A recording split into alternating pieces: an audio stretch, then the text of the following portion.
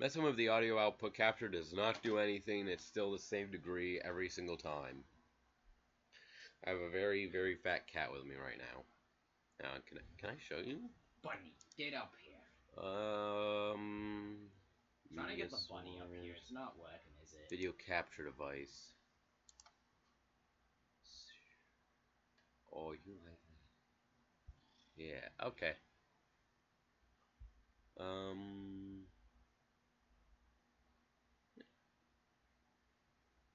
Okay. Yeah.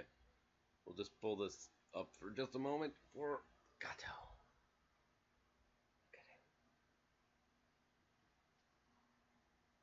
Deactivate. Leto.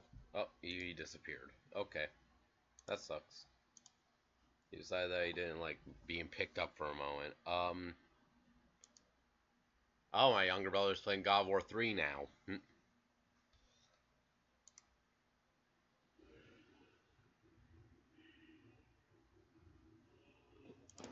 I do believe the audio is copyrighted, Tucker. Because I've turned off speaker output. They will definitely be able to hear it. Anyways, I think you all can tell what we're going to be trying to play today. I have no idea if it'll even open.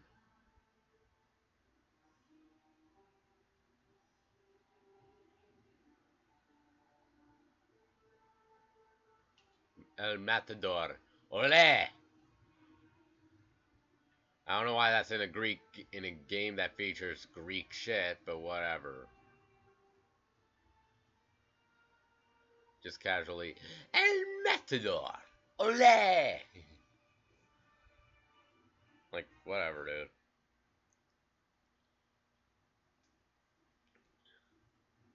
Now then, I'm just gonna disappear for a moment or two.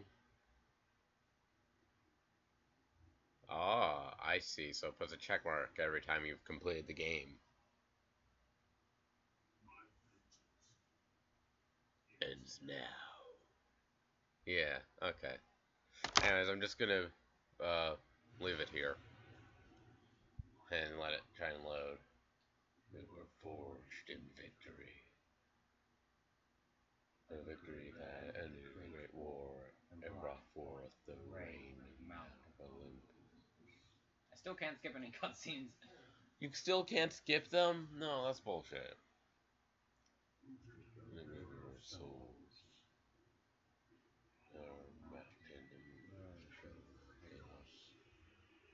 Oh. Public allow access. Here we go. The Stanley Parable. Ooh. A world that lives in the shadow and safety of my mountain.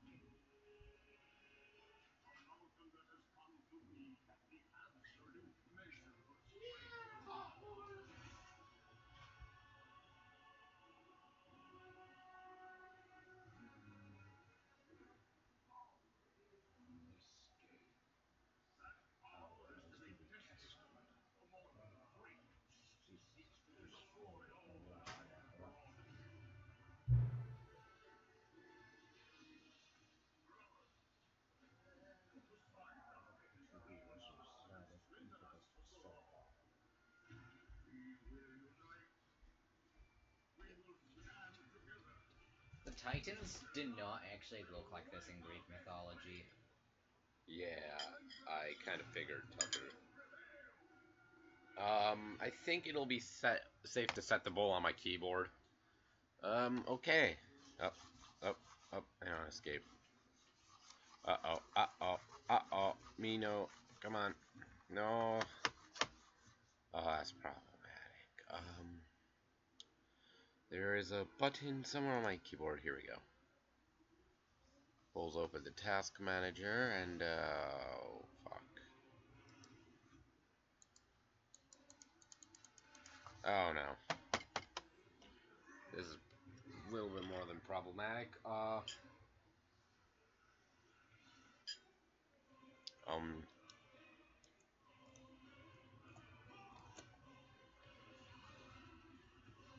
There we go. Oh, why's my DPI higher?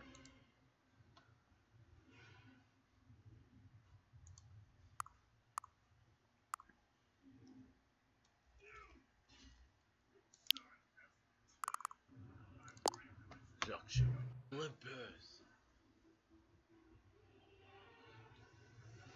Have you played the Stanley Parable before? No. Please adjust the slider until the computer is barely visible.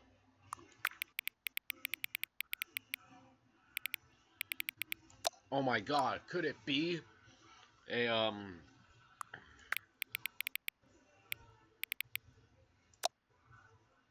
it's a modern horror computer.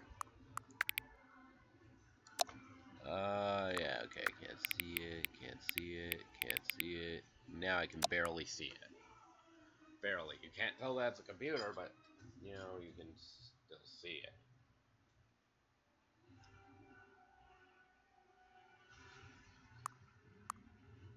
Oh, that makes the computer brighter. The current time is...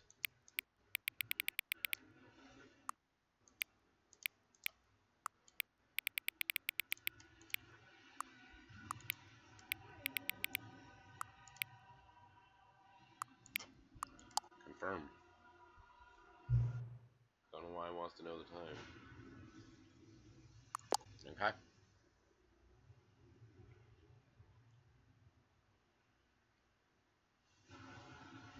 Oh, well, well, I know that you're not me, because it was like, yeah, I'm glad you said that.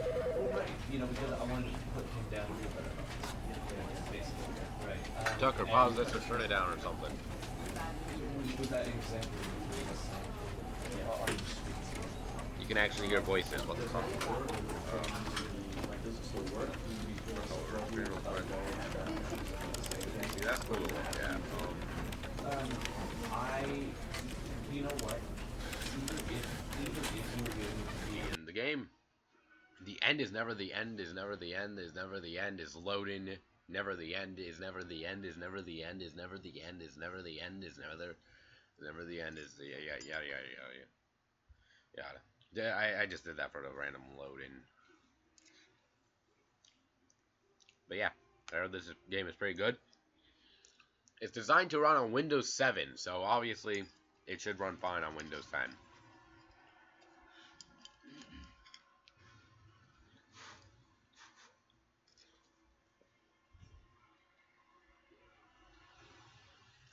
This is the story of a man named Stanley.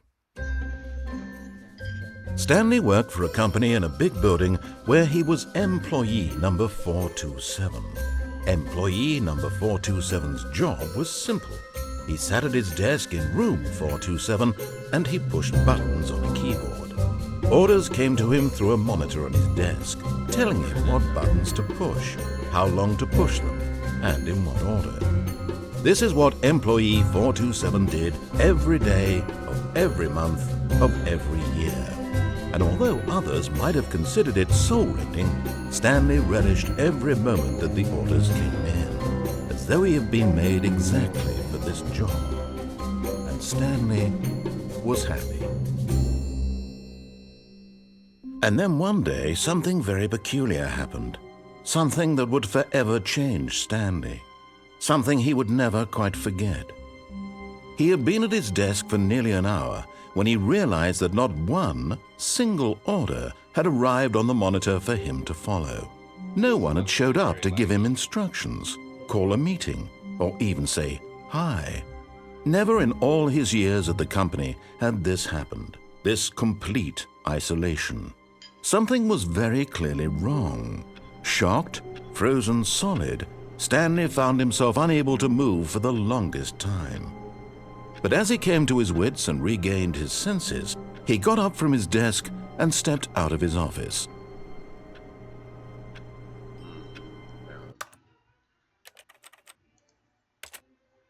Settings. I don't have a controller, so I can turn that off.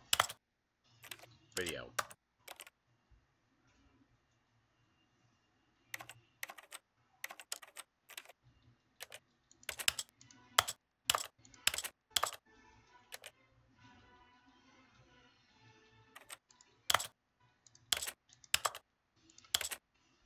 I don't know what anti-aliasing is. Okay, that's a little bit better. Not much, but... All of his co-workers were gone. What could it mean? Stanley decided to go to the meeting room. Perhaps he had simply missed a memo. No matter how hard Stanley looked, he couldn't find a trace of his co-worker.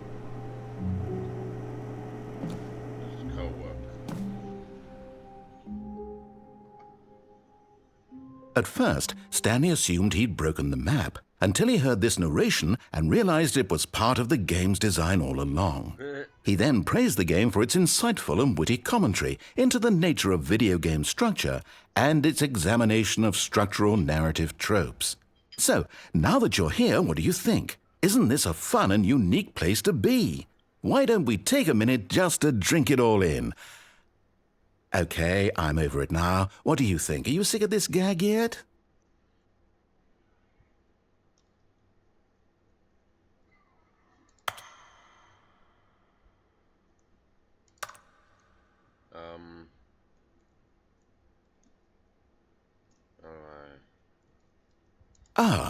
Then in that case, we'll continue. Okay. But now, here comes the real question. What do you think would have happened if you had told me that you wanted this to stop? Do you think it would have been particularly different? Would I have taken the same idea but rephrased it superficially to fit that answer? Perhaps you never would even have thought of it if I hadn't brought up the issue in the first place. Oh, now think about it. Will it be worth it for you to restart and then come back here just to do the other option? Clearly, this whole gag takes some time. What if the other option is even longer? How long will you spend in total just to have heard all the narration? Oh, and this is rich. Perhaps you've just played the other option, and now you've come to see what happens in this one. So, what do you think? Which choice was the better one? Imagine if you had selected Continue on your first playthrough, how tantalizing it would be not knowing what happens when you pick the other option. Indeed, you are one of the lucky ones. Though if the other option is really miserable to listen to, then perhaps you're not. In fact, I'm just going to say that no one who's listening to this is lucky. Well now, I've built up the other option so much that I'm going to stop talking and leave you to your decision whether to come back here, continue with the game, or just sit in this spot forever and ever. Cheers.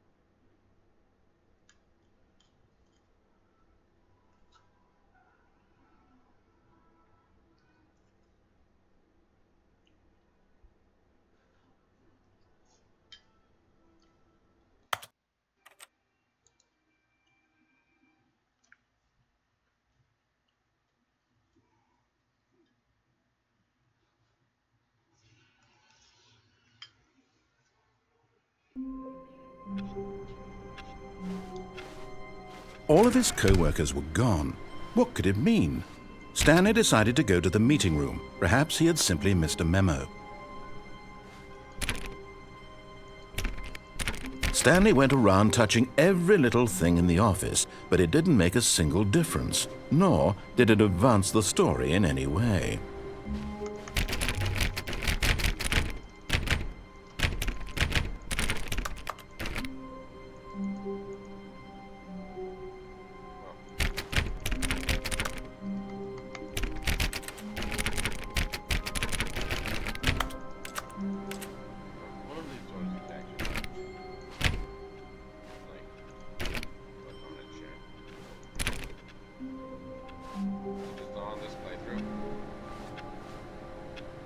Oh my god, wait. Is that... Oh my god, that's the actual time. Cool. No matter how hard Stanley looked, he couldn't find a trace of his co-workers. Just gotta make sure that... Which one was this one? I guess not. Can I turn this on?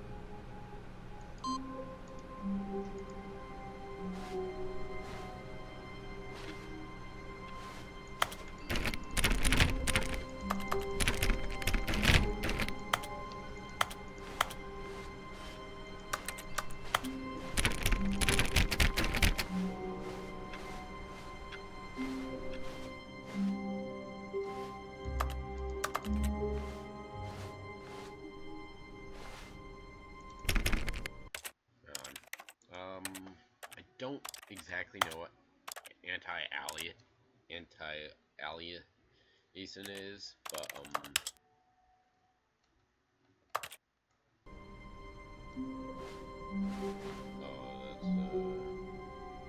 that's a little bit better. When Stanley came No, it's not. It's laggier. Video. We'll just not mess with anti-alley.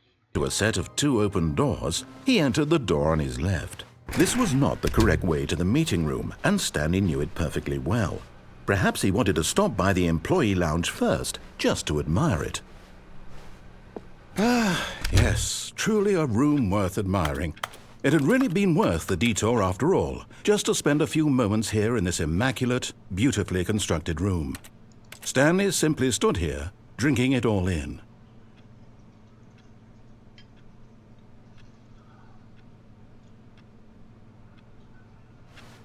Yes, really, really worth it being here in the room. A room so utterly captivating that even though all your co-workers have mysteriously vanished, here you sit looking at these chairs and some paintings. Really worth it. That must really be. At this point, Stanley's obsession with this room bordered on creepy and reflected poorly on his overall personality. It's possible that this is why everyone left.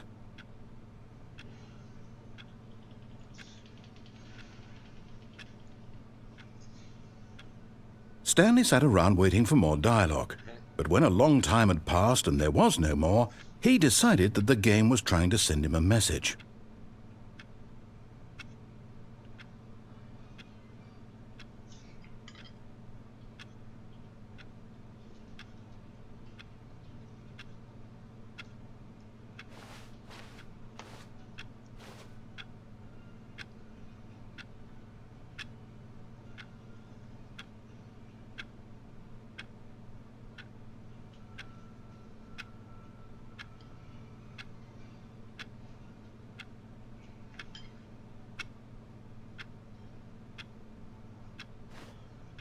That one doesn't say 12. Do they all just say around time?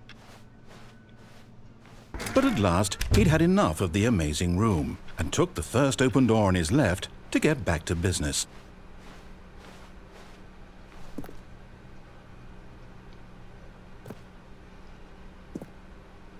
Stanley was so bad at following directions, it's incredible he wasn't fired years ago.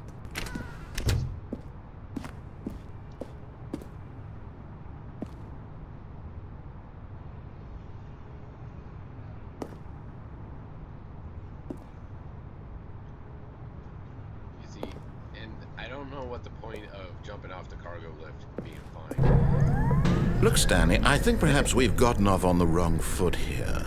I'm not your expert, but in his eagerness to prove that he is in control of the story and no one gets to tell him what to do, Stanley leapt from the platform and plunged to his death.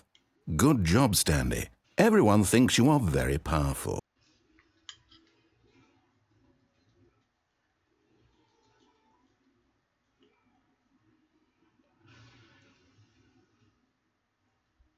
Oh, I just might die in this section. All of his co-workers were gone. What could it mean? Stanley decided to go to the meeting room. Perhaps he had simply missed a memo. Oh.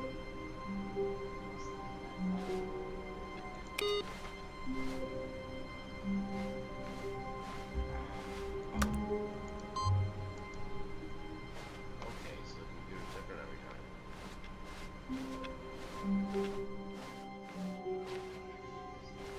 Just gonna get laggier later on. When Stanley came to a set of 2 open, this was not the correct way to the meeting room, and Stanley knew it perfectly well. Perhaps he wanted to stop by the employee lounge first, just to admire it. Wow, yes, this room. What a beautiful room. What a gorgeous, gorgeous room. Thank goodness Stanley had taken this detour on his way to the meeting room. Life without having experienced this room was now too horrible even to consider.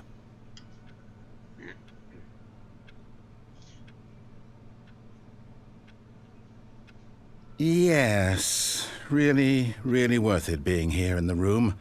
A room so utterly captivating that even though all your co-workers have mysteriously vanished, here you sit looking at the... But eager to get back to business, Stanley took the first open door on his left. Stanley was so bad at following directions, it's incredible he wasn't fired years ago. Look, Stanley, I think perhaps we've gotten off on the wrong foot here. I'm not your enemy, really, I'm not. I realize that investing your trust in someone else can be difficult, but the fact is that the story has been about nothing but you. What? Really? I was in the middle of something. Do you have zero consideration for others? Are you that convinced that I want something bad to happen to you? Why, I don't know how to convince you of this, but I really do want to help you, to show you something beautiful. Look, let me prove it. Let me prove that I'm on your side. Give me a chance. I don't know why. My mind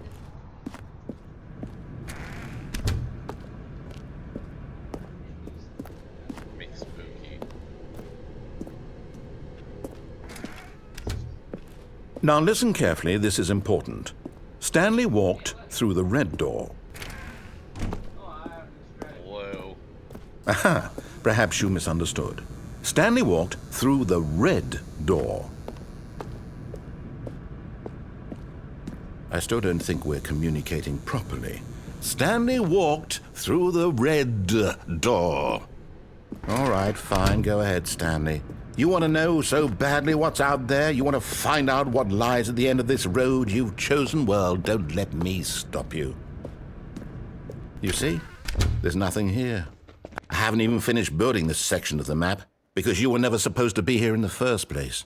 Broken rooms, exposed developer textures. Is this what you had wanted? Was it worth ruining the entire story I had written out specifically for you? Yes. Do you not think I put a lot of time into that? Because I did. And in the end, it was all for nothing, because this is what you wanted to see. Help me here, Stanley. Help elucidate these strange and unknowable desires of yours. What would have made this game better? What did you want to see? Vehicles? Skill trees? Work with me. You've given me absolutely nothing so far. Tell you what, let me take a stab in the dark at a new design, and you can give me some feedback. There we go. A third option. This already feels leaps ahead of where we were before. Go ahead, Stanley. Take it for a spin. Okay. Okay, I'm going to stop you there. Now, tell me about your experience with this new version. Would you say that the game benefited from allowing you more choices? Feel free to be honest. I'm looking for some real critical feedback here. Okay, so we're getting somewhere. Clearly there's something here that speaks to you. If I can be honest here, I really don't have any idea where I'm going with this. This whole third door thing was just a stab in the dark. But I guess you're into it, so let's keep this party train rolling. Here, based on the data from your previous playthrough, I've compiled a new version. And to be perfectly candid, I think I've knocked it out of the park with this one. Let's take a look.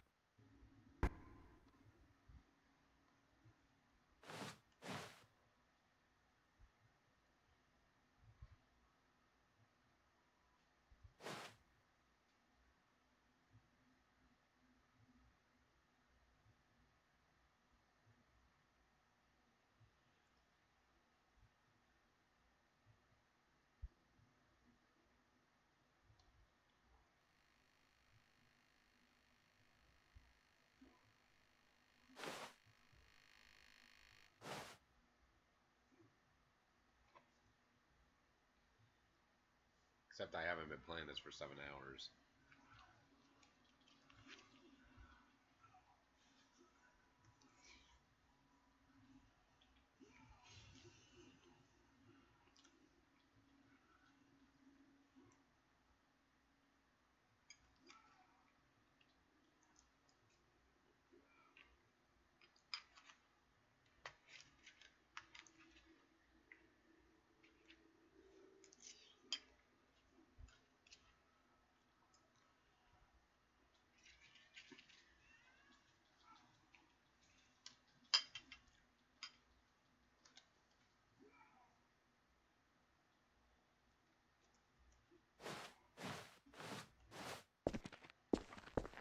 Now, Would you say that competitive leaderboard helped you feel motivated to keep walking through doors? Again, honest answers, please.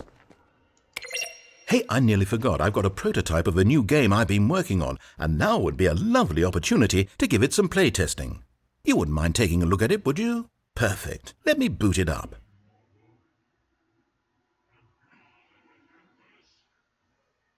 In this game, the baby crawls left towards danger. You click the button to move him back to the right, and if he reaches the fire, you fail. It's a very meaningful game, all about the desperation and tedium of endlessly confronting the demands of family life. I think the art world will really take notice. But of course, the message of the game only becomes clear once you've been playing it for about 4 hours. So why don't you give it 4 hours of play to make sure it's effective? Be sure to keep notes on your experience.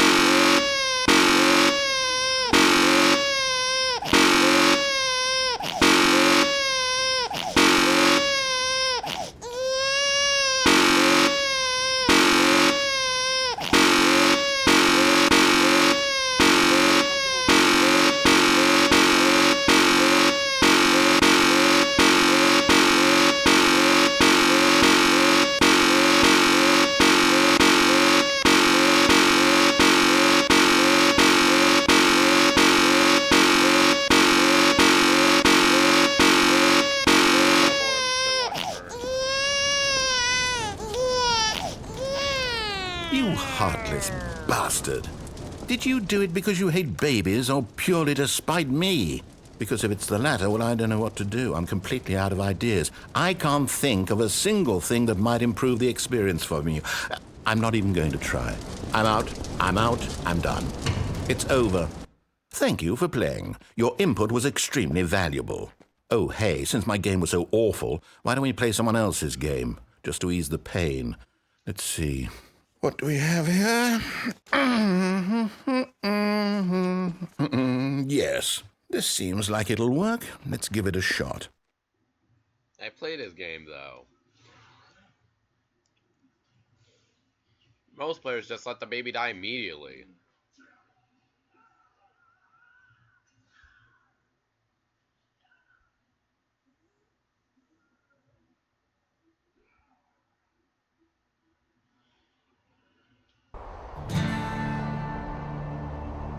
Aha! Fascinating. What do you think this game is about, Stanley? What's our backstory? What is our motivation?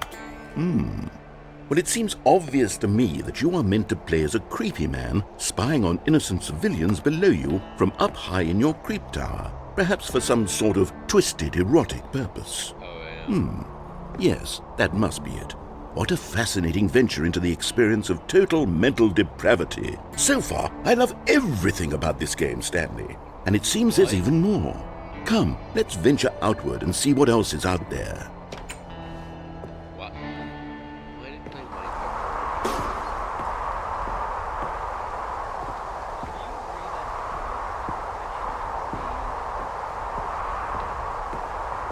Yeah.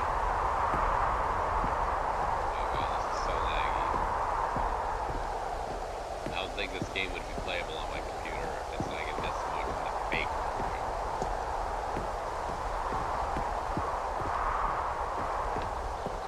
Oh, no. No, it can't be.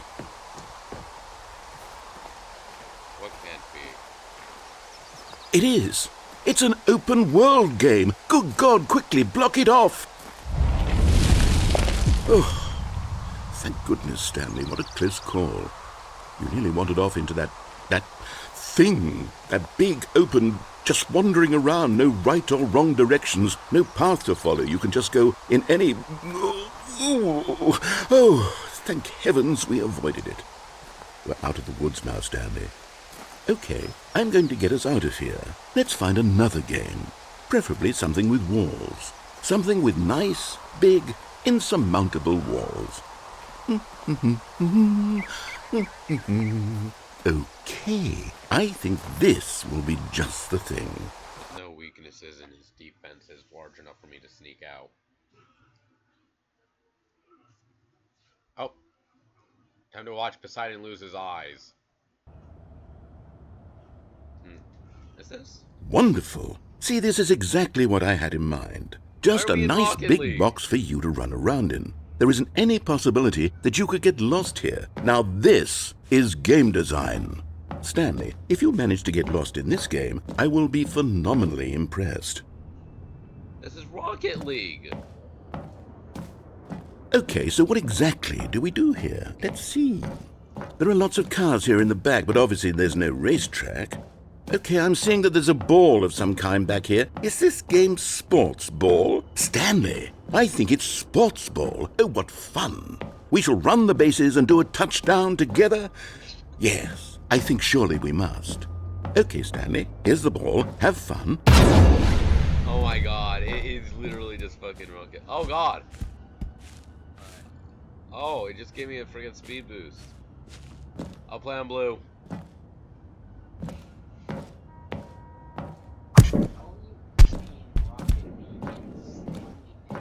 I don't know, I think they just added it in.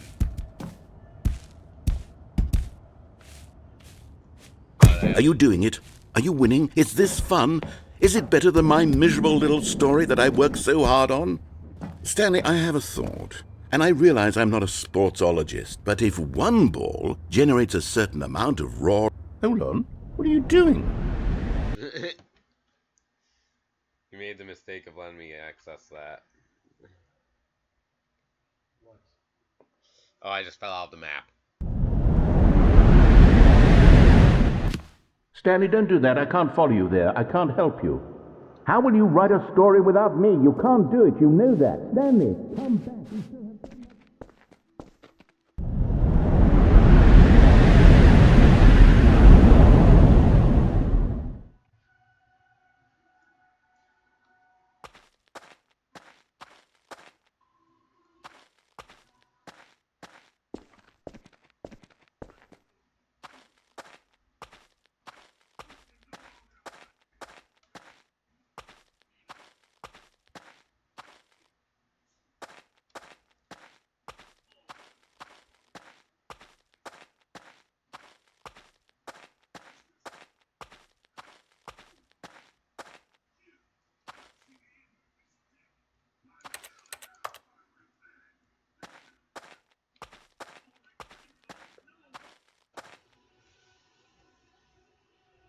I wonder what he found. If what he wanted was to be the leading man in his own story, well, perhaps he's gotten it, down in wherever he is right now. I wonder if he's happy with his choice, and if he's learned the heavy cost that comes with it. He'll understand soon what I was trying to tell him. He needs me.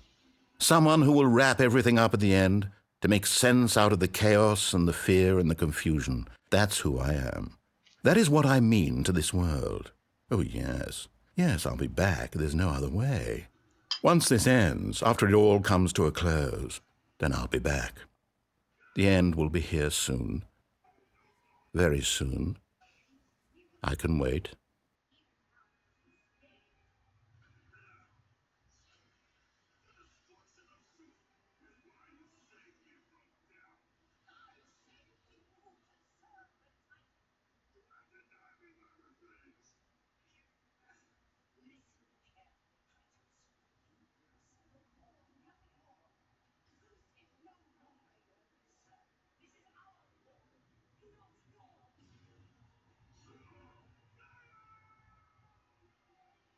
Guy is both pathetic and also a bitch.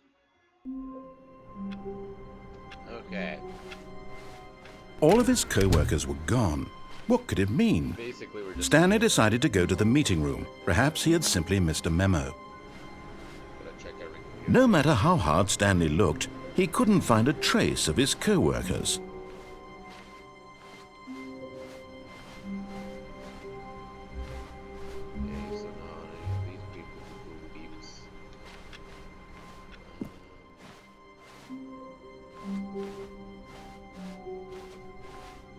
When Stanley came to a set of two open doors, this was not the correct way to the meeting room, and Stanley knew it perfectly well. Perhaps he wanted to stop by the employee lounge first, just to admire it. The lounge was sublime, a work of art. What was it about this room that called so deeply and so personally to Stanley? Its grace? Its subtle charm? No. Stanley knew it was something deeper, something darker.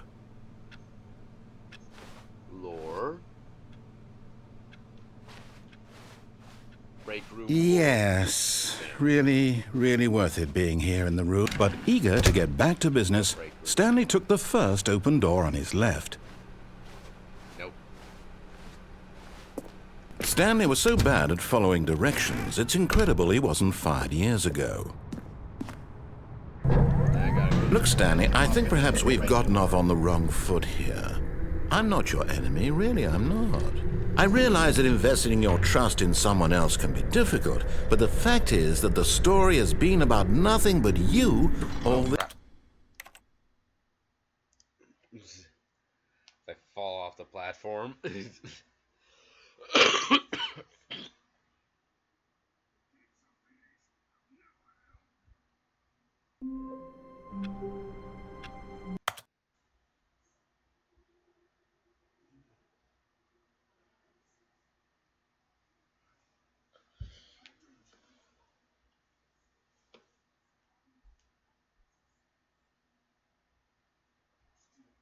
All I heard from that sentence was.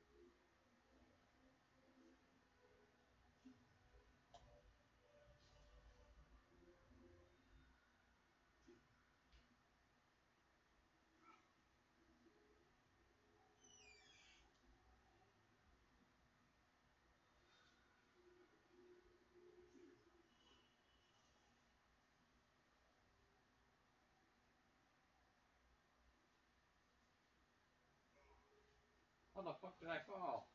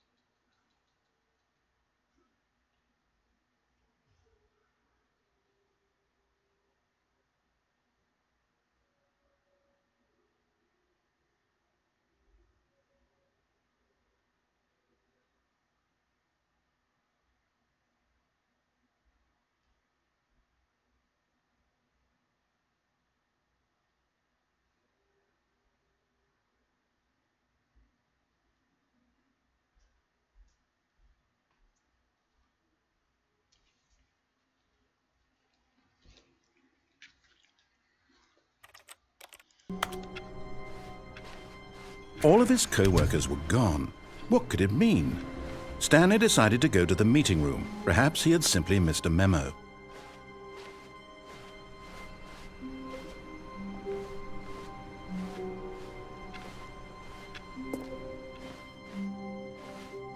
Okay, this time let's not jump off the thing. When Stanley came to a set of two, this was not the correct way to the meeting room, and Stanley knew it perfectly well.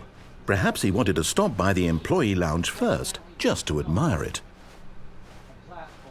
Standing now in this incredible room, Stanley for the first time understood true happiness. Then the feeling went away, and he felt sad again. Then it came back, and lingered for a minute or two. Now it's only half there, just a kind of, tingle.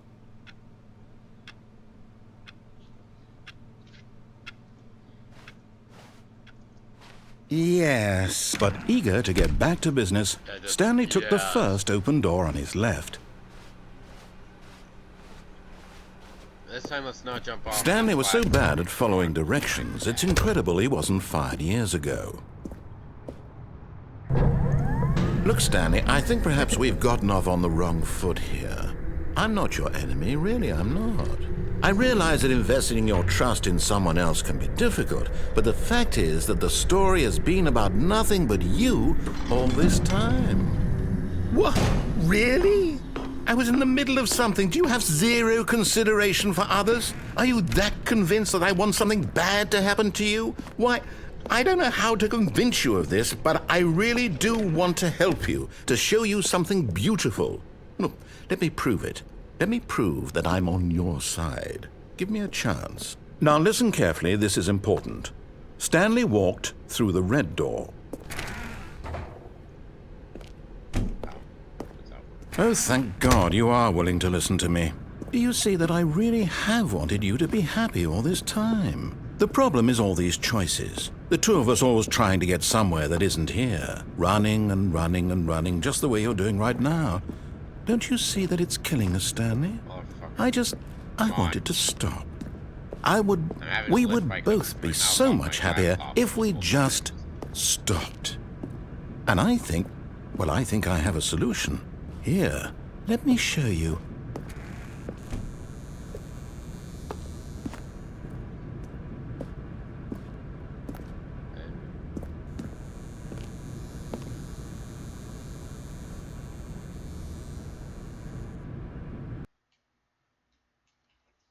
It was definitely not spooky. What do we want? What are we looking for?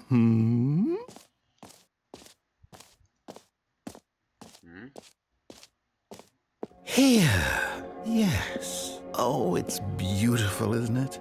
If we just stay right here, right in this moment with this place, Stanley, I think I feel happy.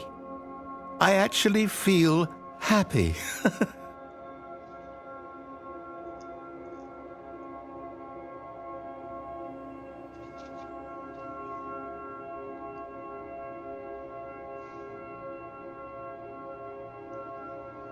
What is this?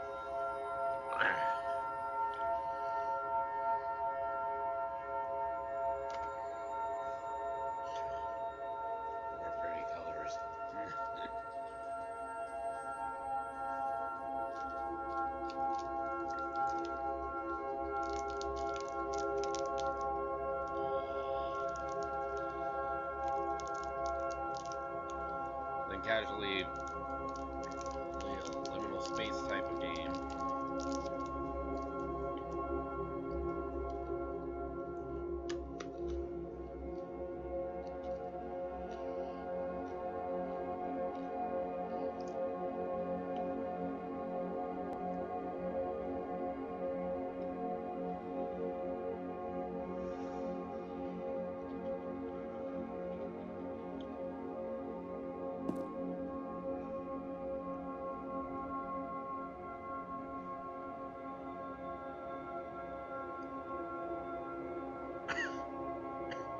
Okay, don't look up there.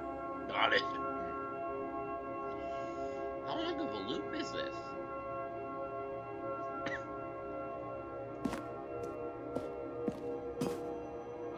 No, wait. Where are you going? Right. Where were we?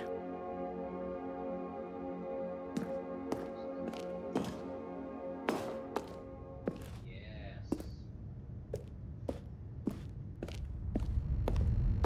Oh no! Stay away from those stairs. If you hurt yourself, if you die, the game will reset. We'll lose all of this. Just make sure the stairs don't break. Please, no, Stanley, let me stay here. Don't take this from me.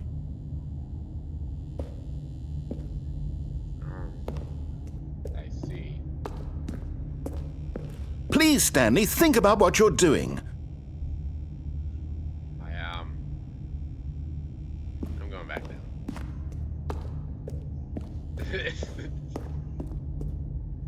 Just casually, I am Mr. Funny Man.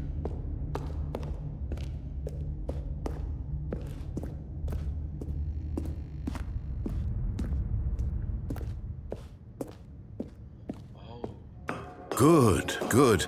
We can't be too safe. Promise me you won't go back there. Just stay here. Depends on how hot my computer is. My computer is too hot. I gotta get out of this room. This room is killing my computer. No! What do we talk about? You're risking everything we achieved here.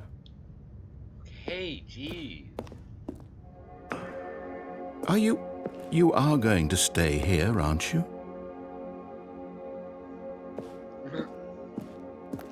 I can't stay here for long.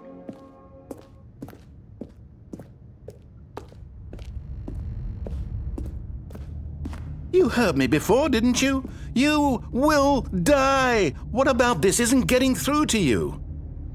Yeah, but my computer is dying. For the purpose of letting my computer live another year, I gotta do this. I'm sorry. No! Oh, thank God you lived. You had me worried there for a moment. Now, can we please get back to the other room? I'm moving a bit slower. There. See? This is what you want. This is where we can both be happy. We really can. If we stop moving, we just have to stop moving. If we stop moving, we just have to stop moving.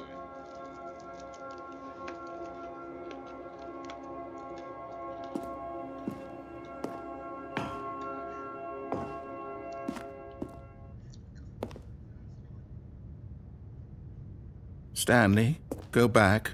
There's nothing good that can come from this.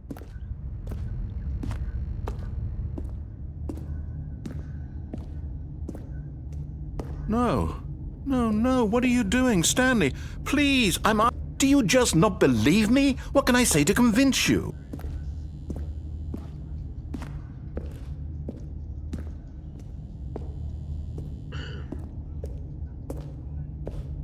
Down at the floor. Stanley, let's go back to the other room. Can you do that for me? My God, is this really how much you dislike my game? That you'll throw yourself from this platform over and over to be rid of it? You are literally willing to kill yourself to keep me from being happy. Am I reading the situation correctly?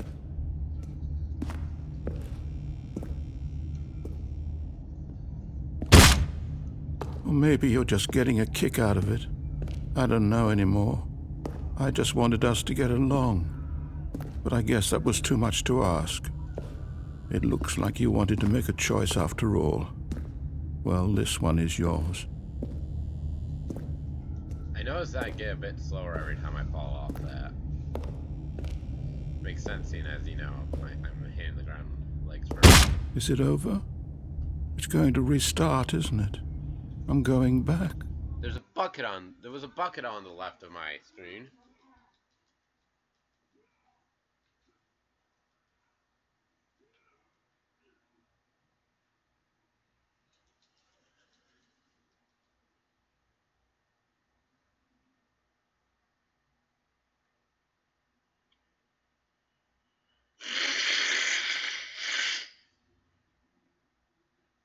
But I'm good at getting ending after ending on this. All of his co-workers were gone. What could it mean? Stanley decided to go to the meeting room. Perhaps he had simply missed a memo. It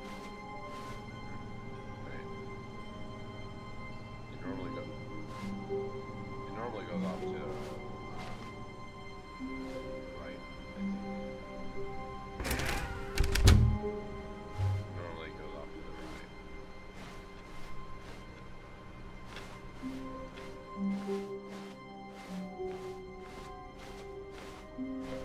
When Stanley came to a set of two, this was not the correct way to the meeting room, and Stanley knew it perfectly well. Perhaps he wanted to stop by the employee lounge first, just to admire it. Stanley felt lightheaded, butterflies in his stomach, giddy in a way he had never known before. Was it this room? A connection between the two? Could a man love a room? I mean, truly, truly, deeply, madly love. $1.25? What the fuck? That's way too expensive for cool. Yes, really, Oh, wait, never really mind. worth it being Looks here like in they the got room. Dr. Pepper. A room so utterly captivating Yeah, that's root that beer. even though all your co-workers Root beer, have Dr. mysteriously Pepper, Coca-Cola. vanished, Yeah, they're all here you worth sit it. looking at these chairs and some They're all worth paintings. $1.25. Really worth it. But Pepsi used to be worth $1.25, but then all their sodas started going flat within like 5 minutes of opening the can. Now At they're this point, worth Stanley's $1. obsession with this room bordered on creepy and reflected poorly on his overall personality. Okay, It's possible that this is why yeah. everyone left. Coke, Dr. Pepper, root beer, they're all worth $1.25. Pepsi used to be worth... Stanley sat around waiting for more dialogue. But when a long time had passed and there was no more, he decided that the Pepsi game was used trying be to send worth him a message. $1.25, but then their cans started going. Then their cans started losing their fizz after like 5 minutes, and it's like, what's the point of drinking soda that goes flat within 5 minutes? It's worthless. So now it's just. It used to be 4 sodas, now it's just 3.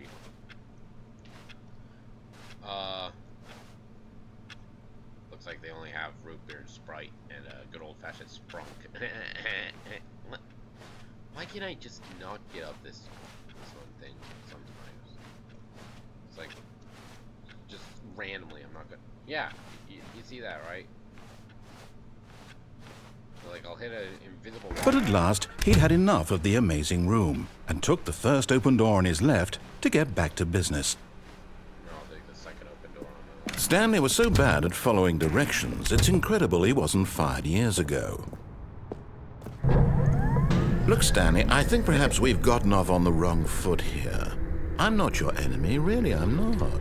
I realize that investing your trust in someone else can be difficult, but the fact is that the story has been about nothing but you all this time. There's someone you've been neglecting, Stanley.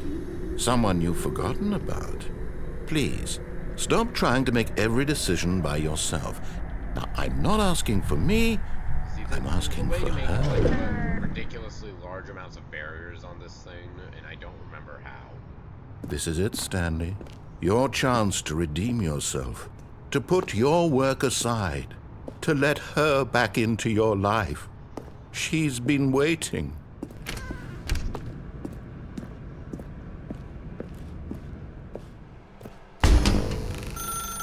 That's her, Stanley. Oh, no, no, no, no, you can't. Did you just unplug the phone? Now, that wasn't supposed to be a choice. How did you do that? You actually chose incorrectly? I didn't even know that was possible. Let me double check. No, it's definitely here, clear as day. Stanley picks up the phone. He's taken to his apartment where he finds his wife, and the two pledge themselves to one another. Music comes in, fade to white, roll credits. Not picking up the phone is actually somehow an incorrect course of action.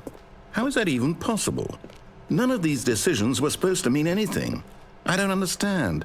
How on earth are you making meaningful choices? What did you... Wait a second. Did I just see... No, that's not possible. I can't believe it. How had I not noticed it sooner? You're not Stanley. You're a real person. I can't believe I was so mistaken. This is why you've been able to make correct and incorrect choices. And to think I've been letting you run around in this game for so long. If you'd made any more wrong choices, you might have negated it entirely. It's as though you completely ignored even the most basic safety protocol for real-world decision-making. Or did you not grasp the severity of the situation? Well, I won't have that kind of risk on my watch. I'm going to stop the game for a moment so we can educate you properly on safe decision-making in the real world. Please observe this helpful instructional video. Choice. It's the best part of being a real person. But if used incorrectly, can also be the most dangerous. For example, in this scenario, a hypothetical real person named Rupert has a choice. He could invent a machine that eliminates food shortages across the world to make life better for all people. Or he could spend years of hard work forgetting how to read. Which choice would you make? Remember that unlike here, the real world makes sense, and at no time should you make a choice that does not conform to rational logic. If you find yourself speaking with a person who does not make sense, in all likelihood, that person is not real. Allow the person to finish their thought, then provide an excuse why you cannot continue talking. Turn to a partner and practice saying, "My goodness, is it 4:30? I'm supposed to be having a back, sack, and crack." Yeah. My goodness, it is almost 4:30. I'm supposed to be having a back, sack, and crack. Excellent. Making choices on a regular basis is the best part to a healthy decision-making process. Most medical professionals recommend making at least 8 choices per day. Do you make more than 8? Less? And finally, if you begin to wonder if your choices are actually meaningful and whether you'll ever make a significant contribution to the world, just remember that in the vast infiniteness of space, your thoughts and problems are materially insignificant, and the feeling should subside. At this time, your instructor will guide you in an exercise to test and reinforce the material covered in this video. Welcome back. You may have noticed that this room has begun to deteriorate as a result of narrative contradiction. But not to worry. Now that you're properly informed on good decision-making, we're going to revisit a choice you made just a few minutes ago and see what the correct thing to do would have been. This way, please. Give me the phone. Damn. Forklift. Give me forklift. No. Fuck.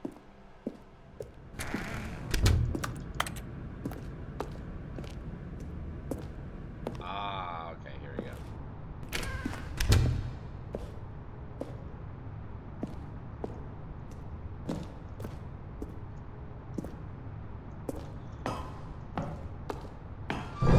Now that we know your choices are meaningful, we can't have you jumping off the platform and dying. Imagine the main character dying senselessly halfway through the story. That story would make no sense at all. We just need to get you home as soon as possible before the narrative contradiction gets any worse.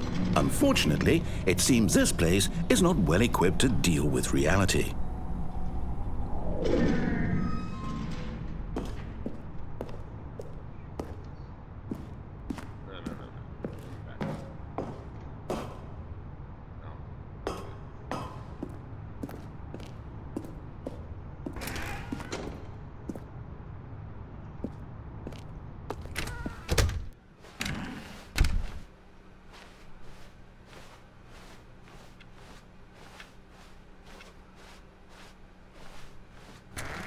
almost there. You'll take the door on the left, back to the correct ending, the story will have resolution once again, and you'll be home free in the real world. The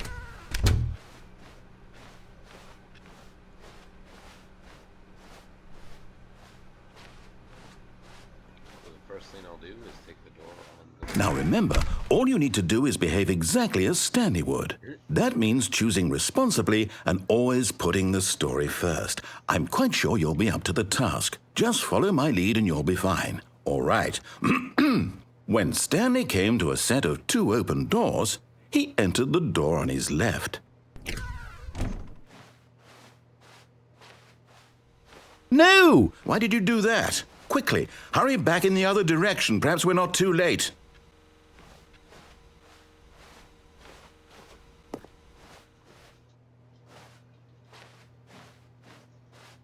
Go on the right again. Not to stop him, you gotta hear the 1, 2, 3, question, 1, 2, 3, question, 1, 2, 3, question, 4, 5, 6, B, 4, 5, 6, B, 4, 5, 6, B, 7, 8, 9, 0, 7, 8, 9, 0, 7, 8, 9, 0. Huh.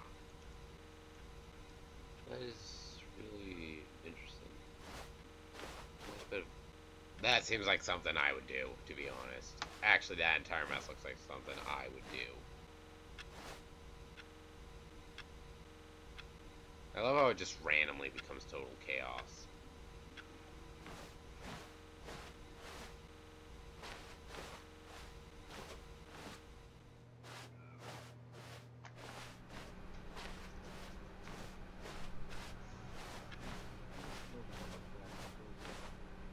Oh, it's ruined.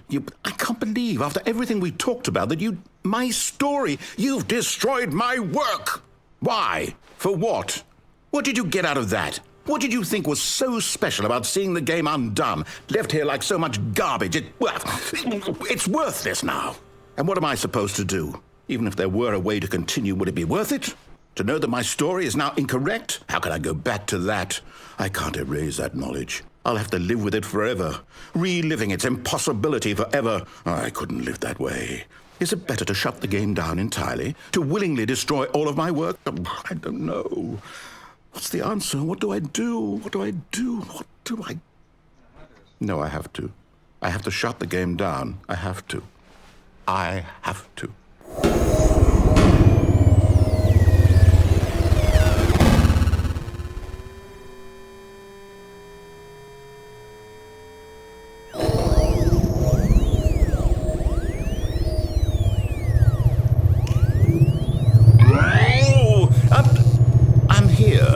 I'm still here in this pile of rubbish, with you, who thought you were so clever.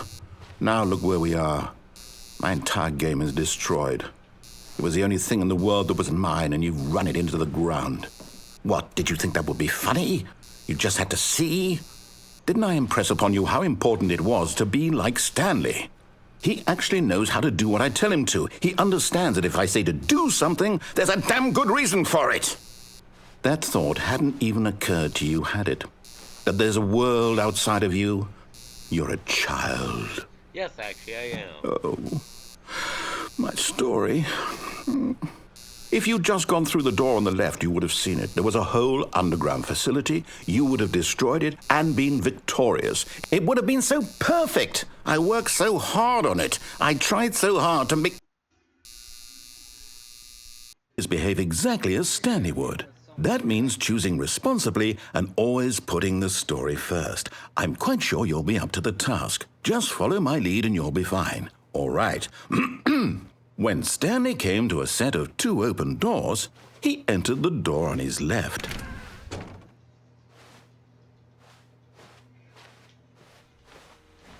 No! Why did you do that? Quickly, hurry. Behave exactly as Stanley would. That means choosing responsibly and always putting the story first. I'm quite sure you'll be up to the task. Just follow my lead and you'll be fine. All right. When Stanley came to a set of 2 open doors, he entered the door on his left. You know, we'll try door on the right one last time. Yeah, no. Door on the left.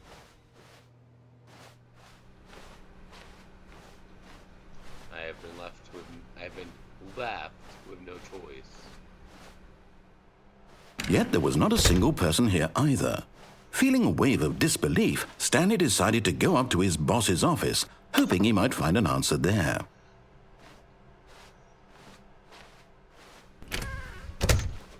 What the fuck hit me? Oh, broom closet no open. Coming to a staircase, Stanley walked Oh, it's not upstairs to letting me his go down. boss's office. Oh, it's just not gonna give me a choice anymore, is it? Smooth way to force the, But I wasn't even 10 to stone that time. Fuck. smooth way to force the ending game. Stepping inside his manager's office, Stanley was once again stunned to discover not an indication of any human life. Shocked, unraveled, Stanley wondered in disbelief who orchestrated this, until he saw the door with a voice receiver next to it.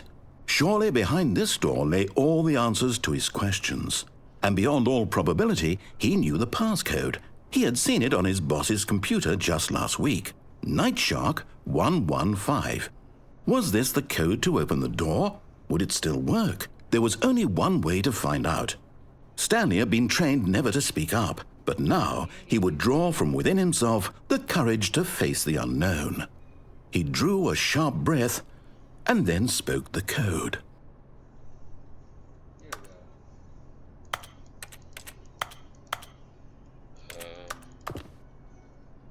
Night Shark 115. Stanley spoke the code. Wait, do I actually have Night to say Shark 115. He spoke it into the receiver, right there on the wall. Oh, I actually have to say it. Night Shark 115. I'm sorry, is there a problem? No, well, there You was a didn't button, mishear right? me, did you? Please Well, that- speak the code into the receiver. Otherwise, we can't get on with the story. This is a crucial step. I mean, I saw the white light flash. Night Shark 115. Come on. Okay, Yeah, fine, you're not going to do it. But you know what? It's pretty humiliating to bring you this far, only for you to suddenly decide you have better things to I do. don't think it's I gonna asked you for this one single thing, for your respect. The kind of respect Stanley shows for his choices. He knows what it means to take a story seriously. If you didn't want to see what I had to show you, then why did you come here? You had a choice, you know. You could have gone through the door on the right. You could have done whatever the hell you wanted over there. Why did you come this way? Speak. Say something to me. Explain yourself, you coward. You... When Stanley came to a set of two open doors, he entered the door on his left. I'm done playing that game. I thought I'd get Stanley? Hello? Are you... Is everything okay? Stanley, please. I need you to make a choice. I need you to walk through the door. Are you Oh. listening to me? Every Can one of you the hear me? endings. Is everything all right? Stanley, this is important.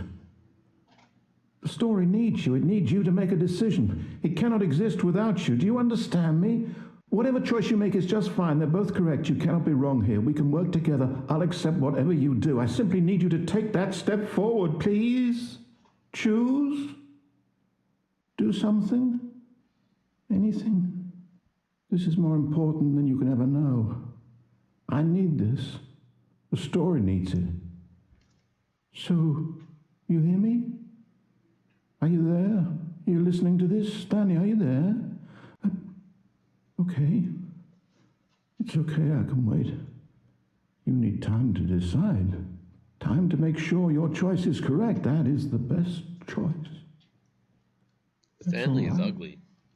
I'll wait for Sorry, you to Leroy. decide what's the right thing to do. Sorry, Take Leroy. as much time as you need.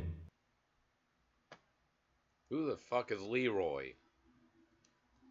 Leroy Jethro Gibbs? I was going to say that, Don. Leroy Jethro Gibbs. Quickly, put a picture of Leroy Jethro Gibbs up on the squam. The Squem? Yes, squam. Squem. Oh, here we go. So I wonder what else. How long was I sitting there? Stanley wondered to himself. Minutes? Days? Centuries? Did something crucial happen while my senses were turned? He made a note to be more careful with time from now on. Copyrighted music, where's the fucking remote? That was odd. This is the one with the bucket, right? When Stanley came to a set of 2 open doors, he entered the door on his left. Now then, I just wait here and see what happens.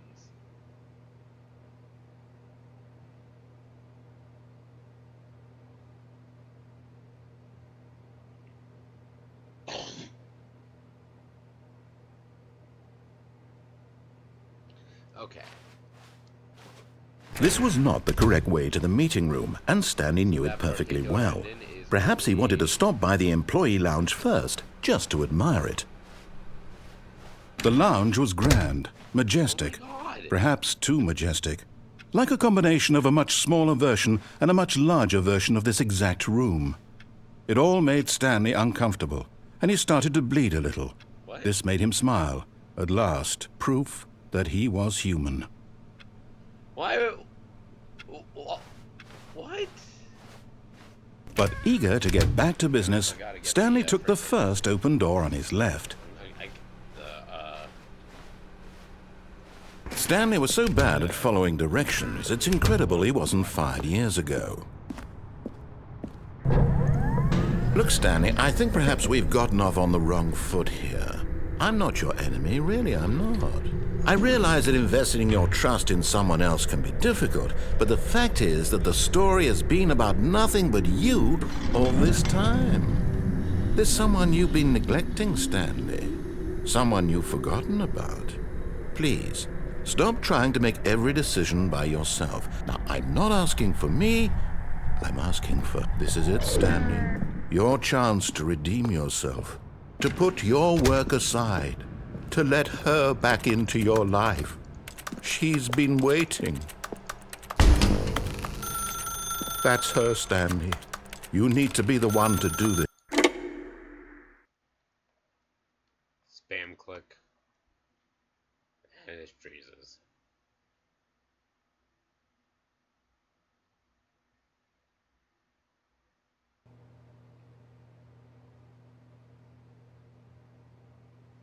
Oh, Stanley, is that you? Hold on, sweetie. Sorry to keep you waiting. I'm just pulling the bread out of the oven. All right. Okay, there we go. All right, now, I want you to come in and tell me all about your day. Gotcha. Oh, come on. Did you actually think you had a loving wife who'd want to commit their life to you? Damn. I'm trying to make a point here, Stanley. I'm trying to get you to see something. Come inside. Let me show you what's really going on here. Guess what? No copyright. This is a very sad story about the death of a man named Stanley. Stanley is quite a boring fellow. He has a job that demands nothing of him, and every button that he pushes is a reminder of the inconsequential nature of his existence. Look at him there, pushing buttons, doing exactly what he's told to do. Now he's pushing a button. Now he's eating lunch. Now he's going home. Now he's coming back to work. One might even feel sorry for him, except that he's chosen this life. But in his mind, in his mind he can go on fantastic adventures. From behind his desk, Stanley dreamed of wild expeditions into the unknown, fantastic discoveries of new lands. It was wonderful, and each day that he returned to work was a reminder that none of it would ever happen to him. And so he began to fantasize about his own job. First, he imagined that one day while at work, he stepped up from his desk to realize that all of his co-workers, his boss, everyone in the building had suddenly vanished off the face of the earth. The thought excited him terribly. So he went further. He imagined that he came to 2 open doors and that he could go through either. At last, choice. It barely even mattered what lay behind each door. The mere thought that his decisions would mean something was almost too wonderful to behold.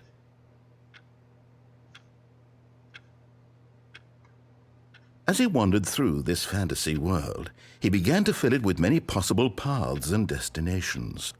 Down one path lay an enormous round room with monitors and mind controls. And down another was a yellow line that weaved in many directions. And down another was a game with a baby. And he called it the Stanley Parable. It was such a wonderful fantasy, and so in his head he relived it again, and then again, and again, over and over, wishing beyond hope that it would never end, that he might always feel this free. Surely there's an answer down some new path, mustn't there be? Perhaps if he played just one more time. But there is no answer. How could there possibly be? In reality, all he's doing is pushing the same buttons he always has. Nothing has changed. The longer he spends here, the more invested he gets, the more he forgets which life is the real one. And I'm trying to tell him this, that in this world he can never be anything but an observer, that as long as he remains here, he's slowly killing himself. But he won't listen to me. He won't stop. Here, watch this. Stanley, the next time the screen asks you to push a button, do not do it.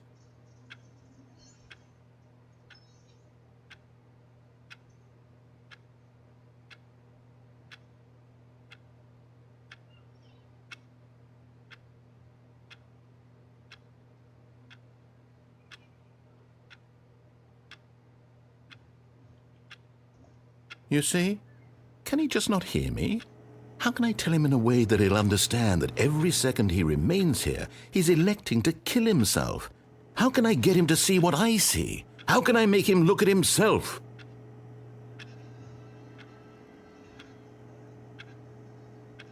I suppose I can't, not in the way I want him to. But I don't make the rules. I simply play to my intended purpose, the same as Stanley. We're not so different, I suppose.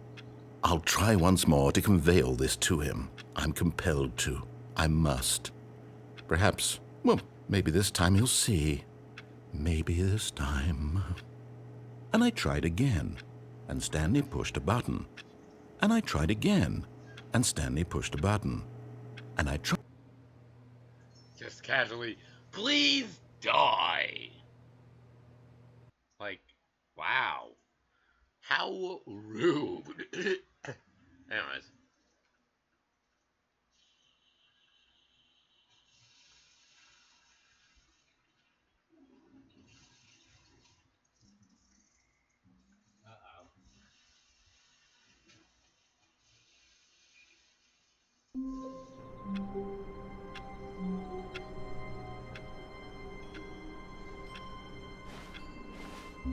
All of his co-workers were gone.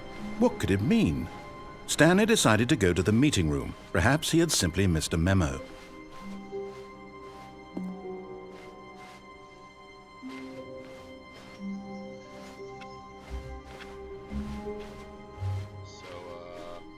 Yeah. Now I've gotta...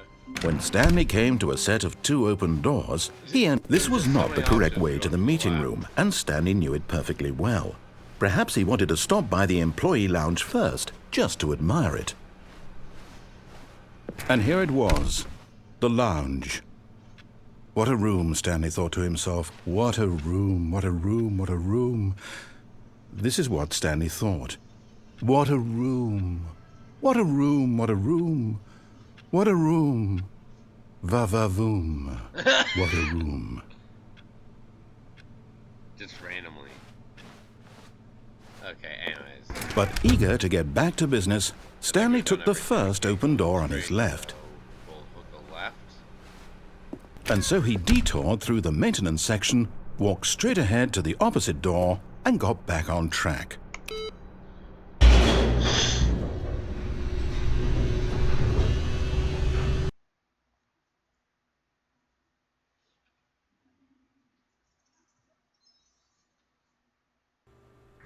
But Stanley didn't want to go back to the office. He wanted to wander about and get even further off track. So now in order to get back, he needed to go, from here it's, left. Oh, no, it's to the right, my mistake. No, not the right. Why would I have ever said it was to the right? What was I thinking? It's clearly... Oh dear, would you hold on for a minute, please? Now, let's see. We went down right, left, down, left, right. Yep, okay, yes. I've got it now. This story is absolutely, definitely this way.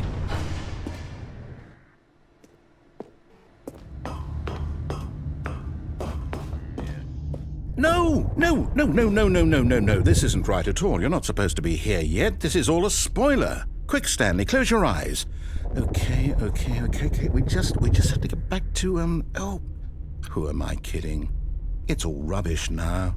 The whole story completely unusable. How about, rather than waste my time trying to salvage this nonsense, we'll just restart the game from the beginning.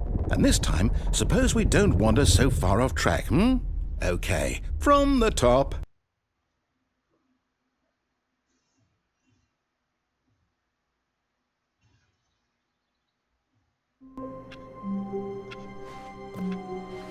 All of his co-workers were gone. What could it mean? Stanley decided to go to the meeting room. Perhaps he had simply missed a memo.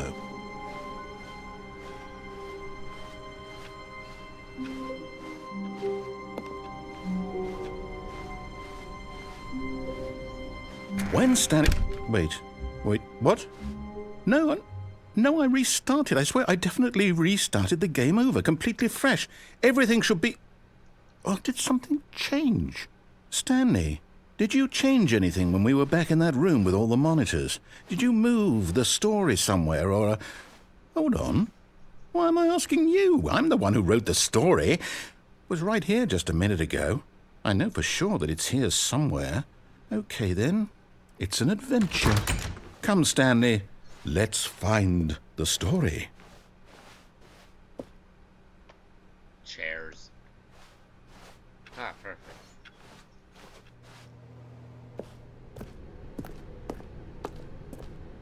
Or not perfect. Chairs. Door. Spooky.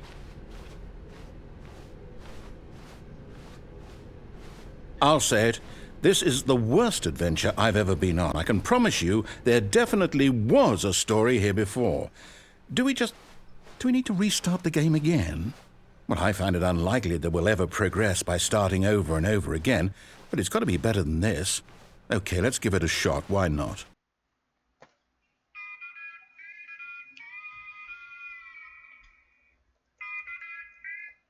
Hello? Yes. All of his co-workers were gone.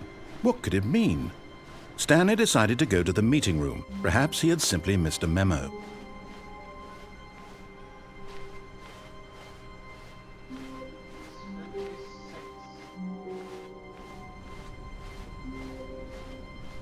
Okay, yep, it's worse.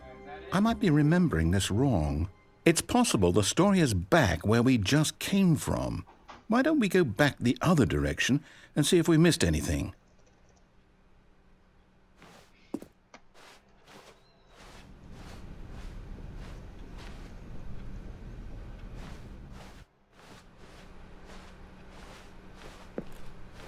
Aha! I knew we'd miss something. The story. Here it comes. No, wait, never mind. Not the story. Okay, let's head back the other way and retrace our steps. Magic. Now this... Well, I'll be honest, I don't recognize this place at all. Is this the story? I don't think so. I can't quite recall, but I believe my story took place in an office building. Is that correct? Do you remember, Stanley? Well, do you know what? Since I've completely forgotten what we were supposed to be doing, how about this? You win! Congratulations! I know you put in a lot of hard work, and it really paid off, so good job. Let me go that way. Oh, no. No, I don't feel right about this at all. We both know you didn't put in any actual work for that win. Some people win fair and square, and this was not one of those situations. Okay, I'm getting weirded out by whatever this place is. I don't care what might happen this time. I have to restart. The end is loading.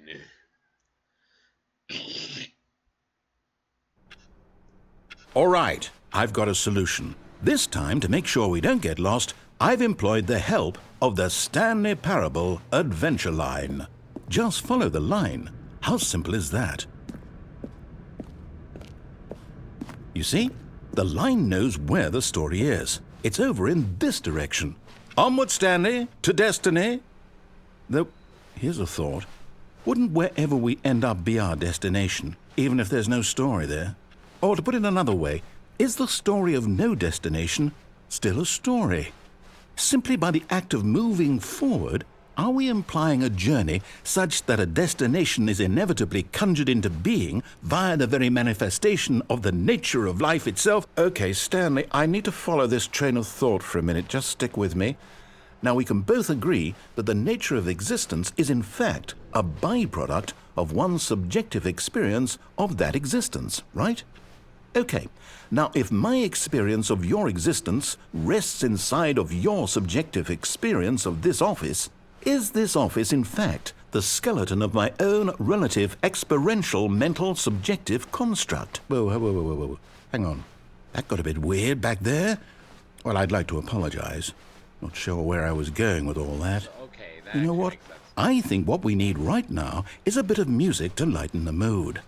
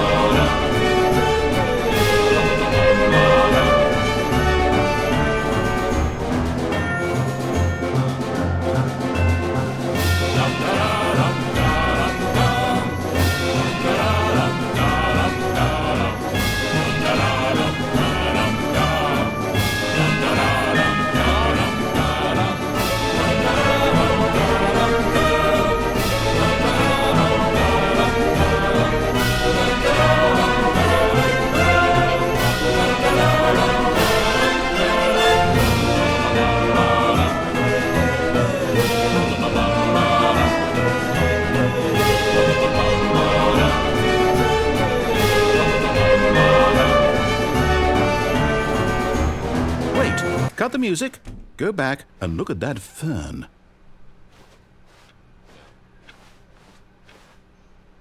Wait, what?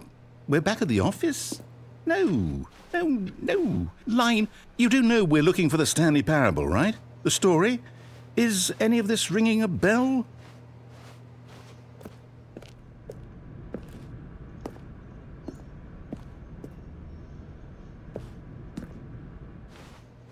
So it wants me to go that way, however, the line intersects here, so logically I could go back this way.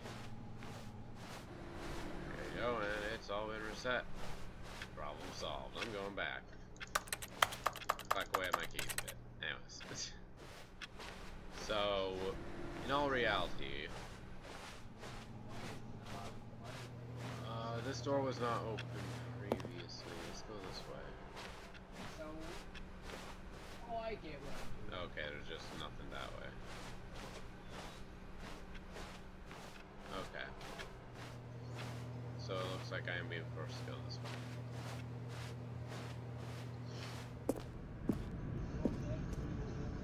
Oh, no, not again, Line. How could you have done this to us? And after we trusted you, after everything we've been through, you... Oh, I can't take this anymore. To hell with it. Restart.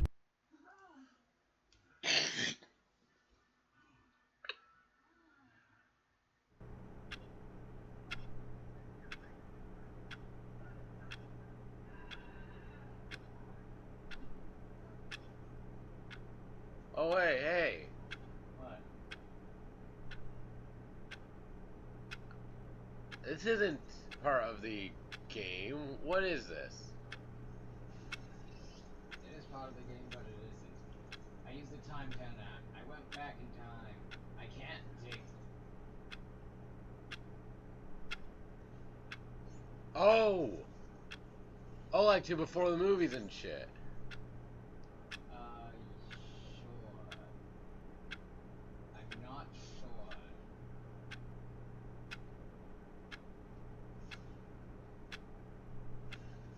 Cause this, no way, this is in the movies. Never mind. Anyways, You know what, Stanley? I say forget the adventure line. What's it ever done for us? We're intelligent people, right? Why can't we make up our own story? Something exciting, daring, mysterious. Ooh, this all sounds perfectly doable. Why don't we simply start wandering in, well, I don't know. How about this direction? Now, yes, this is exciting. Just me and Stanley forging a new path, a new story. Well, it could be anything. What do you want our story to be? Go wild. Use your imagination. Whatever it might be, Stanley, a new Ratchet, I'm ready for it. New Ratchet and Clank game. Oh, no, not you again. Stanley, I'd also like to veto the line from having any role in our awesome new story. No lines or monitor rooms. Just don't acknowledge it, and we should be fine. It, trademark. I'm acknowledging it. Oh, damn it.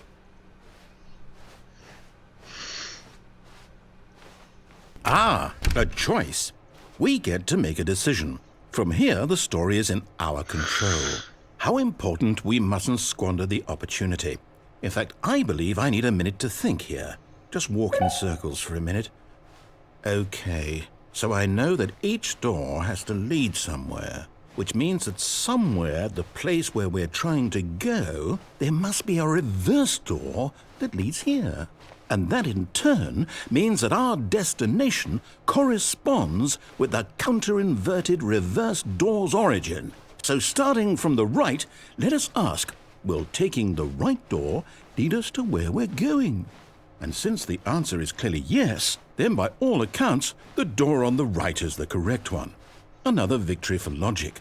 Come, Stanley, our destiny awaits. Oh, hold up, what's this? The confusion ending. You're telling me that's what this is? It's all one giant ending? And we're supposed to restart the game, what, eight times? That's really how all this goes? It's all determined? So now, according to the schedule, I restart again. Then what? Am I just supposed to forget? Well, what if I don't want to forget? My mind goes blank simply because it's written here on this thing, wall. Well, who consulted me? Why don't I get to decide? Hey. Why don't I get a say in all of this? Is it really? No, it can't be. I don't want it to be. I don't want the game to keep restarting. I don't want to forget what's going on. I don't want to be trapped like this. I won't restart the game. I won't do it. I won't do it. I won't do it.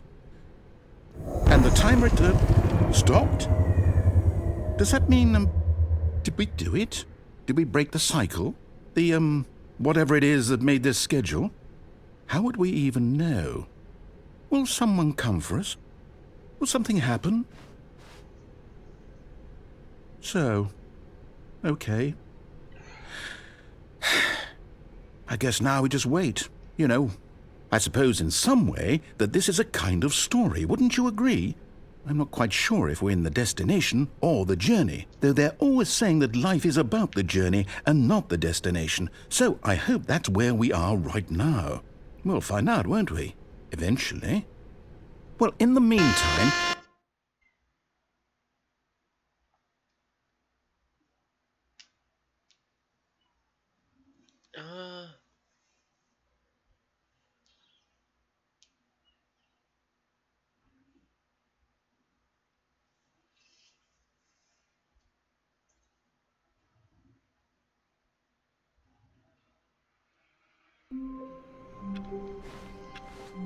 Stanley decided to go to the meeting room to check on his co-workers. He never functioned well by himself and constantly needed support and guidance from others, so the thought of total solitude was terrifying to him.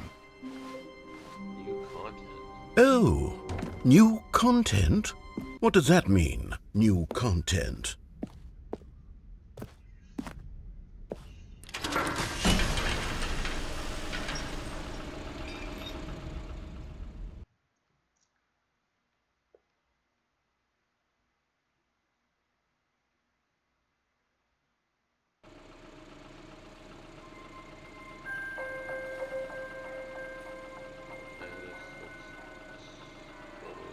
Hello, and thank you for playing the Stanley Parable Ultra Deluxe.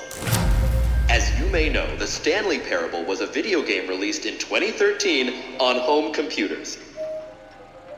After receiving critical and commercial success, it was expanded upon in 2022 with the Stanley Parable Ultra Deluxe, a reimagining of the game for consoles and home computers.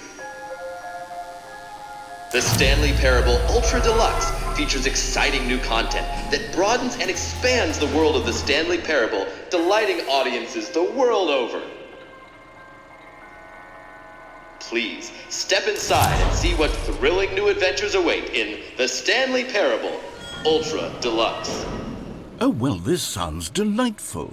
I'm very excited to see the thrilling new Ultra Deluxe content. You are too, huh? Okay, so far it's an elevator. Nothing special yet, but I'm sure it's just the beginning of a mesmerizing adventure. Imagine if that was all the... Is it broken? What's going on here? Should we be moving somewhere or... Oh, there we go. All right, finally, at long last, it's on to the new content. I've never been more ready. Let's do it.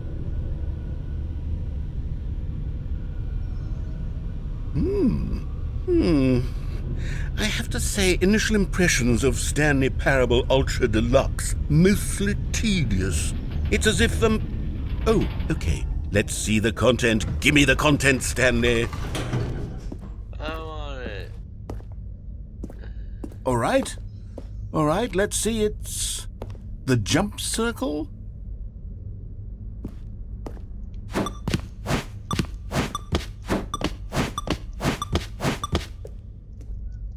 Oh, it's just in the circle. Okay.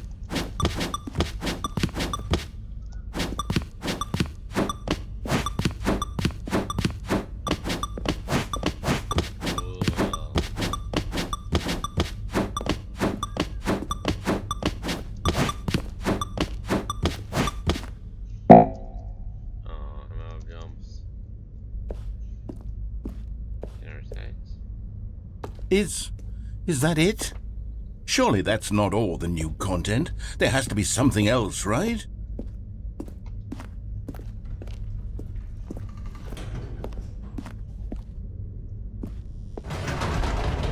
Goodness, another elevator. Stanley, I have to say, initial impressions of this game are not positive. It's just elevators and jumping. Is this what passes for exciting new content? If this is new content, then I could just read you the whole dictionary. There's 20 hours of new content right there. Hell, I could count to 30 trillion. You could put that on the box. The Stanley Parable Ultra Deluxe, now with over 1,000 hours of new content. And oh, wait. There's more. Very good. Yes. I knew there had to be something else. Let's see it. I'm ready for whatever it is. That's it? Oh, you've got to be kidding me. You see, Stanley?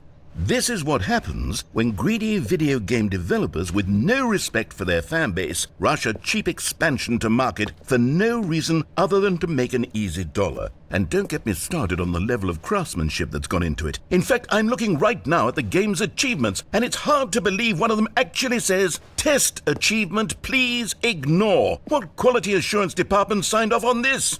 I'm infuriated and I'm offended, and I intend to find these people on Twitter and hold them personally accountable.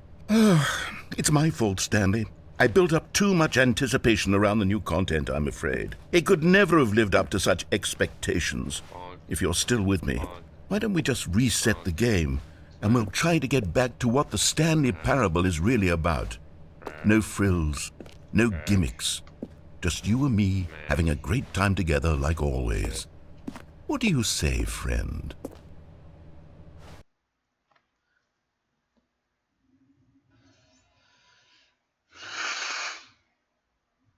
Just casually, which? White. Is the white variant of which? Get right. What the fuck is all of them?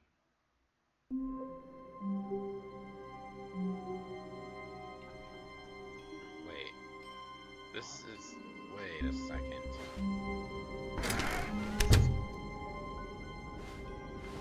Wait a second. Psst!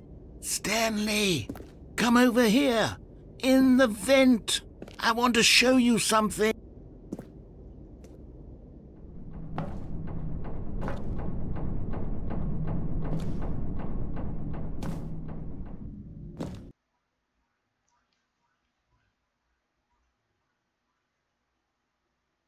Now I've got to try and get back there.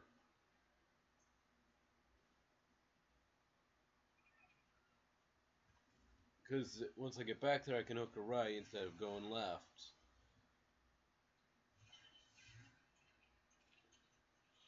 Damn.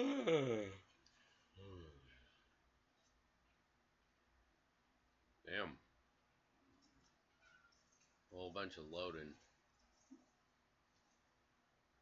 Whole bunch of waiting, but not much of anything else.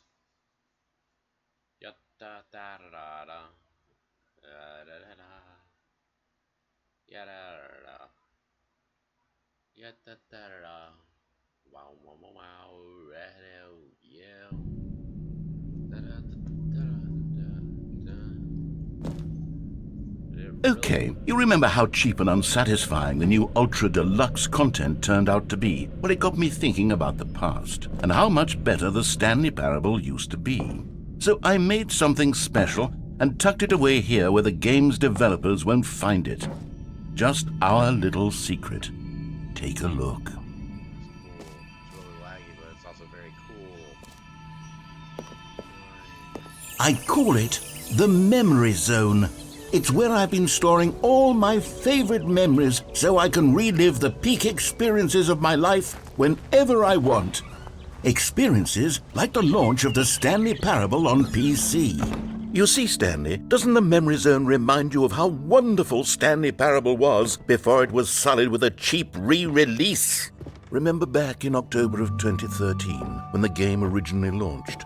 Back then, video games had integrity. Back then, it all meant something. Oh, the waste.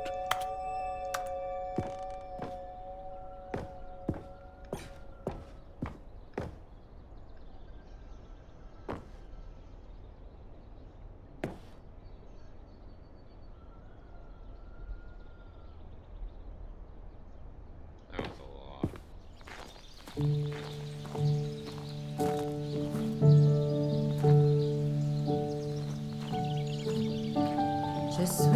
over here is where I keep reviews of the Stanley Parable. Like this stunning triumph of games journalism, 10 out of 10 from Destructoid.com. James Stephanie Sterling writes, and I quote, "Where so many games that aspire to be more than games end up less than any form of art, Stanley Parable strives and then succeeds to be every game ever created." Did you hear that, Stanley? Every game ever created. That's how grand and all-encompassing the original Stanley Parable was. It was literally every game ever created. It was Skyrim, it was Persona 3, it was all of them, and now it's nothing. It's no games at all. It isn't even the Stanley Parable anymore. It's just a husk now, a lifeless husk with an hour of new elevator content.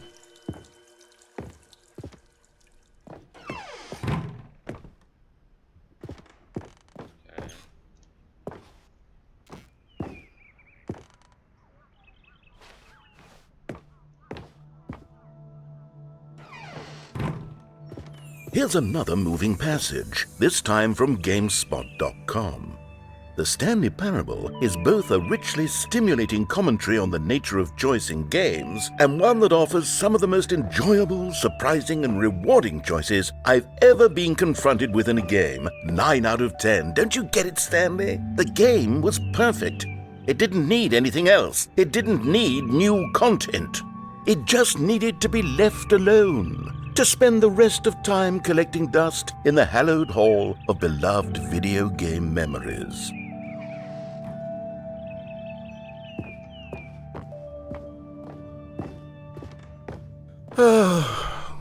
These were simpler times, Stanley, but I wouldn't give to go back to have it all over again.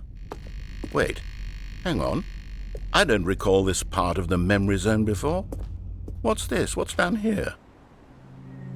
Oh no, oh God no. Stanley, it's a collection of reviews from Steam, the online video game distributor. I haven't looked at these in years. I can't even imagine what's been collecting down here.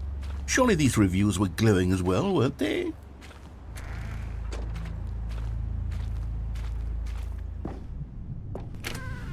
Honestly, I could not be bothered to play this game to full completion.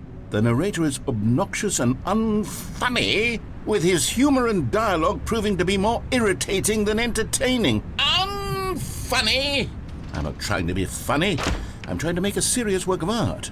I suppose I could write up a handful of gags to insert into the Stanley Parable, but the game is already such a densely layered web of profound philosophical insights that I can't even imagine where I'd have the room to stick them.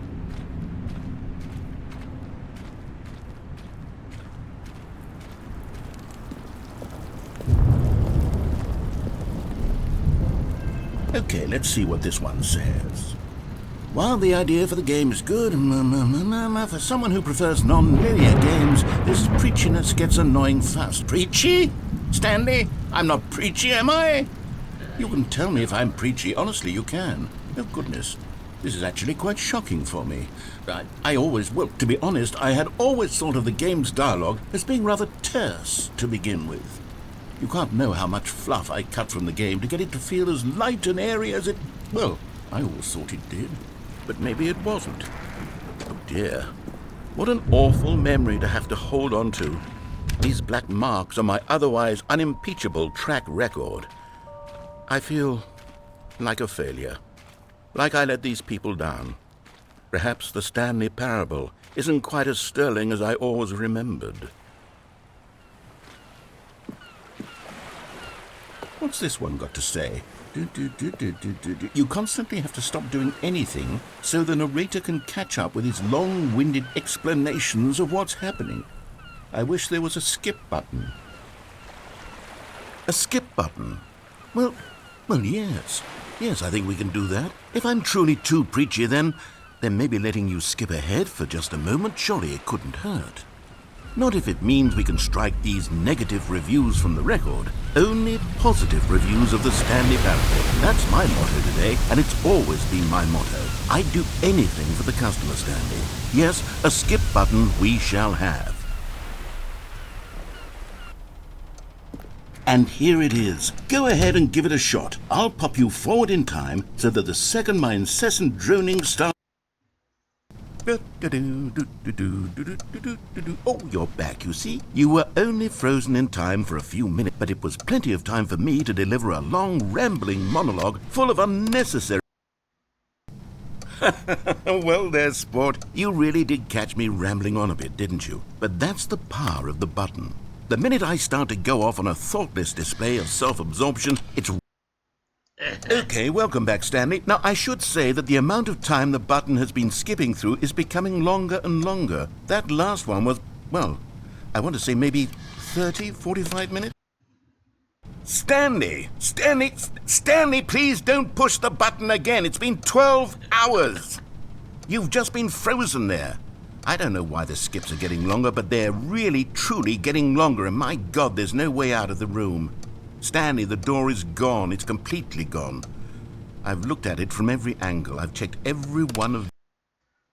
Oh, Stanley, you're back. You're back. Oh, my goodness. I have someone to talk to again. Stanley, I think it's been a week. Or 2 weeks. I've been sitting here all that time. Just sitting here. Not a single...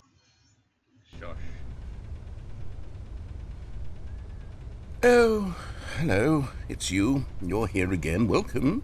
I have had time to think about you and about us and about everything we've been through. I've had so much time. I stopped keeping track after a year. Have you ever sat down in one place and not moved for one entire year? Let me describe it for you.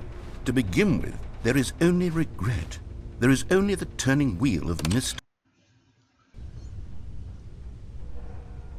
Hello? Narrator? Hello? There.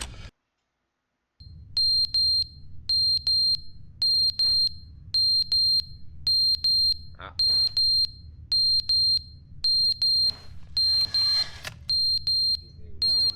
Someone needs to check the fire alarm.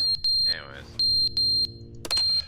What happens this time? But they didn't understand the game was never meant to be funny. It was meant to have a point. It was meant to speak to the human condition. But where are the jokes? Where are the jokes? They bemoaned, they screamed, they gnashed their teeth and said, entertain us. It wasn't enough. They had to leave a pathetic little thumbs-down review and make all of their pitiful demands. But then, he's talking too much, they said. First, he didn't entertain us, now he won't shut up. It's the inconsistency, it's the lack of accountability. It's the unwillingness to examine with an uncompromising heart the words that they are speaking into the world. As though there were no consequences for a...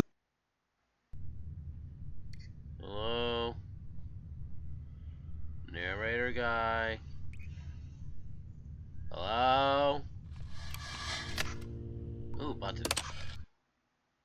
The end is never the end, is never the end, is never the end, is never the end, is never the end, is never the end, is never the end, is never the end, is never the end, is never the end, is never the end, is never the end, is never the end, is never the end, is never the end, is never...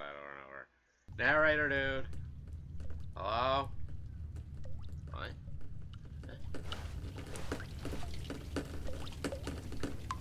Water. Narrator dude.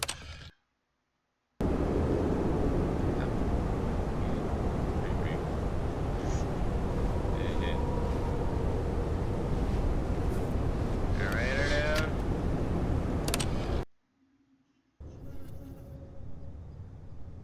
Bright. Bright, too bright. Can't see. Also laggy. Narrator dude.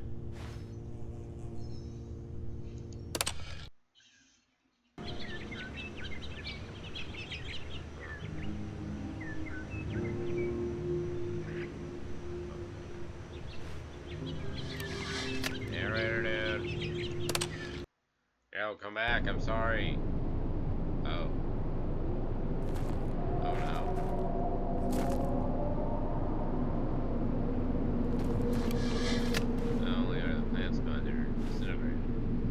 How far am I jumping ahead? Hello?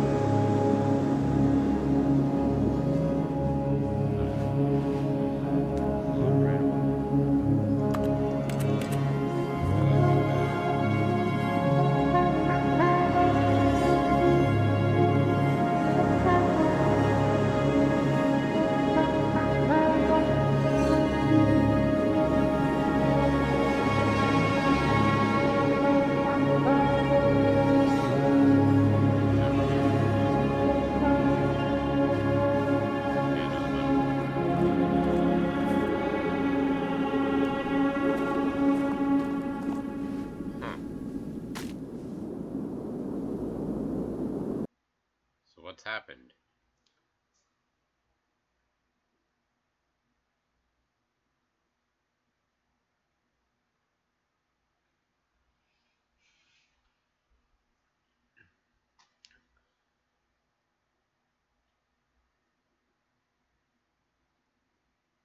Now I'm wondering what's happened.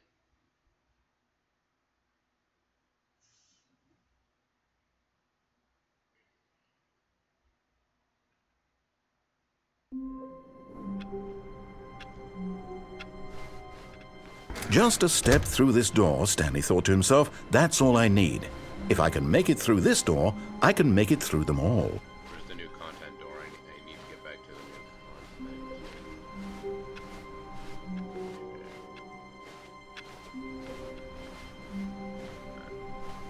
Hello?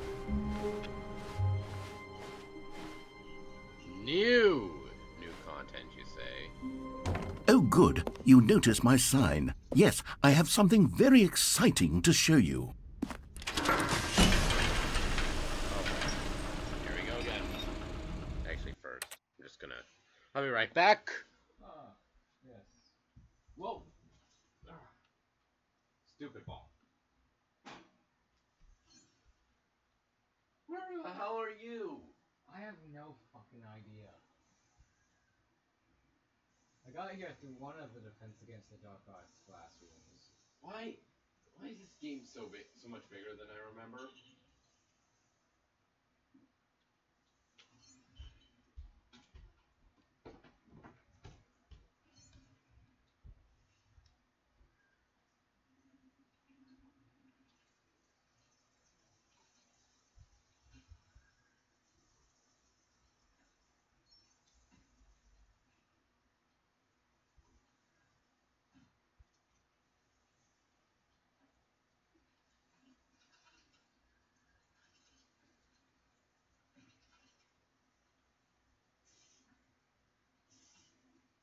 If you think about it, I should be able to do that.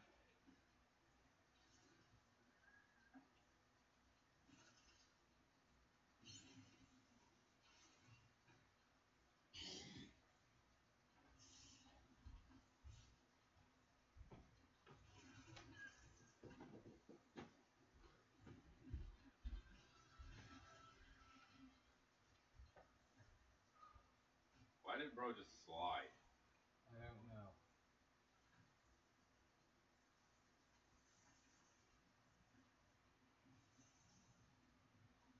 Ow.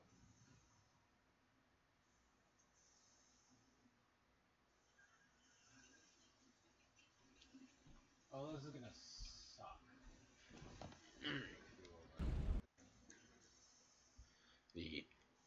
The end is never the end is never the end is never the end is never the end is loading is.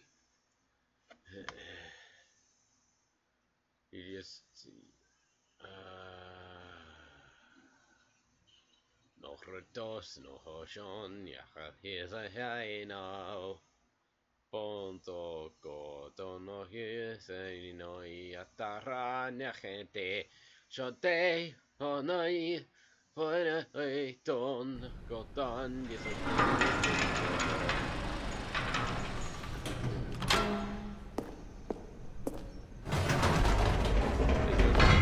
You see, Stanley, I've been reflecting on the Stanley Parable and about how roundly disappointing this ultra deluxe version has turned out to be. The original Stanley Parable was a landmark, and any new content for it should live up to that legacy.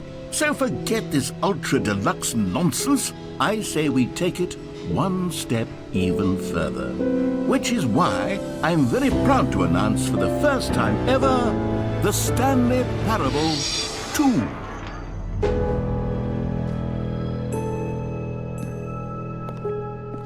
Yes, you see, isn't this far superior to a measly re-release with a few minor additions? Think of all the new territory we'll cover with a fully fledged sequel, an entirely new experience, built from the ground up. Why, there are so many possibilities. It could go in so many different directions.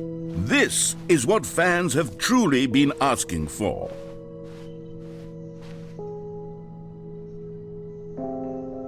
Calling it the Stanley Parable 2 is just so much catchier than Ultra Deluxe, don't you think? Ultra Deluxe? What does it even mean? But the Stanley Parable 2, now that's an artistic statement right there. It's future-oriented. It screams progress and innovation and long-term franchising potential.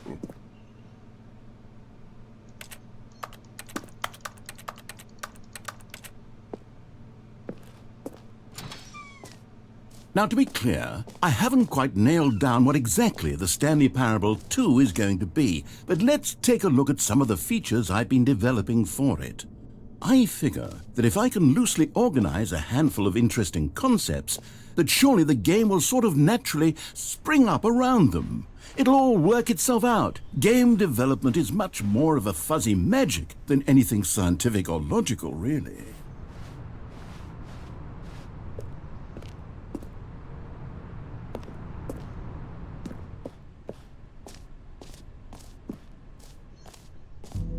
Here we are. Go on, try out some of the new features.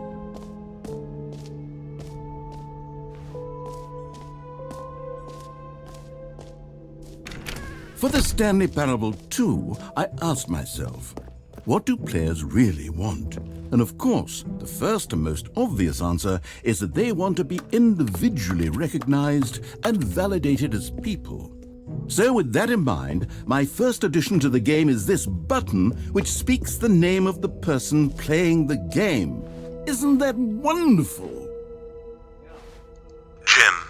Sorry, I should have clarified. Right now, the button only says the name Jim. But of course, in the final game, this button will say your name, whatever name that is. Here, let's have you role-play as Jim to really simulate the full experience of this feature.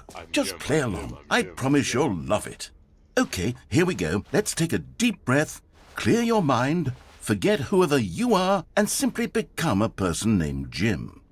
I want you to imagine yourself living as Jim, sleeping and waking as Jim, falling in love and being heartbroken as Jim, seizing all of the world's possibilities as Jim. Jim. Whoa, hold on. I wasn't finished setting up the backstory. If you don't properly roleplay as Jim, then you'll never understand the impact of this button. Otherwise, it's just a stupid button that says somebody else's name. Okay, we're doing it again, and this time let me finish first. Now, allow yourself to become Jim. Imagine yourself... Jim. All right, fine, whatever. It's just a meaningless button that says Jim. Are you happy now? Get out of here. I'm done with this button. Why don't you go humiliate me in front of a different feature that I worked very hard on? I like this button, though. This time I can press it. Yes. Jim. See, if you'd only played along, that would have been your name the button said. But no. Jim. Instead, Jim. I can't even think about it. I'm taking the Jim button away. Oh. No! Jim button! Jim button! Jim! No! Jim. Yeah, it took away my ability to press the Jim button. Damn. I'm sad. I sad now. No Jim button. I liked being called Jim. Yes.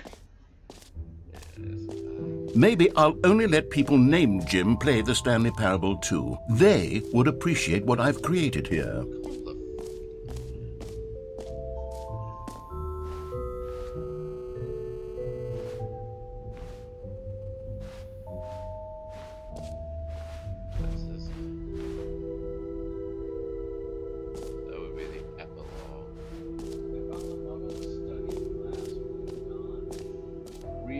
reassurance bucket. No, I found the bubbles. Cool. A common complaint of the Stanley Parable was that it was confusing and paradoxical, that it engendered a chaotic sense of reckless despair in those who played it. Well, I'm happy to say that after much consideration, I've engineered a clever solution to this fundamental problem with the game. It's the Stanley Parable Reassurance Bucket. You see, Stanley, anytime you're holding the bucket, a sense of calm and ease will fill your mind and your heart. It's true. As long as you hold on to the bucket, the many disorienting contradictions of the Stanley Parable will feel perfectly normal and perhaps even comforting. You may even come to long for the gentle embrace of jarring cognitive dissonance while the bucket is in your arms. And to be honest, it's a much more convenient solution for me than actually redesigning the game to be less uncomfortable. Can you imagine what a pain in the ass that would be? Yes, we have the bucket. The bucket is the perfect solution. Come on, give it a try. Yay, I get bucket. Can you feel it? The glow Bucket. of comfort, even in the face of crushing despair, must already be sweeping through your body. taking your bucket. And in fact, taking can your I bucket. say that I do believe the bucket lends you an air of charisma as well? I think that just holding it has made you the slightest bit more attractive as a person. The benefits of the bucket seem to go on, don't they? All this and more await you in the Stanley Parable 2. Yay, I get to take my bucket. Does anyone give out awards for most enjoyable bucket in a video game? That really should be an award if it isn't already.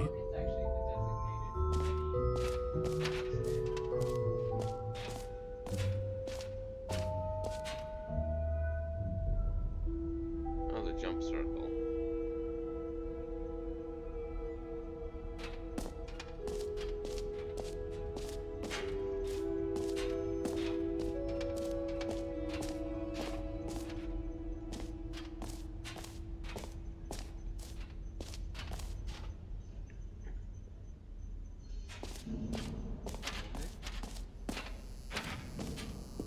Now here's something special. You remember that broken test achievement that got left in the game on accident? Well, I'm developing a technology to simply give you the achievement.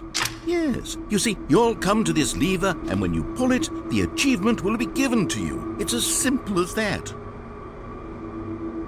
What? Okay, perhaps I should have clarified. This is technology that will exist. Right now, the achievement is still fully broken. I'm not a wizard, Stanley, but I guarantee it will be fixed in the sequel to at last satisfy the hordes of ravenous fans all over the world who have been uproariously demanding this feature. Gamers, we hear you, and I promise it will happen.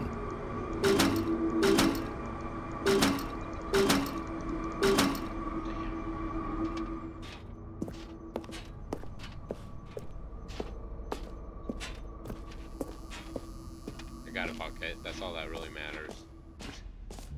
Wish I could wear it on my head. What else? What other exhibits haven't we seen yet? Oh, the jump circle. Oh, I still have 0 jumps. You know what? Let's bring the jump circle back for Stanley Parable 2 as well. It's a... Oh, wait. You already spent all your jumps the first time we saw the jump circle? Oh well. I suppose it can just be a nice decorative piece then. Oh. What the? Huh? No collision. Let's see here. So, units, that's the exit. Infinite. Infinite. Black. Ah, collectibles. Now it's a real video game. In the Stanley Parable 2, you'll run around gathering up these miniature Stanley figurines. And what's truly innovative is that there will be no reward for collecting all of them. I don't want to stifle the intrinsic joy of watching a number go up. You simply collect all of them, and then you move the hell on with your unremarkable life.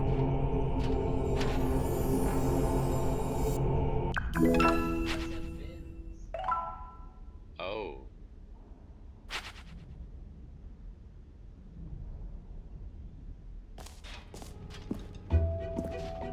God, it really is the worst when you collect everything in a video game and then they give you a big fancy reward for it. Absolutely tragic.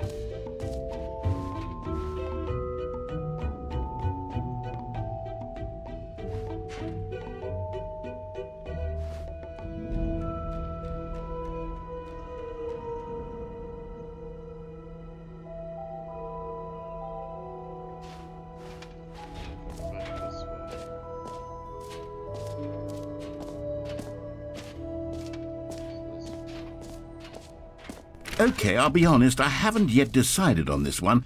I think that in the new version, the office could use a bit of decoration, like balloons. But I'm undecided on Get Well Someday and Happy 12th Birthday. Which would you go with? Get well someday. You know, sometimes when you solicit another person's opinion, it makes you realize that you knew which one you actually really wanted all along. Happy 12th birthday, step-niece, it is. Fuck. Oh, cool. And then it puts Or actually, maybe I should have gone with... No, I've made my decision, we're moving on.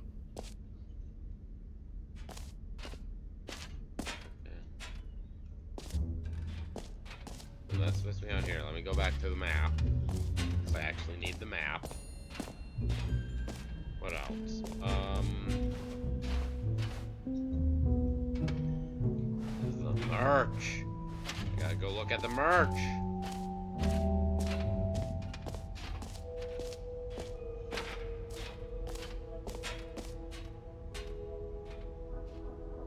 Damn, no merch. Wait. There's a QR code. I shall leave it on the screen for a few minutes to give it the chance to be scanned. Once someone has scanned it, which would be, it should be scanned by now, which means, yeah. Okay, perfect. Back to the map. Oh, God. What else is there? So, this map, free achievement, merch.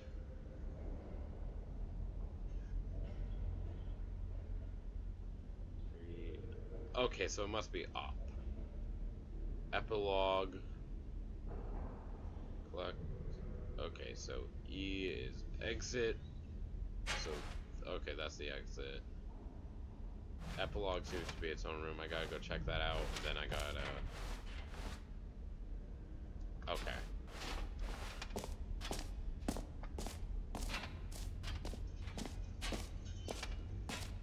The epilogue seems to be...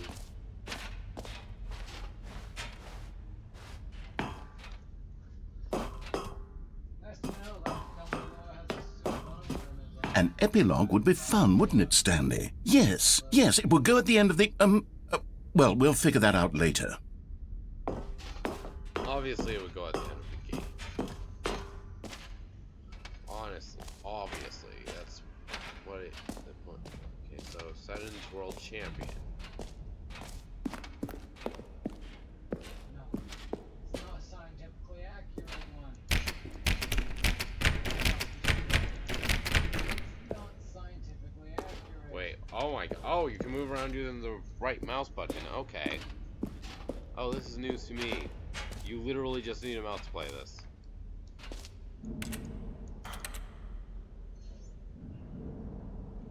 There's no way to move backwards.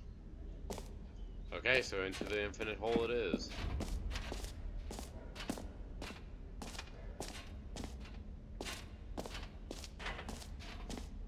Yeah, let's see if I can make him doubt his own decision.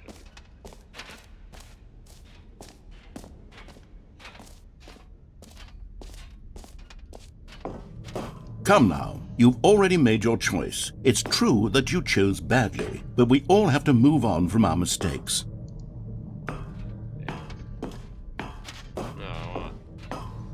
No, give me this balloon. I just want to have it. I just want to have it on me. And you know, the blue has a nice contrast.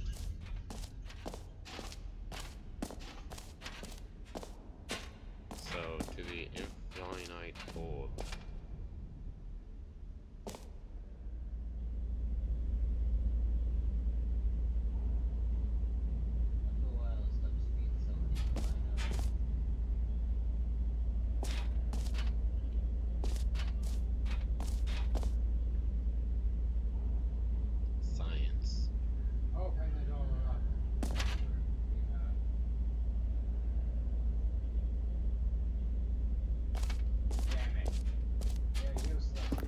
Stanley, here's an idea that I'm truly fond of. It's never been done before in a video game.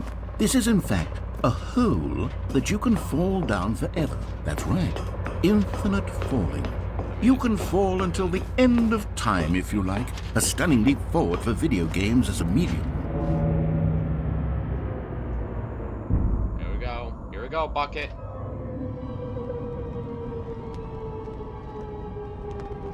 You see, isn't it wonderful? One of my more ingenious concoctions, if I do say so. Now then, since you've gotten to see the infinite hole, you can press the teleport button to pop back up to the top, and we can continue onward. No, I want to just keep going until that hole gets... Now, I don't mean to be a bummer, but I do recommend you use the teleport button to go back to the top. Maybe do it on the sooner rather than later spectrum of things.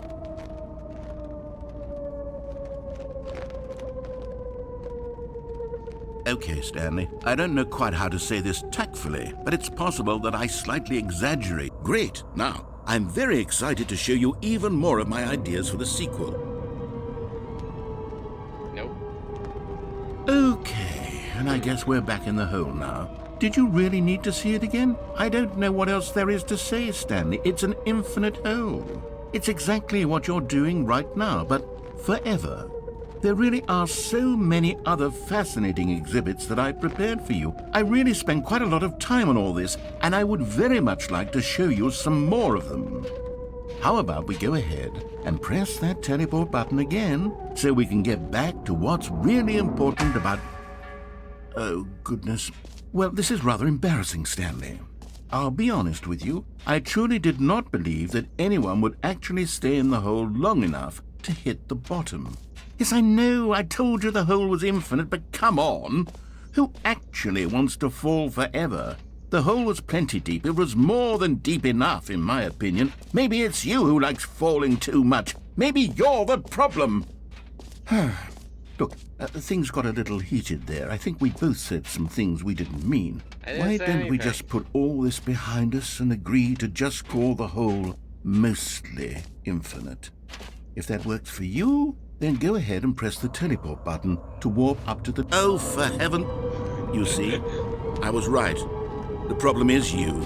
The problem is that you like holes too much. Not normal. A normal person would have said, yep, that's an infinite hole right there. Goes on forever till the end of time. Don't need to see it all, but not you. Oh, no, no, no, no. You have a weird sort of... Oh... Did the hole seem even shorter to you this time? I couldn't help but feel like you spent a little less time in there than you did before. I mean, admittedly, I didn't make an infinite hole, but I didn't think it was that not infinite. Well, I suppose once again there's nothing to do here. If you decide you've had enough of the hole, you can hit the teleport button and come join me up above. Had enough? I'm positively thrilled. Gosh, how could I have guessed? You're back in the hole. If this starts to become a thing where... Wow. Okay. Yes. I'm starting to become extremely certain that the hole is not only not infinite, but that it's growing steadily less and less infinite. I suspect that I'm starting to hit the point where it's no longer feasible to call the hole infinitely deep, even by the lax overall standards for accountability in marketing. What's going on here? Stanley, I have no explanation for the uncertain nature of the hole's length. Here, let's try something. Let's pop back up to the top, and we'll see if it gets any shorter. Well, there it is. The shame of my... How is this still appealing to you? I know you're obsessed with holes, but at this depth, I just can't see this scratching the itch. Oh, who am I to judge? You just do whatever it is you're here to do and hit the teleport button when you're ready to move on. Is the, teleport button not working? You sure? Well, I mean, I really don't have an explanation. Still nothing? Well, I suppose there is one thing I can do to fix this. I'm out. Goodbye, Stanley. You couldn't bear to be away from the hole, and now you'll get more time with it than you could ever have asked for. It's a win for everyone. Let me out. You get to be with the hole, I get to do literally anything else. Take care, Stanley. I hope you and the whole have a wonderful rest No, of I want eternity to go together. through the exit.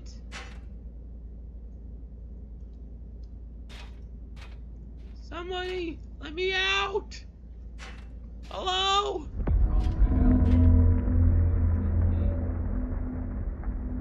Hello? I'm a little stuck in the hole that I can easily climb out of. Oh well, there's a hole. I'm happy.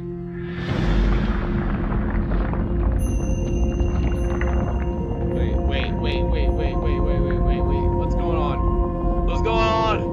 Hello? Guys! Help! Help! No!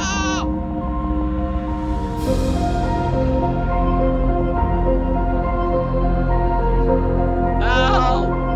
Help me! Help!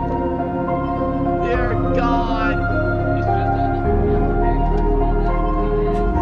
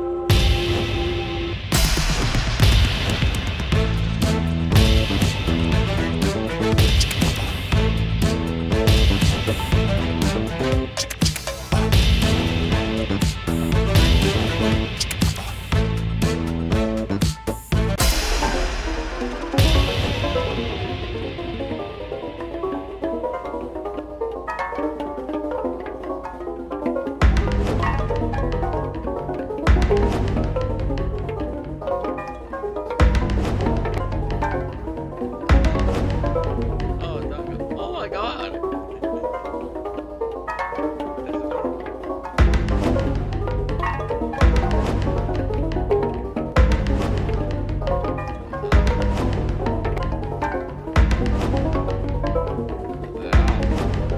Ah.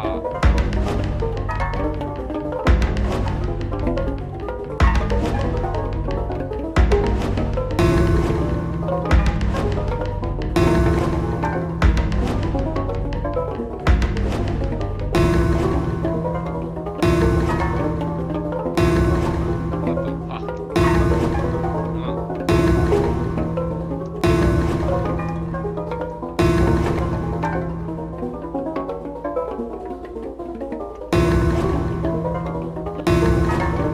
That's my favorite.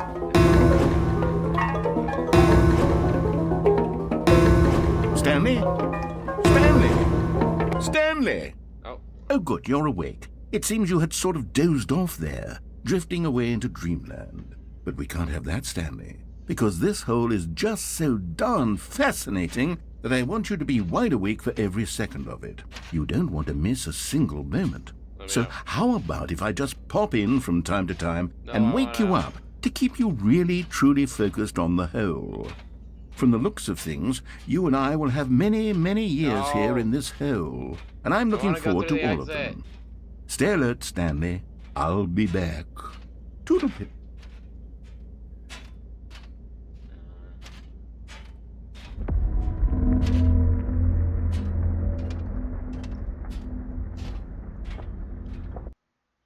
Damn it.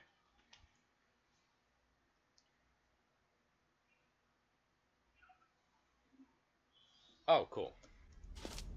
Here we are. Go on. Try out some of the new features. So I'm literally just gonna real quick just pop in and do one thing with each feature.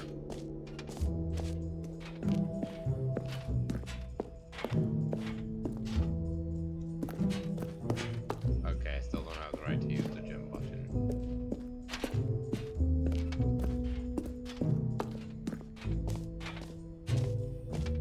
I still have my bucket, so logically, this means that I can go use the exit now.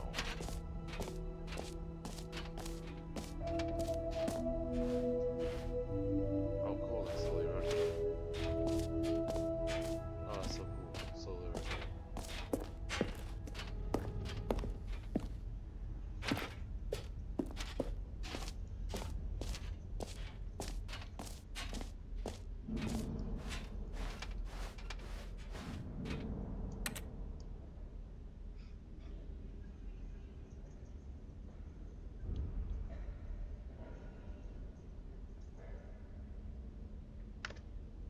You look so terrified.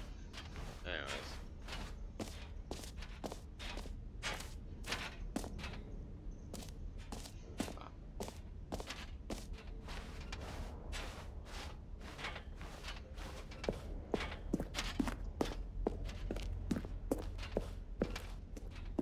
All right, have you seen everything you wanted to? Ready to move on now?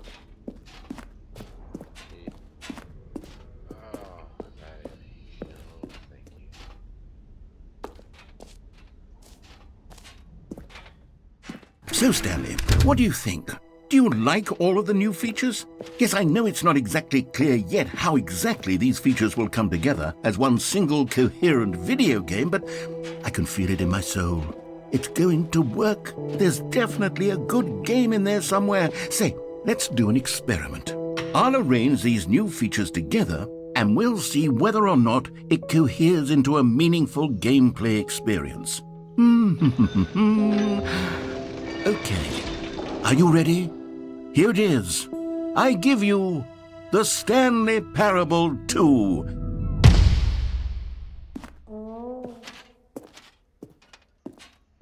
I mean, there's potential here, right? It's sort of... Okay, never mind. Hold on, let me do a different arrangement. Okay, yes, this is much better. I feel good about this. Here we go. Version 2. Who am I kidding, Stanley? This isn't a coherent video game at all. It's a lot of gags. And I do very much enjoy creating gags, but they don't add up to anything. I wanted more than anything to create a sequel that would capture all the magic of the first game. I wanted fans to love it. No matter how good these gags are, they won't stand on their own. They would need the structure and the gameplay of the original. Wait, maybe that's it. I can take the original Stanley Parable and simply, well, insert a few of my new features into it. Tastefully, of course. With respect. With care for the vision and integrity of the original game. Would it possibly work? I suppose it could. But it would need a really, really tremendous title screen. A title screen that says with bold and uncompromising conviction, "This is the Stanley Parable 2." Let me see if I can whip something up. All right, perfect. Go ahead. Take a look. Whoa, shit's happening.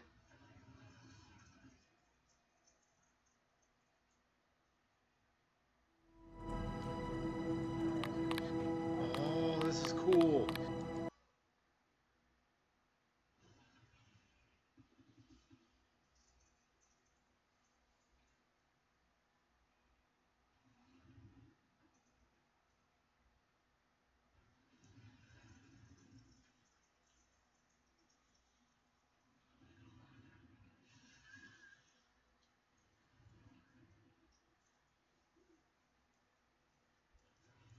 This is the story of a man named Stanley. Stanley worked for a company in a big building where he was employee number 427. Employee number 427's job was simple. He sat at his desk in room 427 and he pushed buttons on a keyboard. Orders came to him through a monitor on his desk, telling him what buttons to push, how long to push them, and in what order. This is what employee 427 did every day of every month of every year. And although others might have considered it soul-ending, Stanley relished every moment that the orders came in, as though he had been made exactly for this job. And Stanley was happy. And then one day, something very peculiar happened. Something that would forever change Stanley. Something he would never quite forget. He had been at his desk for nearly an hour when he realized that not one single order had arrived on the monitor for him to follow. No one had showed up to give him instructions, call a meeting, or even say hi. Never in all his years at the company had this happened, this complete isolation. Something was very clearly wrong. Shocked, frozen solid, Stanley found himself unable to move for the longest time. But as he came to his wits and regained his senses, he got up from his desk and stepped out of his office. All of his co-workers were gone. What could it mean? Stanley decided to go to the meeting room. Perhaps he had simply missed a memo.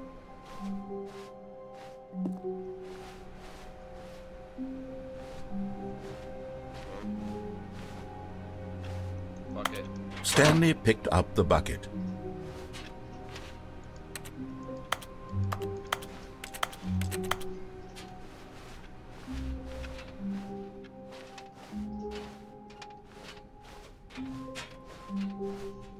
Stanley clutched the bucket tightly to his chest and entered the door on his left. You're on the right, let's go.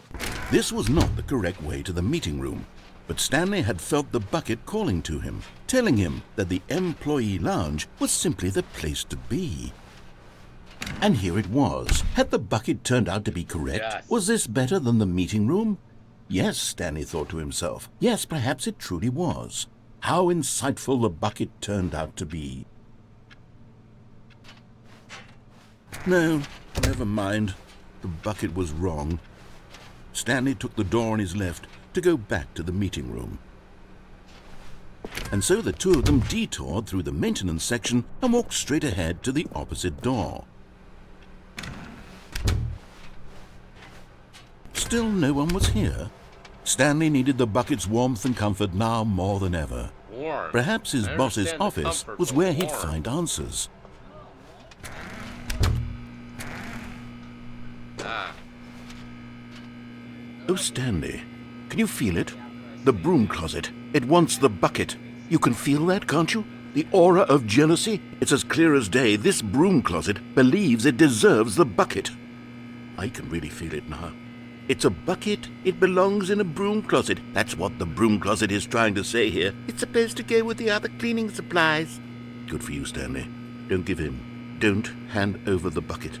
I know how hard it must be, given the pressure that the broom closet is putting on your shoulders right now, but you have to be strong. This is your bucket. This is your companion and lifelong friend. You can't hand it over. Oh, no. We're getting into name-calling now, it seems. Is this how low the broom closet has sunk, that it has to resort to this stream of petty insults simply in order to get you to hand over the bucket? Stanley, I never liked this broom closet for a variety of reasons, but even this is worse than I had imagined. And wait, now the broom closet has the gall to imply that you and the bucket are not truly deep and lasting friends? That your relationship is purely superficial and convenient? That your life is so banal and meaningless that you'd feel the same sort of kinship towards any inanimate object which happened to lay in your path in an even partially enticing manner? Well, I never. Go on, Stanley. Lay into it. Really tell the broom closet off for its demeaning comments. Expand on the wide variety of experiences you and the bucket have shared together. Go through each of them point by point. Share your journal entries detailing the rich emotional landscape of your feelings for the bucket as they have changed and evolved over the years. Let him have it.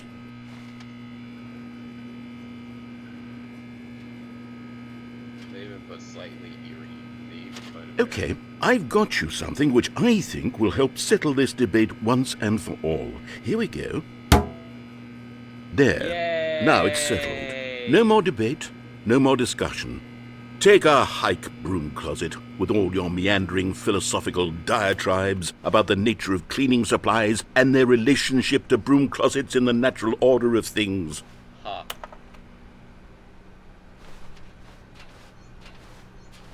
Coming to a staircase, Stanley and the bucket walked upstairs to the boss's office.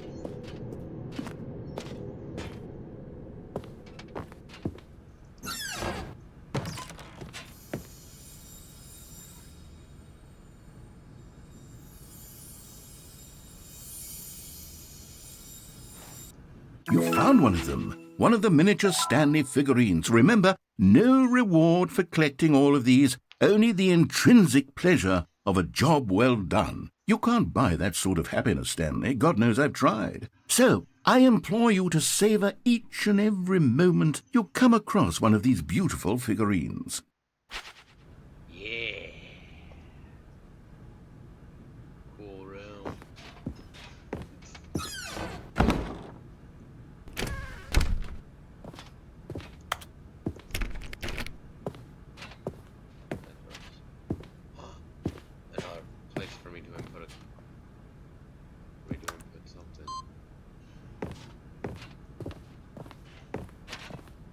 Stepping into his manager's office, Stanley was once again stunned to discover not an indication of any human life. Crushed by the weight of this revelation, Stanley may have broken down into an emotional dumpster fire if not for the soothing presence of the bucket. Even now, in his darkest of hours, did the bucket's warmth and guiding light pierce the dark clouds of confusion and chaos. It would be with him always. The bucket would, and he knew it. The two of them were inseparable. At this point, Stanley was so absorbed in the tender spiritual connection he shared with the bucket that he didn't notice the keypad behind the boss's desk. Nor in his bliss of simply being near the bucket did he have any notion that the PIN number for the keypad was 2845.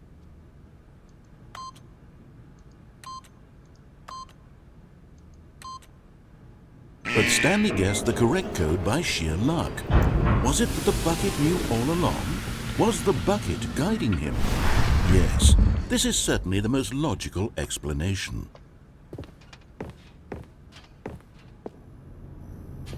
Gotta keep my eye out. Gotta collect them all.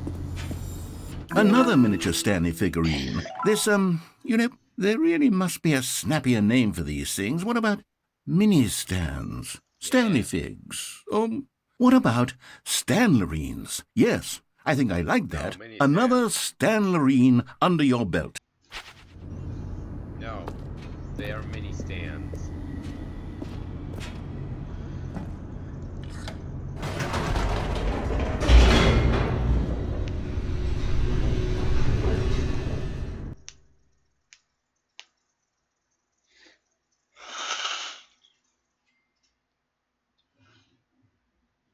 Managed to get a nice, oddly even number. The elevator raced downward, plummeting towards an unknown fate. It would be all Stanley could do to keep himself together, if not for the bucket. Soothing him, comforting him, reassuring that in this darkest moment of uncertainty, he would be all right. The bucket is here for you, Stanley. Everything will be fine. Bucket! Stanley and the bucket walked straight ahead through the large door that read, Mind Control Facility. I see no collectibles down that way.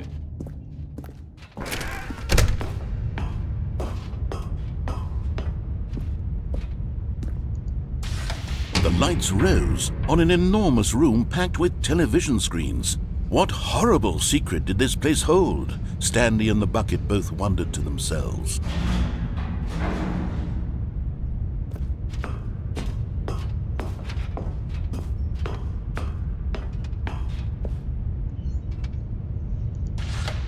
The monitors jumped to life, and Stanley nearly dropped the bucket in shock.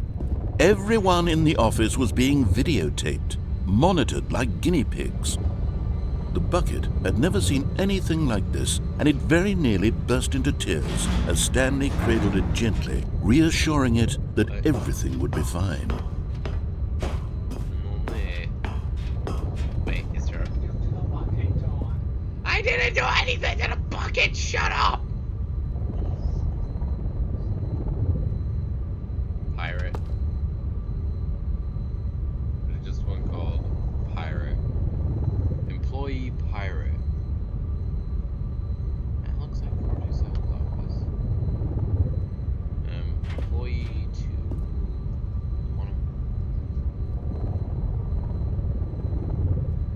And then that employee is literally just a ladder. Like. Was the bucket under the mind control facility's influence as well? Had the bucket been told to do things it didn't wish to do? What kinds of things does a bucket want to do or not want to do in the first place? These questions raced furiously in Stanley's feeble mind.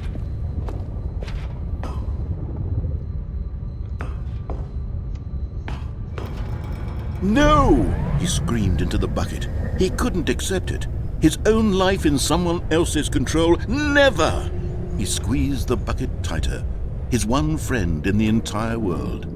At this point, he could trust no one except for the bucket. Damn, it's a fucking bucket. Give me the bucket. But here was the proof. The heart of the operation. Controls labeled with emotions, happy or sad or content. Walking, eating, working, all of it monitored and commanded from this very place. And as the cold reality of his past began to sink in, Stanley decided that this machinery would never again exert its terrible power over another human life. For he and the bucket would dismantle the controls for good. Two best friends, Stanley and the bucket, up against the world.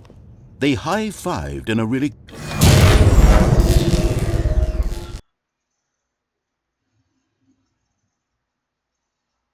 Hello? You betrayed the bucket, didn't you? How would I betray the bucket?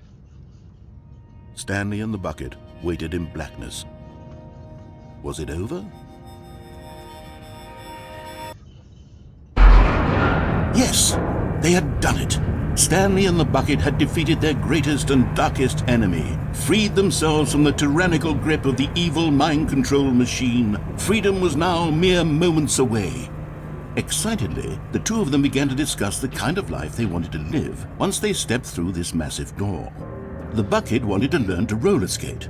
Stanley wanted to sneeze in every country on Earth. What? Both of them wanted to begin watching a movie, any movie, but then stop it halfway through and begin watching it in reverse from the end.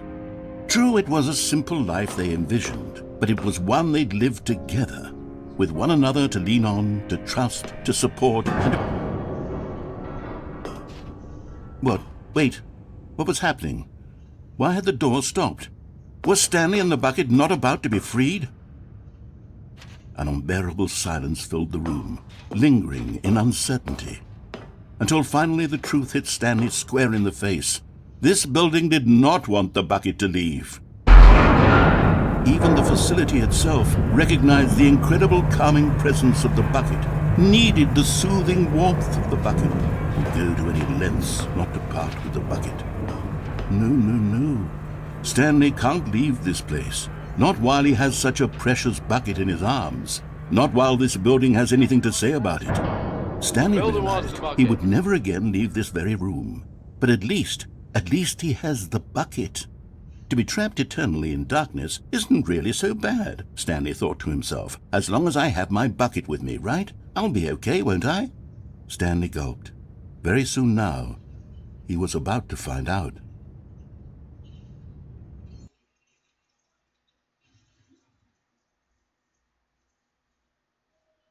Bucket.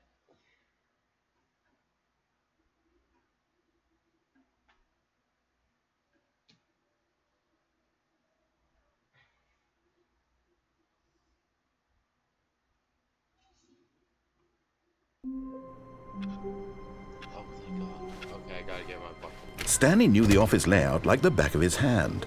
It was only a matter of time before he found the others, wherever they were. Just a matter of time. I need my bucket. Stanley lifted the bucket into his arms, and a wave of comfort rushed over him. Wait, I want confusion and... Stanley clutched the bucket tightly to it. This was not the correct way to the meeting room, but Stanley had felt the bucket calling to him, telling him that the employee lounge was simply the place to be.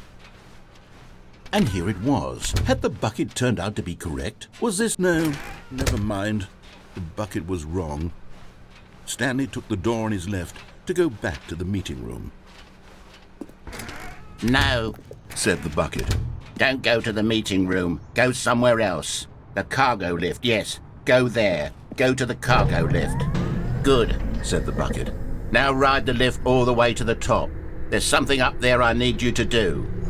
Stanley did not question why or how this bucket was speaking to him. It should have alarmed him, of course, because buckets can't talk. But Stanley chose not to think about this obvious fact. He was firmly convinced that the bucket had spoken to him, and he unthinkingly did whatever the bucket asked.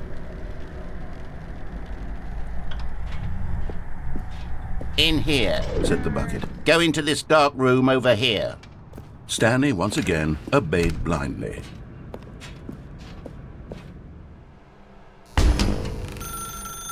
Now pick up the phone, said the bucket.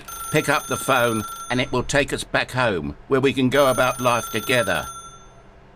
Okay. I do exactly what Bucket told me.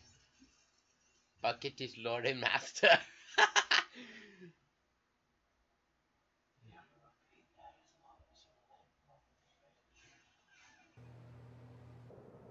This is the sad story of a man named Stanley and his bucket. Once upon a time, I gave Stanley a bucket because I thought he was lonely and could use a friend. And then, very distressingly, he began to believe the bucket could speak to him. Bucket.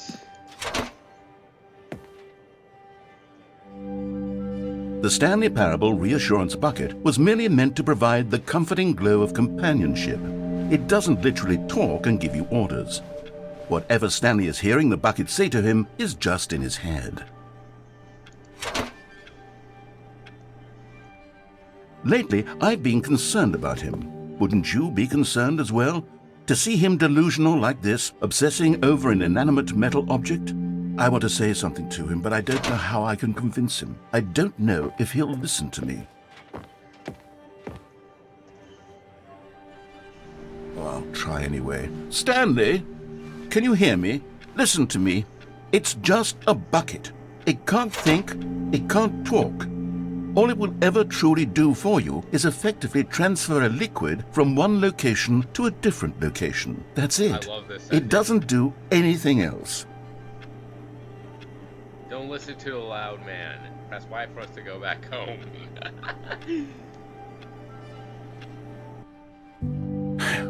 You see, he's not listening. He's still taking orders from the bucket. You know, once upon a time it was me he took orders from, me he trusted and listened to. Now all he cares about is this awful bucket, this stupid hunk of metal.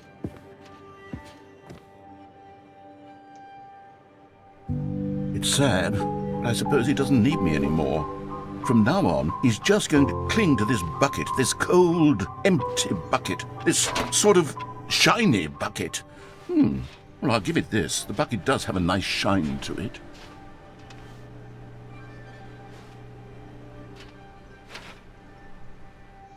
Yes, I suppose on closer inspection that it doesn't quite look like your average hardware store bucket. It's just a little more, what am I trying to say? Sturdier, more capable of transporting liquid. Like it would be better at moving an amount of water from one room to another.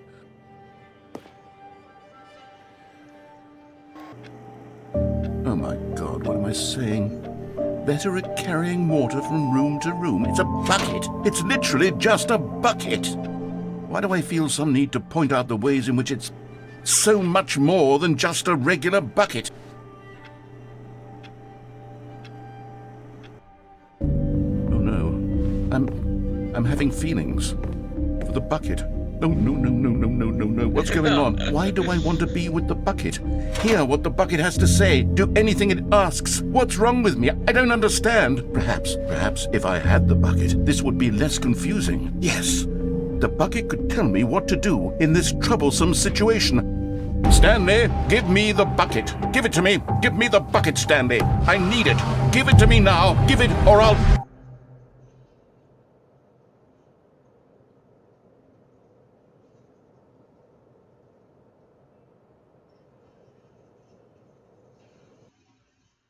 What the fuck? A spider humping my car. Oh my god, it really is. And it supposedly damages me.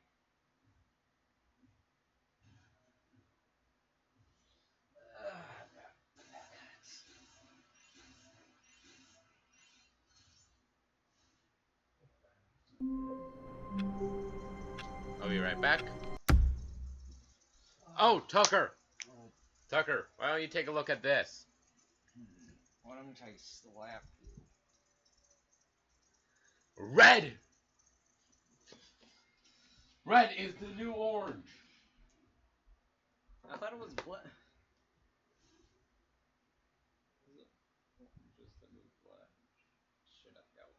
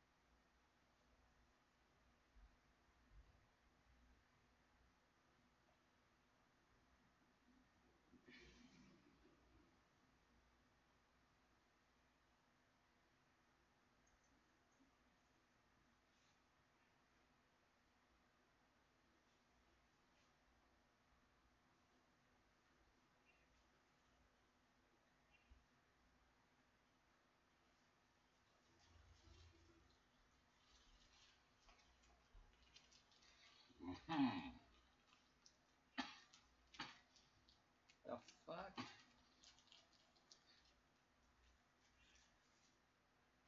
Always take a dark wizard. Whenever you want to fuck someone, always fuck a dark wizard.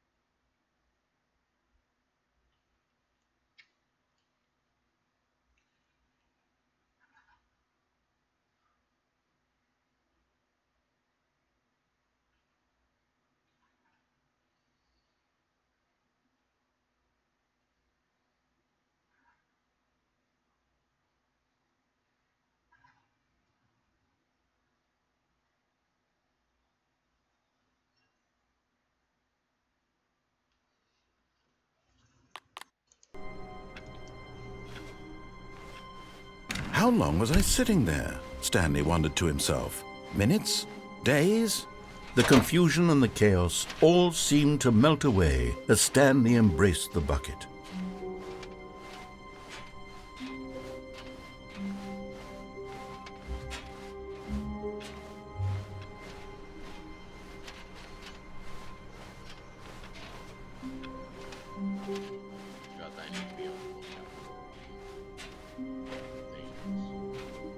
Stanley clutched the bucket tightly to his chest. This was not the correct way to the meeting room, but Stanley had felt the bucket calling to him, telling him that the employee lounge was simply the place to be. And here it was. Had the bucket turned out to be correct? Was it? No, never mind. The bucket was wrong. Stanley took the door on his left to go back to the meeting room. No, said the bucket. Don't go to the meeting room. Go somewhere else. The cargo lift, yes. Go there. Go to the cargo lift. Good, said the bucket. Now ride the lift all the way to the top. There's something up there I need you to do. Stanley did not question why or how this bucket was speaking to him. It should have alarmed him, of course, because buckets can't talk. But Stanley chose not to think about this obvious fact. He was firmly convinced that the bucket had spoken to him, and he unthinkingly did whatever the bucket asked. Except for Voldemort, this is Harry. And Harry's is a Dementor. In here, said the bucket. Go into this dark room over here. Stanley once again obeyed blindly.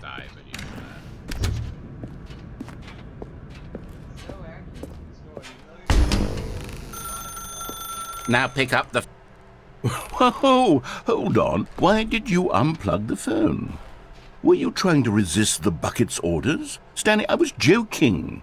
Obviously, the bucket isn't talking to you and telling you to do things. Buckets can't talk. It was a joke. Don't you get the joke? It's funny, Stanley. A talking bucket. Can't you see? Oh, goodness. I must have really bungled up the delivery if you actually took me seriously. Where did I mess up the joke? Should I have paused for longer or spoken quicker? Comedic timing is so difficult. I wish I were better at it. But there isn't exactly an instructional video on comedy that one can watch to fully... Oh, wait, yes, there is. It's sitting right here. Let's take a look. What is comedic timing? What is comedic timing? How does it work?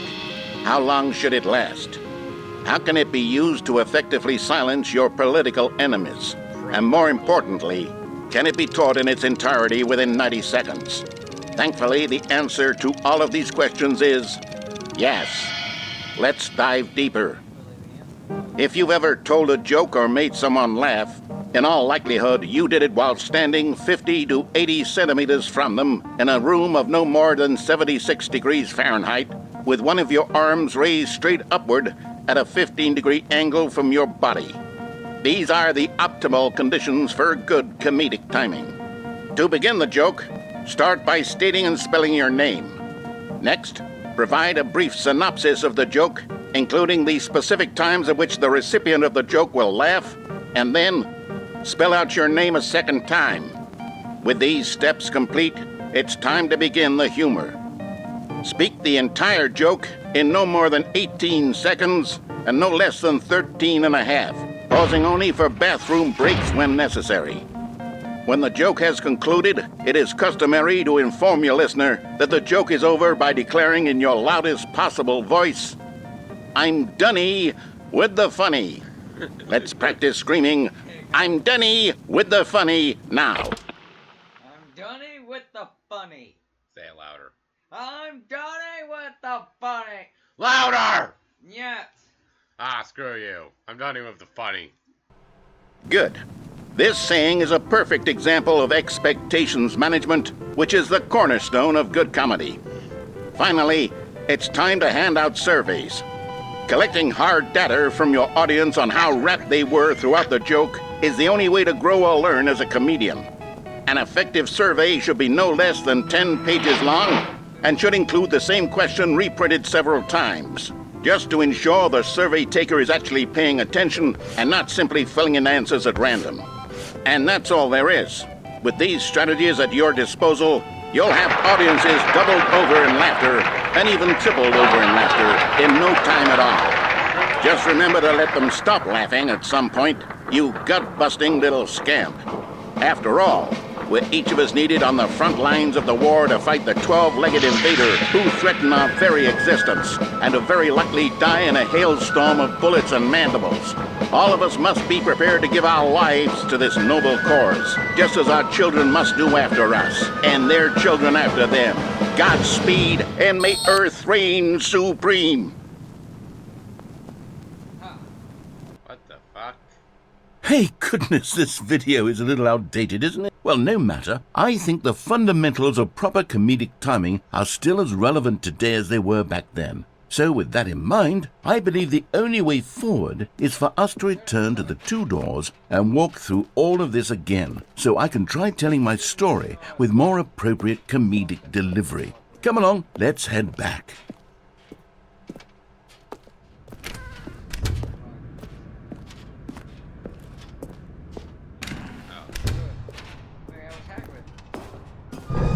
I can feel it. This time, I'm really going to nail the delivery. You'll be in stitches. A talking bucket, you'll say? How ridiculous. How absurd. What a hilarious concept. The king of comedy. That's what you'll call me. Thank goodness we had the instructional video. Otherwise, who knows where we'd be right now. Well, I wouldn't be the king of comedy, that's for sure. The bucket spoke to Stanley. The bucket spoke. The bucket spoke. Oh, I'll figure it out on the fly. No need to overthink things. Smack. Smack bucket against printer.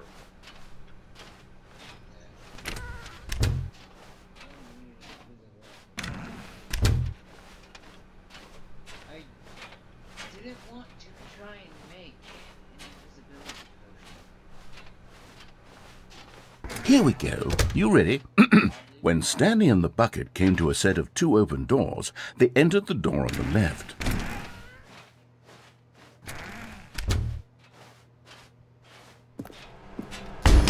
What? We're back at the phone already? No, what's going on? There were supposed to be several rooms leading up to this. There was supposed to be a build-up to this point, a dramatic display of remarkable comedic wit which culminates in this scene with the phone. But now the timing's completely off. The joke will never land, or not the way it was meant to. And it's all my fault. I must have forgotten that the phone room comes immediately after the 2 doors room. What an egregious mistake. I've made a fool of myself. I don't deserve the title of King of Comedy. I'm nothing. Yeah, that belongs to I'm not Jerry even the Seinfeld. lowliest joke-telling whelp. I think I need to go back and rewatch that instructional video again. Yes, surely that will help me improve my... Here we go. You ready? When Stanley and the bucket came to a set of 2 open doors, they entered the door on the left. Right.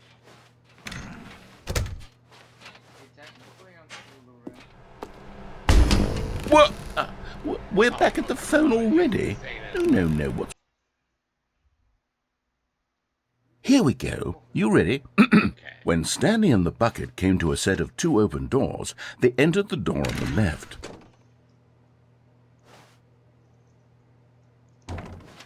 No. You were supposed to go through the door on the right, leading back to the phone.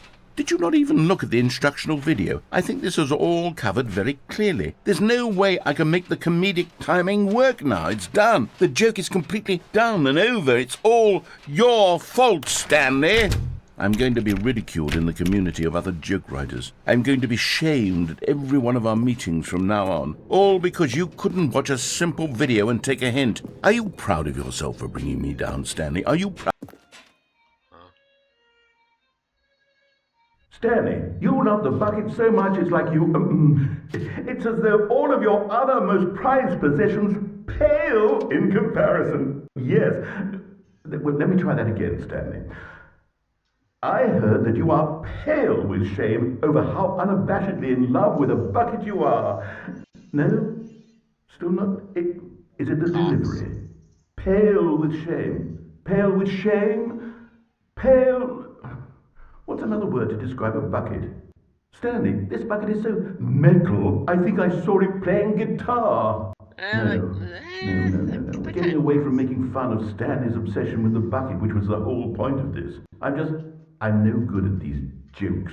How dare you? I need more instructional videos. That's exactly what it is. That's what will make me the king of comedy again. More instructional videos. Let's see. Who is Leroy? Jethro Gibbs? Kill me! Gladly.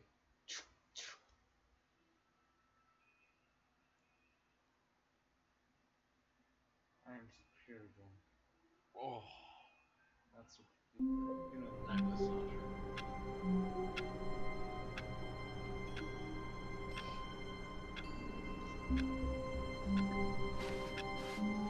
I can't wait to tell this story to my co-workers, Stanley thought. How amusing they'll find it. Oh, won't we all just laugh and laugh at the time I thought everyone had gone missing. Forgot to look for the input thing again. Warmth spread through Stanley's arms. Oh my God, my With arms the are on bucket in his fire! arms again, he was home. Stanley clutched the bucket tightly to his chest and entered the door on his left. I also gotta initiate confusion ending.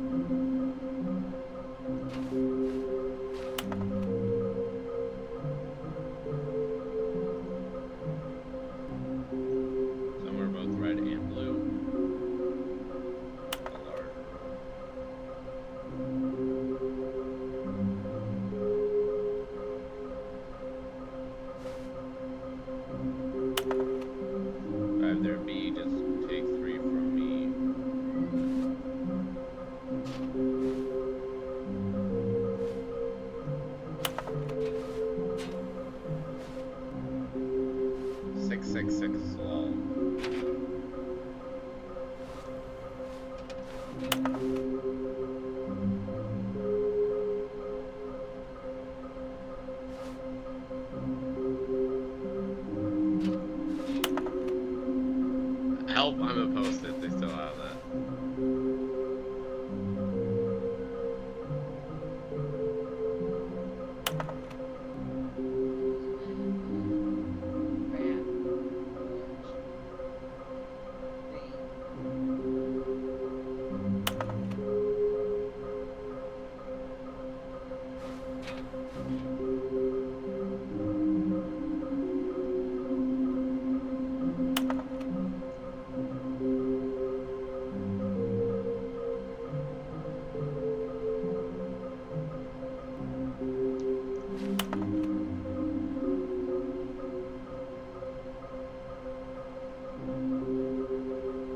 Why do they look like 427?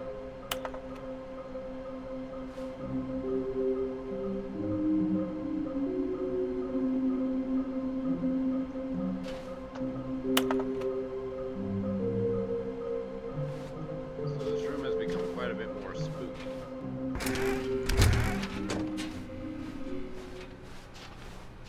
Coming to a staircase, Stanley and the bucket walked upstairs to the boss's office.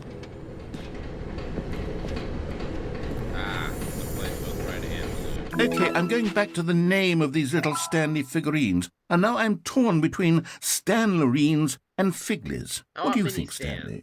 What name better encapsulates the intrinsic sense of happiness that you get from seeing a small number in the corner of your screen go up by 1? Let me sit on it. I'm sure it will come to me. I enjoy that, honestly. But Stanley just couldn't do it. He considered the possibility of facing his boss, admitting he had left his post during work hours. He might be fired for that. And in such a competitive economy, why had he taken that risk? All because he believed everyone had vanished? His boss would think he was crazy. And then something occurred to Stanley. Maybe, he thought to himself, maybe I am crazy. He looked down at the bucket in his arms. Am I crazy? He asked the bucket. The bucket returned his gaze, but said nothing at all. That's strange, Stanley thought. Usually the bucket is a source of guidance and wisdom for me in difficult times such as these. He held the bucket close, yet felt none of its familiar reassurance and comfort. And that's when Stanley realized, this isn't my bucket. It's just a normal, everyday bucket. Someone else's bucket, perhaps. How did I end up with someone else's bucket? This is all terribly wrong. Surely no good would come from this. Who knows what sorts of bizarre hallucinations Stanley might experience without the psychologically grounding presence of his bucket. And indeed, now he noticed that the rooms were repeating, which was, of course, very odd. And now he felt himself floating off the ground. Oh, gracious, he exclaimed. Without my bucket, I've gone truly mad. Where is it? I must find it. Far off in the distance now, he heard it, calling to him. Stanley! Stanley, it's me, the bucket. Could it truly be? He rushed forward from room to room, passing by one bucket after the next. None of them were his. None of them were his special bucket. Come to me, Stanley. Find me. He had to find the bucket. He had to return to his old friend. It was the only way to truly restore his sanity. And then suddenly, he froze dead in his tracks. He knew where the voice of the bucket had been coming from. The real bucket was inside of him all along. It was incredibly painful. Stanley doubled over in agony and blacked out.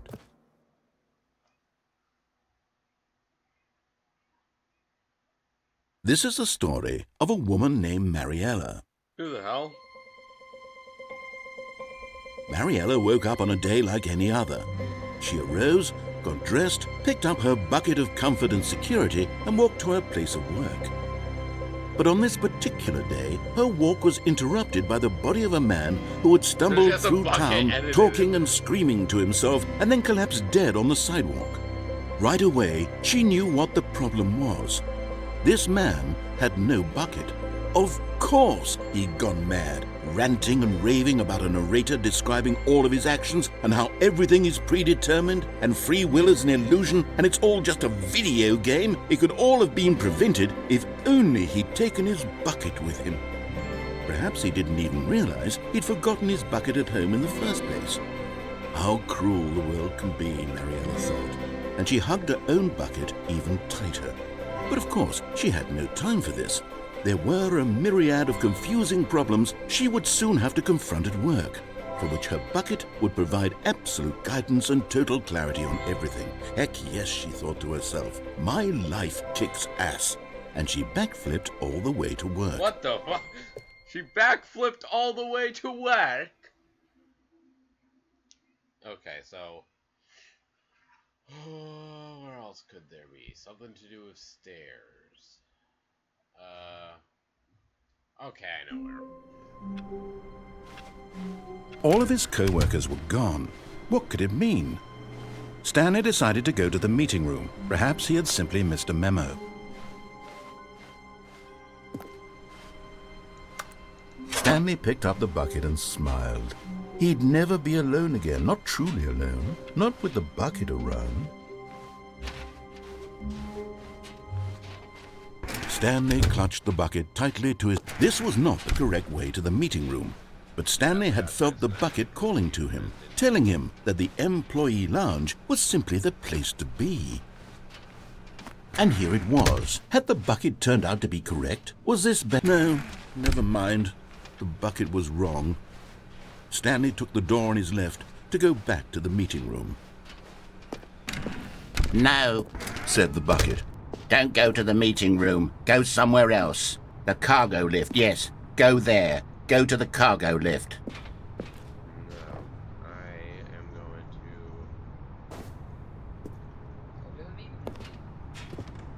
Not there either. I am going to...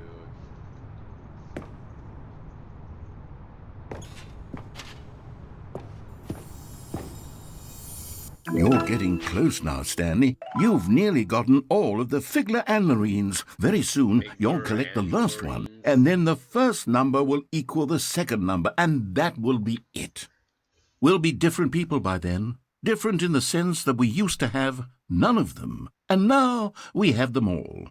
You can't go back to when you had no Figler Anlarines. None of us can.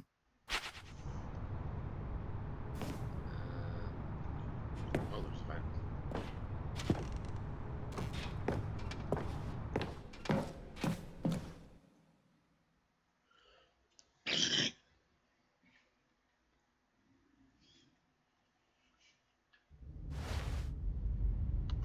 Where the hell am I?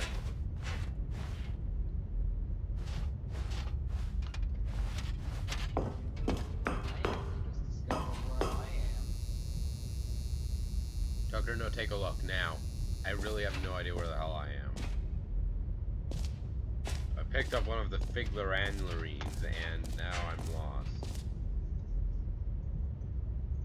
Okay. There are so many cassette tapes. Dear God, is this that room from Help Wanted?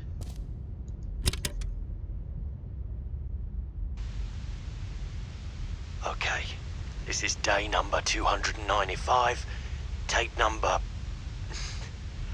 I don't even know. I've lost track.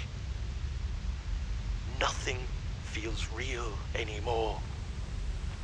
The longer I study this bucket, the less sense anything makes. The sheer euphoria I feel every time I pick it up. No matter how many times I've done it, it's always the same feeling.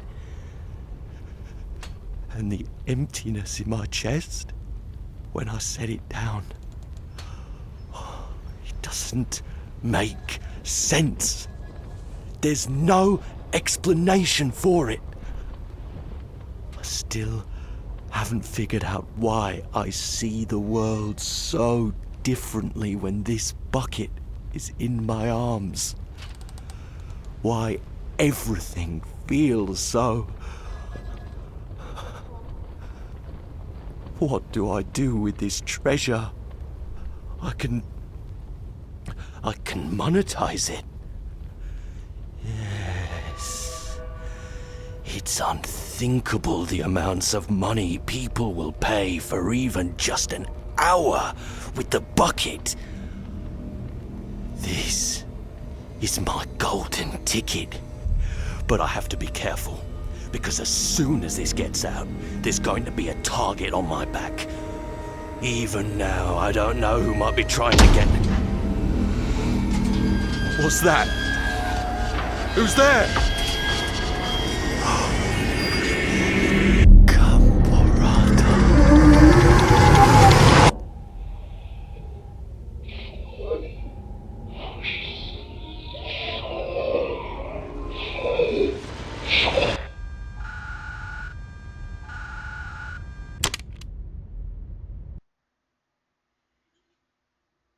Well, that was random and out of context. What the fuck is a Gambarata? Your ass.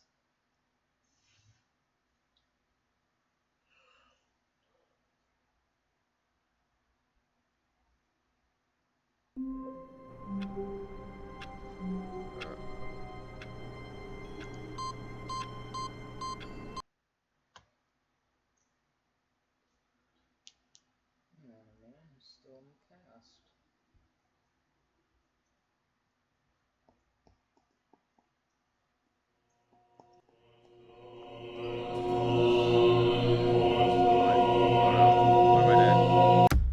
I'm not gonna still be in the cast.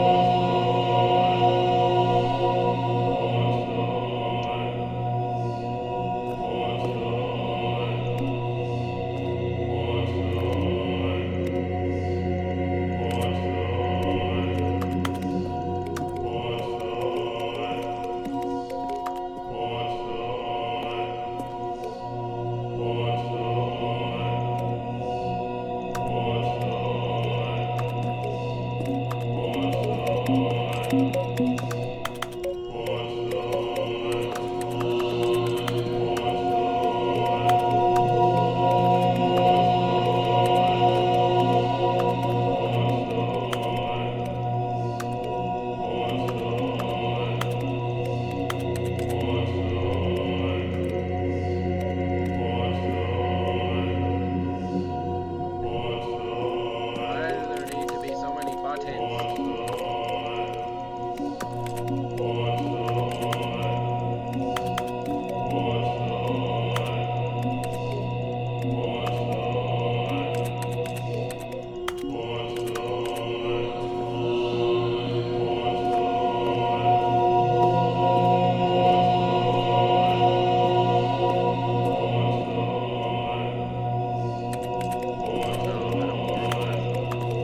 I don't get it!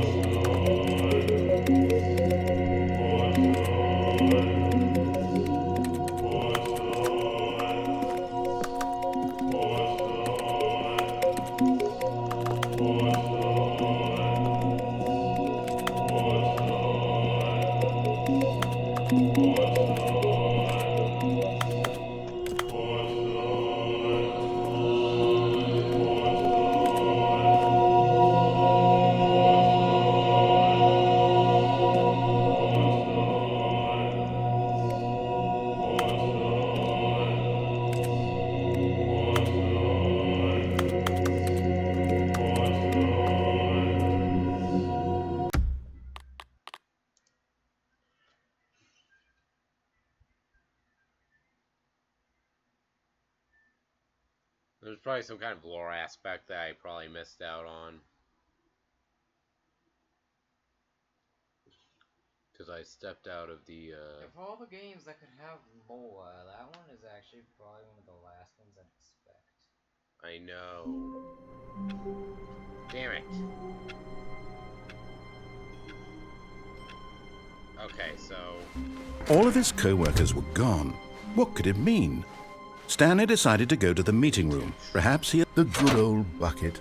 Just Stanley and the bucket, off on another thrilling adventure together. Stanley clutched the bucket tightly. This was not the correct way to... Let me think. So I need to get back into that changed area. The one that was the long the meeting hallway. room. But Stanley had felt the bucket calling to him, telling him that the employee lounge was simply the place to be. Back into that place. And here it was. Had the bucket turned out to be correct? No, never mind. The bucket was wrong. Stanley took the door on his left to go back to the meeting room. No, said the bucket. don't go to the meeting room. Go somewhere else. The cargo lift, yes. Go there. Go to the cargo lift. Nope, I gotta get back to the cassette tape because I need to re-enter that one room.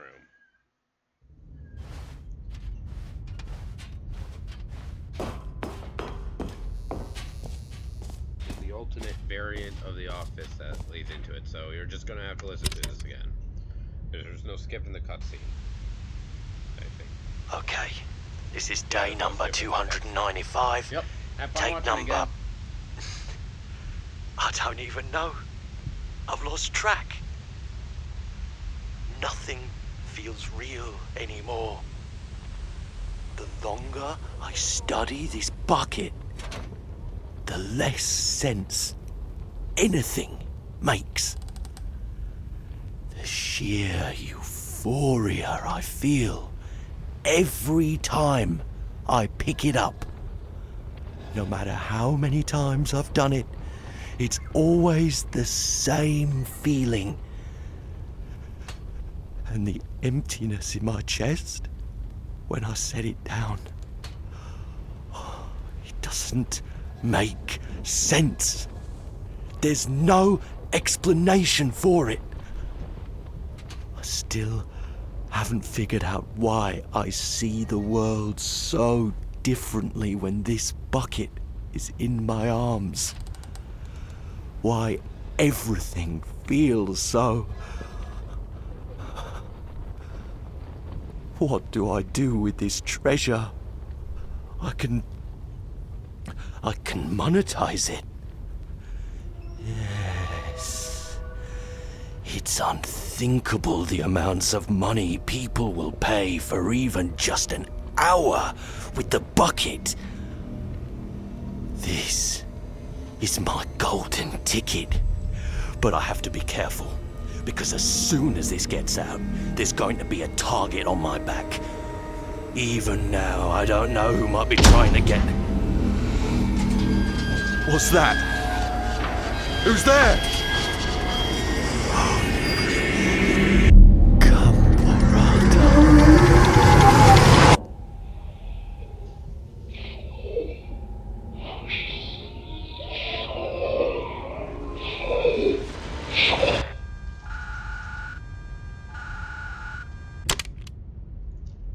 Excuse me.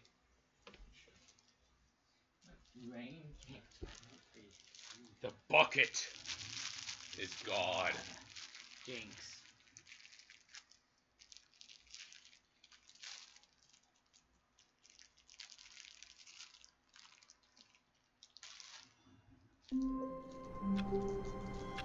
No?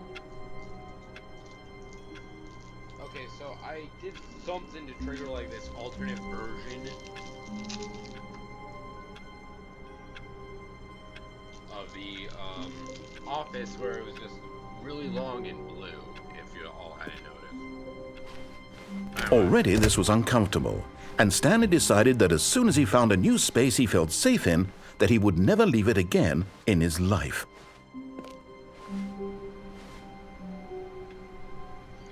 Where are we going today? The bucket asked. Stanley just smiled.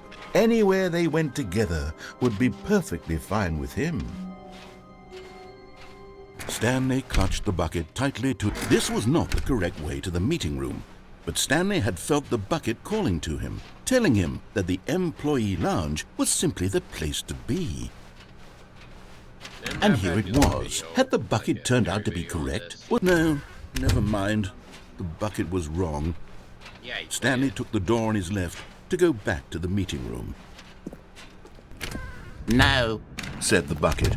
don't go to the meeting room. Go somewhere else. The cargo. Good, Said the bucket. now ride the lift all the way to the top. There's something up there I need you to do. Stanley did not question why or how this bucket was speaking to him. It should have alarmed him, of course, because buckets can't talk. But Stanley chose not to think about this obvious fact.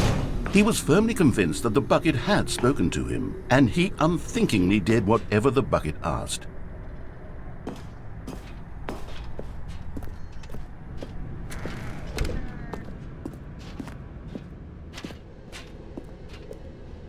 No, stop. Look there on the wall. You see, there's a sign right there. It says, "No buckets past this point." Stanley, how could you think it was okay to bring the bucket here? Unless, what if the problem is that you actually don't know what is a bucket and what isn't a bucket? I suppose that would explain a lot about your behavior up to this point. Which, if that's true, well, my goodness, I think we have to do something about it. This misunderstanding could have dire consequences on the entire rest of the game if not addressed quickly and properly. So much of the impact of the story is dependent on your understanding of what is and isn't a bucket. Please, step in here for a moment. That audio is startling. I thought for a moment that was going to murder me because I didn't know what was and was not a bucket. Oh no, not another video.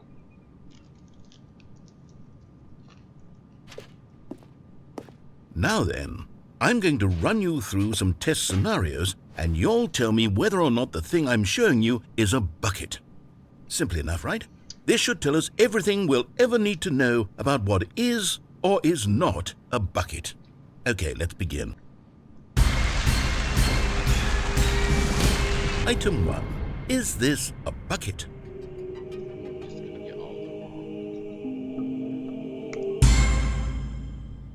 Correct.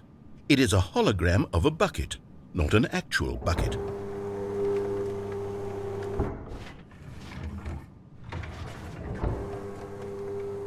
Item 2. Is this a bucket? Correct. It is a 3D printed recreation of a bucket, not an actual bucket.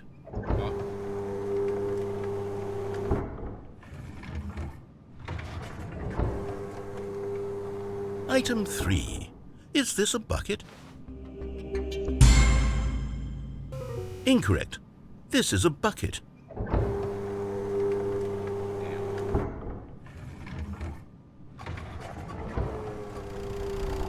Item 4. Is this a bucket? What? Are you hallucinating? This is a tractor. It's an enormous machine that tills the earth. I thought this was a gimmick. How on earth did you manage to screw it up? Absolutely incredible. Let's just move on to the next one.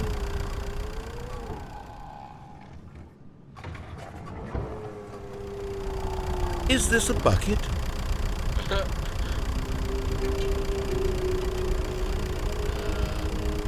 I don't know.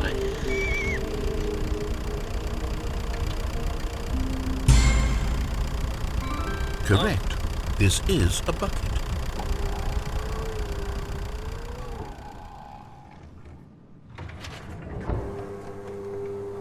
Item 6. Is this a bucket? Trick question.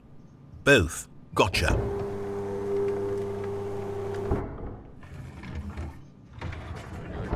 Item... Wait, hold on. I can't find the next one. Let me see. It should be around here somewhere.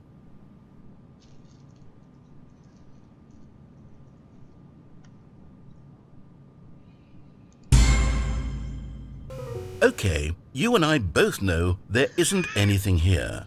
And I don't appreciate the implication that nothing is a bucket when we both clearly know that a bucket is something, and therefore nothing could possibly be something. Unless, in your twisted mind, have you somehow convinced yourself that a bucket is nothing? Answer me straight, Stanley. Do you believe that nothing is a bucket? You know what? I'm too confused to even sort it out. I've lost all sense of perspective. What is a bucket? What isn't a bucket? Mere moments ago I could answer these questions with confidence. and yet now I'm somewhat adrift. Do any of us know what a bucket is? Am I a bucket? Stanley, I can't keep doing this. I'm losing myself, and myself was all I ever had to begin with. I'm afraid the bucket is threatening to tear our relationship apart. I can't have that. I'm sorry. But I'm going to erase all buckets from the... Nope, can't. Not even gonna let him finish that sentence. Think about touching the buckets. The buckets are all God.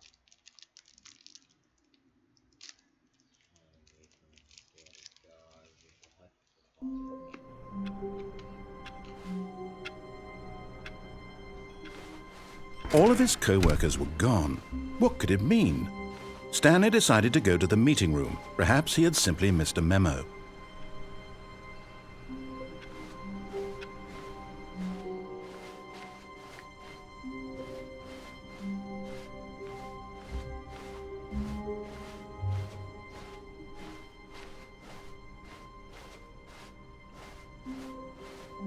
When Stanley came to a set of 2 open doors, this was not the correct way to the meeting room, and Stanley knew it perfectly well. Perhaps he wanted to stop by the employee lounge first, just to admire it. It was okay. But eager to get back to business, Stanley took the first open door on his left.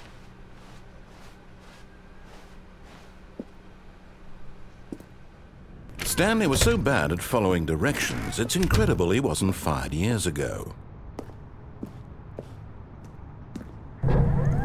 Look, Stanley, I think perhaps we've gotten off on the wrong foot here. I'm not your enemy, really, I'm not. I realize that investing your trust in someone else can be difficult, but the fact is that the story has been about nothing but you all this time. What? Really? I was in the middle of something. Do you have zero consideration for others? Are you that convinced that I want something bad to happen to you? Why, I don't know how to convince you of this, but I really do want to help you, to show you something beautiful. Look, let me prove it. Let me prove. And there it is, the last Stiggly Wiggly. Savor this moment, Stanley. This is a real accomplishment. This is doing something just for the sake of doing it. Where so many people expect to be rewarded for the most trivial achievements, you've insisted that a job well done is its own reward. I would tell you that I'm proud of you for collecting them all, but that would be like a reward, and we can't have that. So, instead I'll just say, it's done. We're all done here, and now we can go to whatever the hell you were doing before you hunted for figurines. Now listen carefully, this is important. Stanley walked through the red door.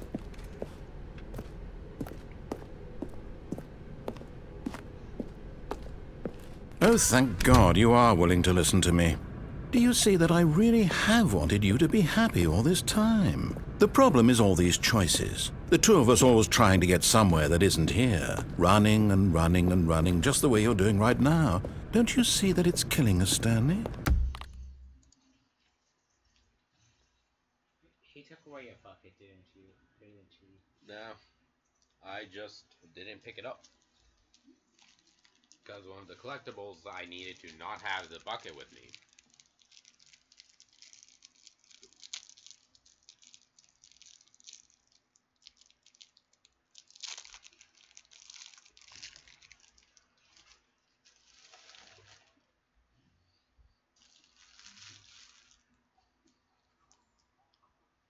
Let's go back in time again.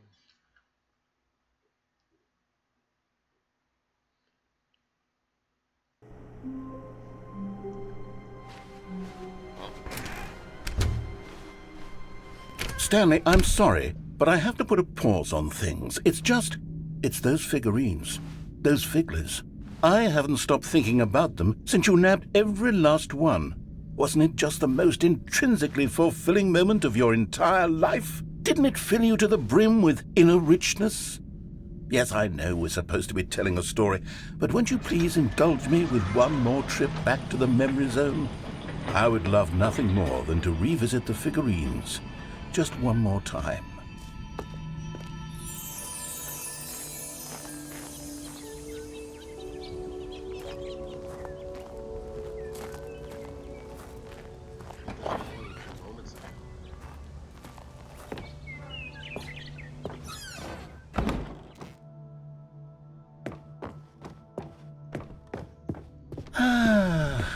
Here's where it all began.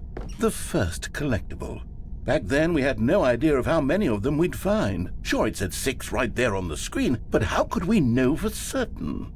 We were so innocent. We'll never be like that again, Stanley. Yeah, I can pick it up again. 7 out of 6.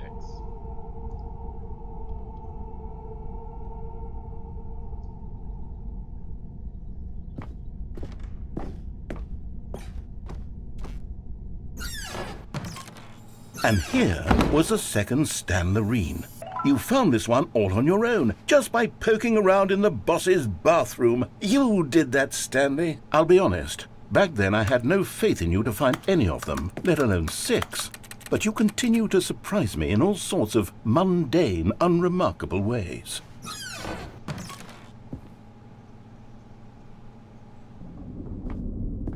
Okay, let's do a little quiz. Which of these rooms was the room you found your third mini Stan? Can you remember?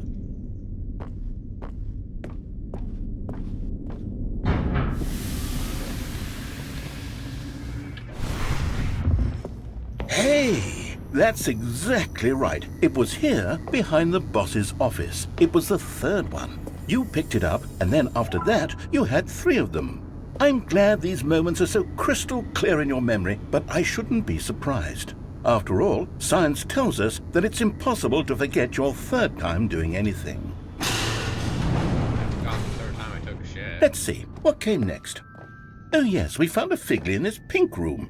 Oh well, I can't actually say I remember being in this room, but it's here in the memory zone, so it must have happened. Okay.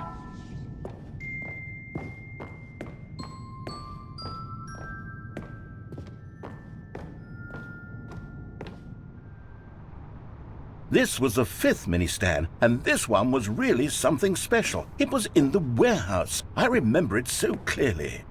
In fact, because this one is particularly special to me, I made a little video to commemorate the occasion. Enjoy. No.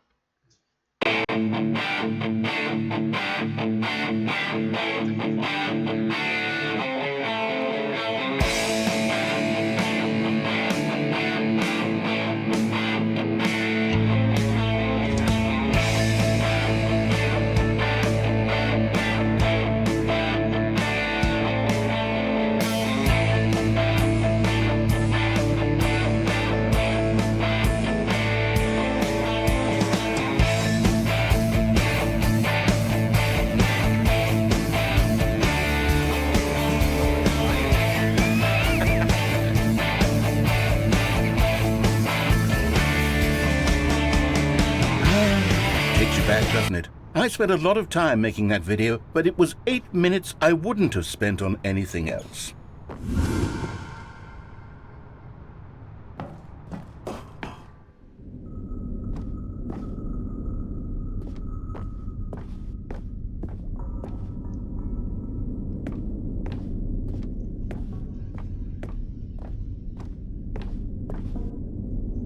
And then, Stanley, then we came to the last collectible, the final figurine, right here by the red and blue doors.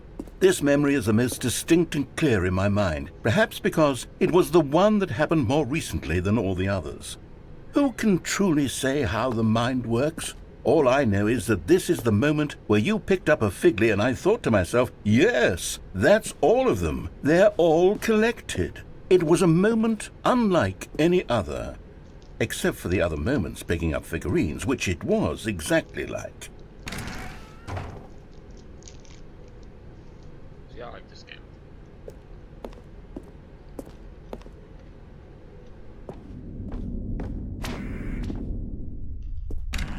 And then there was no more, because we've caught up to the present moment. Nothing left to do but move onward into the future. Goodbye, Memory Zone.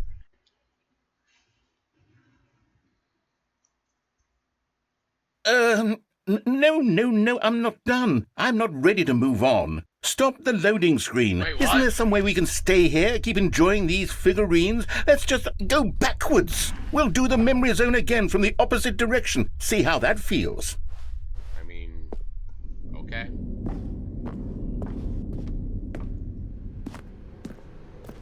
Okay, yes, the room with the red and blue doors. I remember this.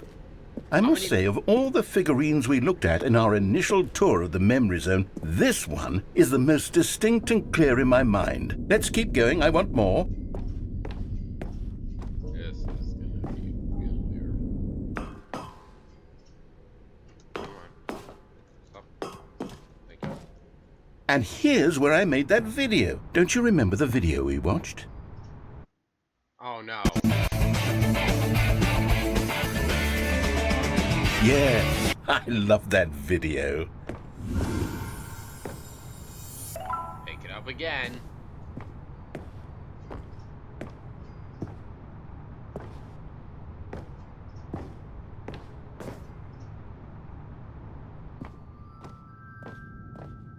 Still don't remember the pink room, Stanley. Still no memory of this one. Good room, though. A solid room.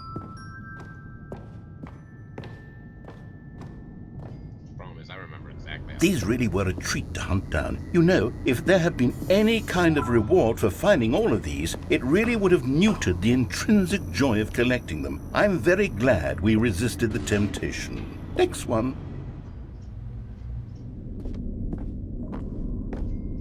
The reward is getting to pick them all back up.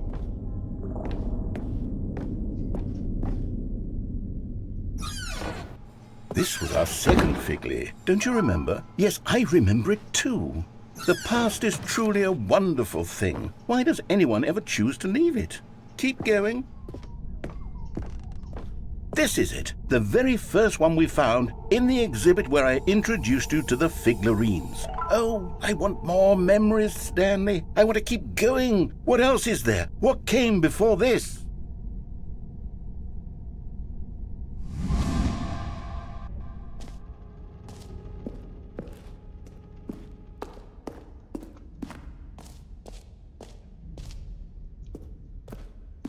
Oh, the jump ring. Look, it's the terrible new content that we were originally sold on. I remember hating it back then, but time does put a rosy filter on everything. In fact, I dare say I'm actually quite fond of it now. Look how much fun the past is. I want more. More memories. Okay.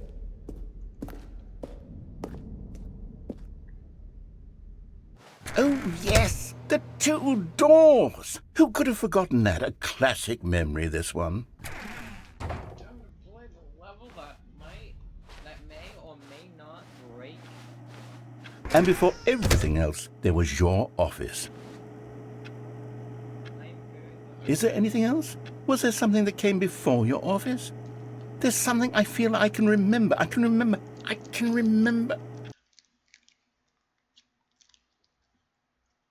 Yes, I'm remembering something now.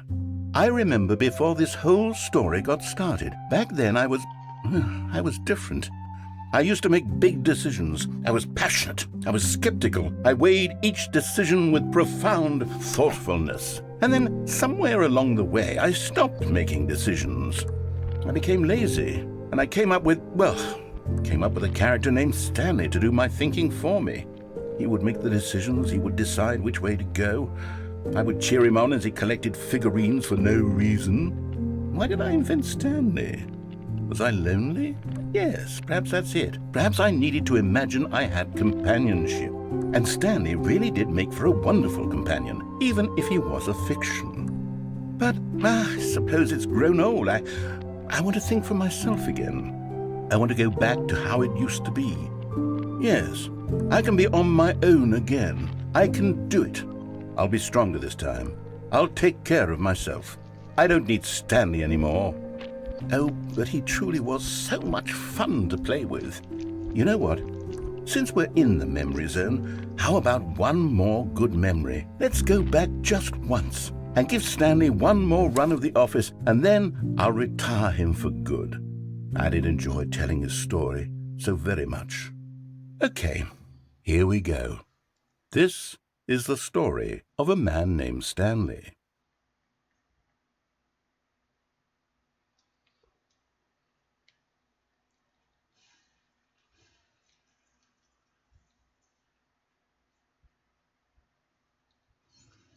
Oh no, they're not ladies.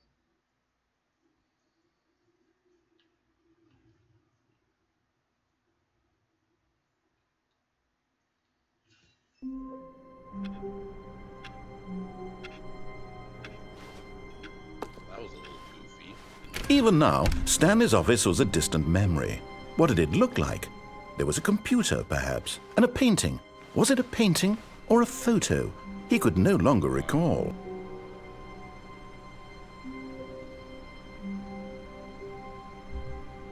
Hi, you want my attention or something? Hi. What? Okay.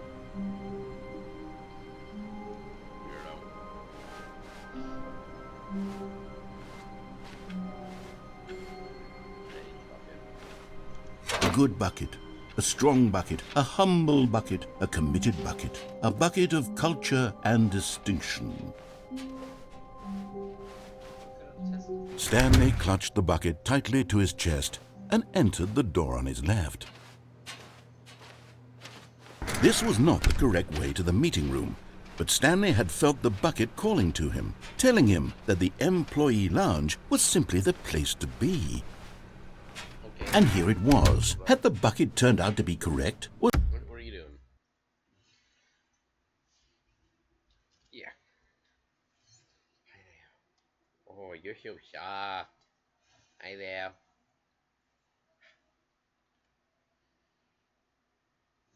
Oh, I got a little cat. Oh, and he's so fat. What are you doing? Sit down. Yeah, there you go. Good boy. Was this better than the meeting room? Wait, why did they Yes, make this Stanley playable thought to with just himself. one hand? Yes, perhaps it truly was. How insightful the They made this bucket turned playable out with to just be. one hand. Tucker, So? you wanna know what you could do with the other hand? The most Watch ga- one video. No, never mind. The most bucket games was I've seen wrong. where they're designed to be Stanley playable took with the just door on one his left hand to go are, back to the you meeting know- room. Wait, I need this way. And so the two of them detoured through the maintenance section and walked straight ahead to the opposite door.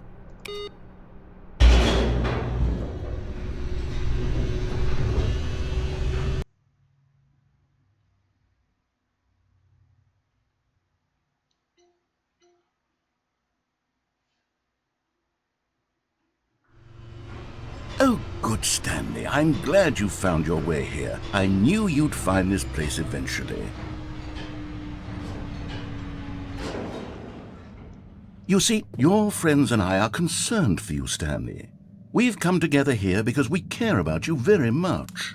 It's this bucket you're carrying around everywhere. The bucket isn't even from the original Stanley Parable. It's just sequel content. We're the ones that matter, Stanley. Classic characters from the first game, like the Adventure Line and the Broom Closet. Because that's what fans want from a sequel. They want more of their favorite jokes, not this bucket that they've never seen before. Yes, I know I'm the one who gave you the bucket, but you're spending too much time with it. Don't you want another story involving the Adventure Line? We could make the Adventure Line go somewhere new. Yes, yes, that's what the fans want. Let's do it. Whee! Look at that wacky line. Who knows where it'll go off to next? Oh, and it played some silly music as well.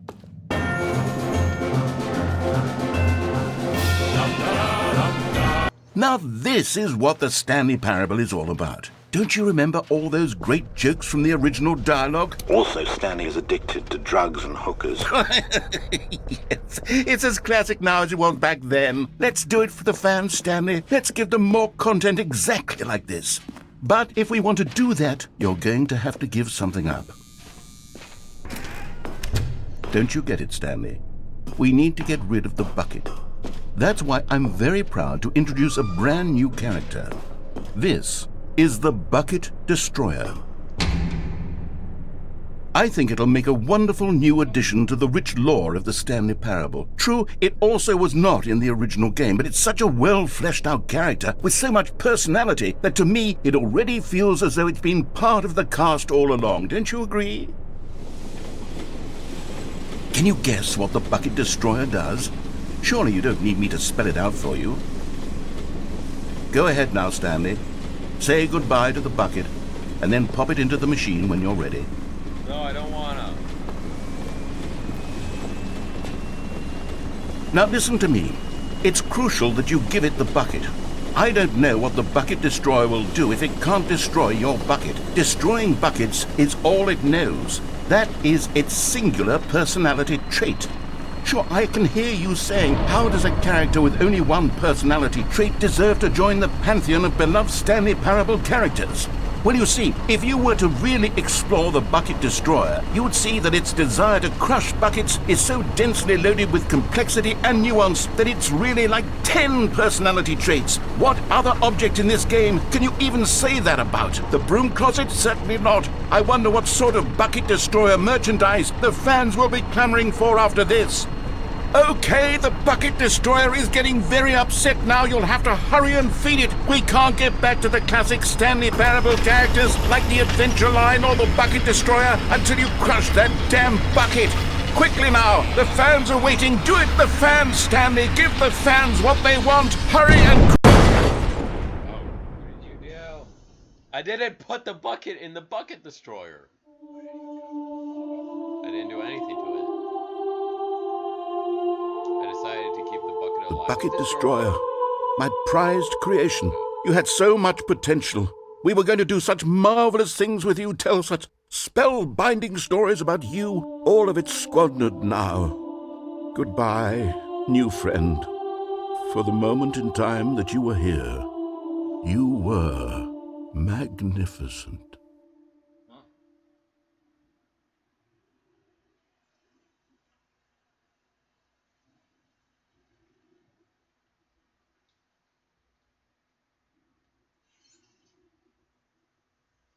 Okay, Bucket Destroyer ending. Let's go.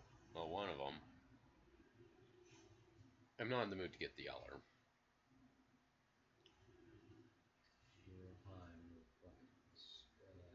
But the thing is, I wanted to do a confusion ending with the bucket.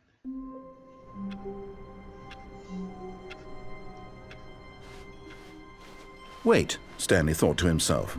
Am I sure that the orders stopped coming in? How is that possible? They never stopped. Surely I was mistaken.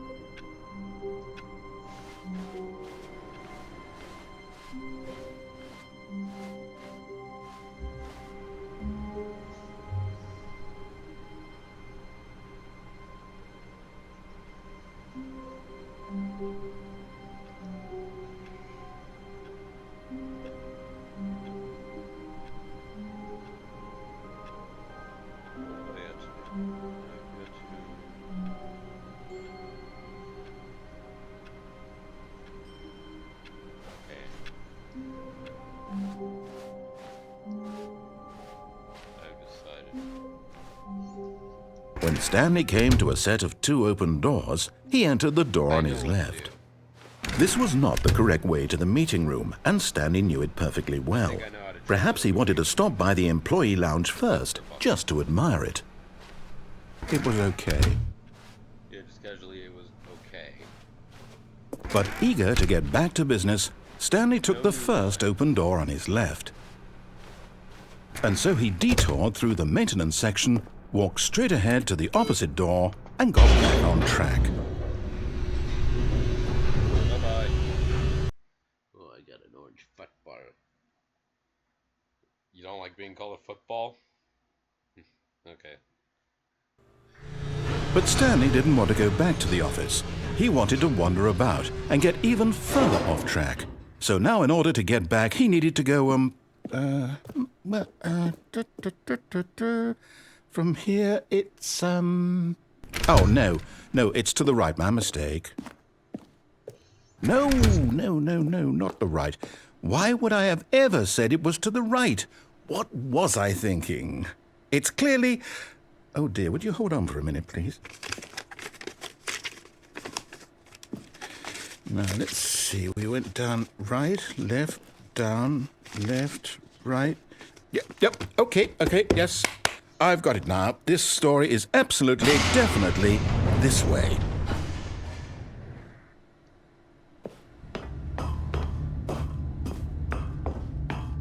No.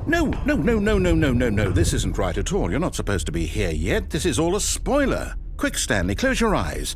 Okay. We just have to get back to, oh, who am I kidding? It's all rubbish now. The whole story completely unusable. How about, rather than waste my time trying to salvage this nonsense, we'll just restart the game from the beginning. And this time, suppose we don't wander so far off track, Okay, from the top.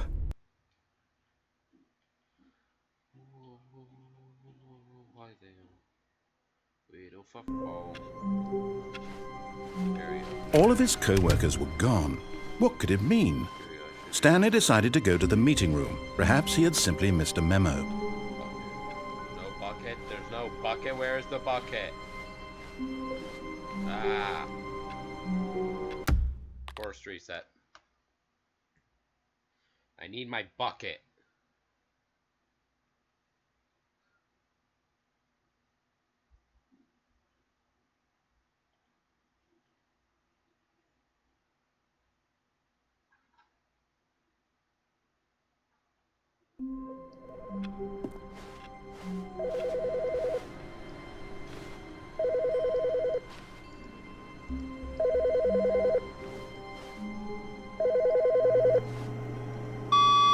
Good morning. Thank you for contacting the Future Happiness Foundation.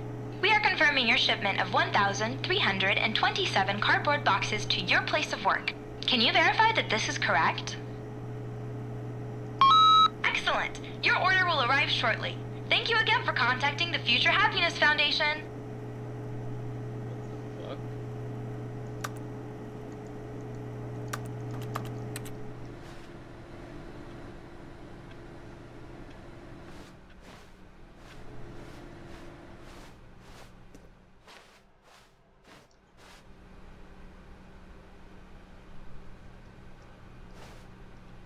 Purchased a whole bunch of boxes.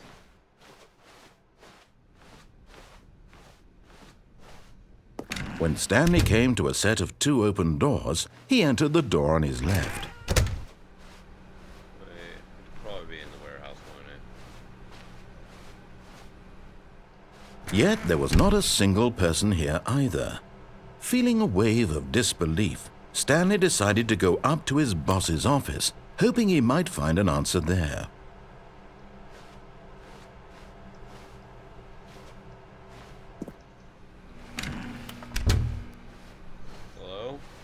Coming to a staircase, Stanley walked upstairs to his boss's office.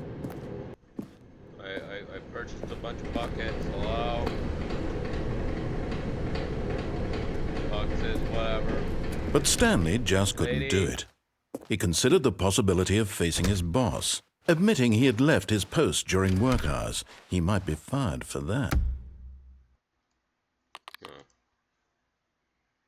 I guess I was supposed to go to the other place, because of how many boxes, it would make sense to have to go to the other room.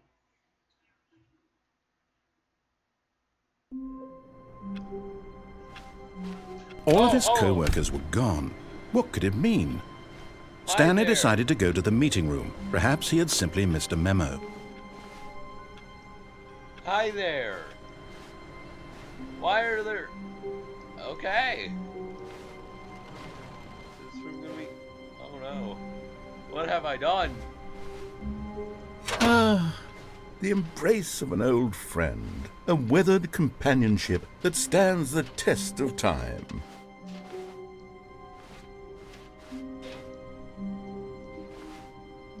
Oh boy. Stanley clutched the bucket tightly to his chest and entered the door on his left.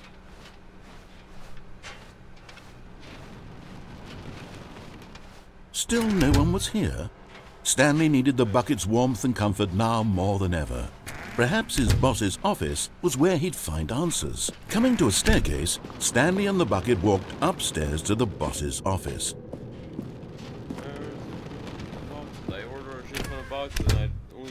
for a short amount of time. That's worthless.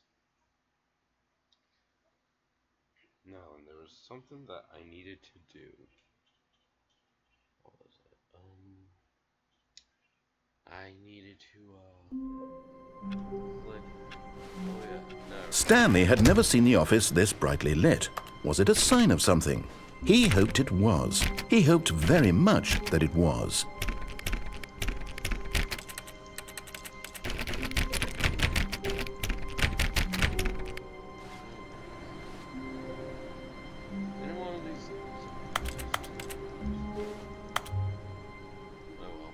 I got something I still need to do with the bucket. It's like the only...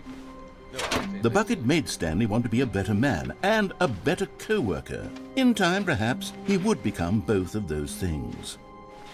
Stanley clutched the bucket tightly to his... This was not the correct way to the meeting room, but Stanley had felt the bucket calling to him, telling him that the employee lounge was simply the place to be. And here it was. Had the bucket turned out to be correct? No, never mind. The bucket was wrong. Stanley took the door on his left to go back to the meeting room. No, said the bucket. don't go to the meeting room. Go somewhere else. But Stanley feared that any path he walked might lead to the separation of himself and the bucket, his dearest friend. So he threw himself to his death, that they might die in one another's arms. How deeply touching.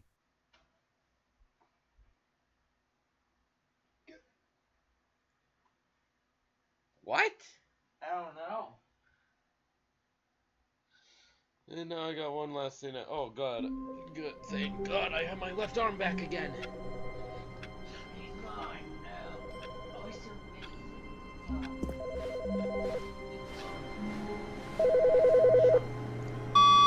Hello.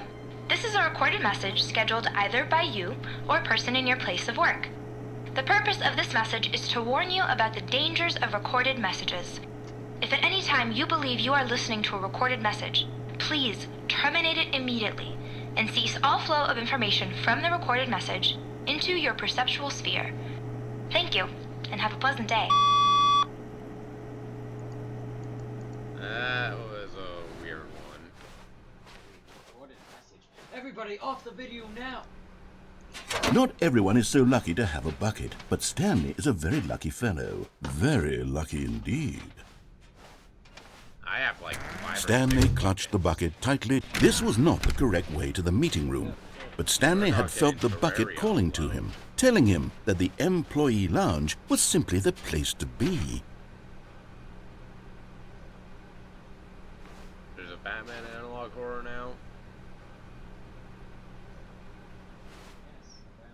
And here it was. Had the bucket turned out to be correct? Was this No, never mind. The bucket was wrong. Stanley took the door on his left to go back to the meeting room. No, said the bucket. don't go to the meeting room. Go somewhere else. The cargo lift, yes. Good, said the bucket. now ride the lift all the way to the top. There's something up there I need you to do.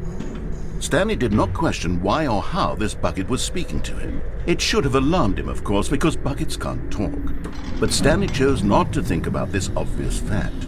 He was firmly convinced that the bucket had spoken to him, and he unthinkingly did whatever the bucket asked.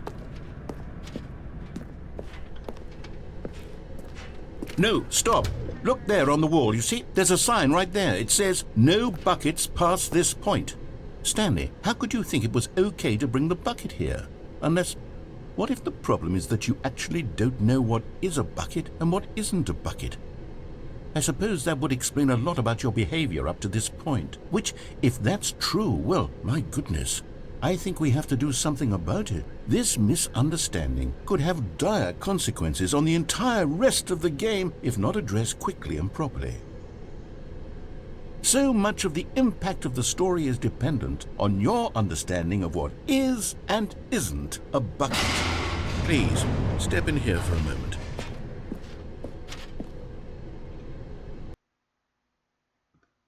April 26, 1959, 20 years after the death of Thomas and Martha Wayne. The Elizabeth Orphan Asylum was placed under lockdown after...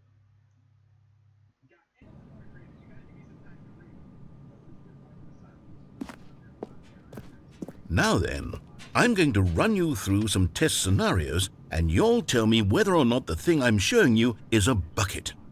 Simple enough, right? This should tell us everything we'll ever need to know about what is or is not a bucket. Okay, let's begin. Item 1. Is this a bucket? Correct. It is a hologram of a bucket, not an actual bucket.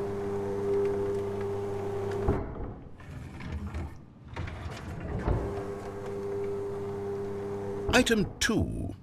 Is this a bucket? Correct. It is a 3D printed recreation of a bucket, not an actual bucket.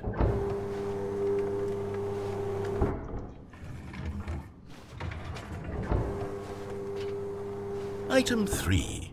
Is this a bucket?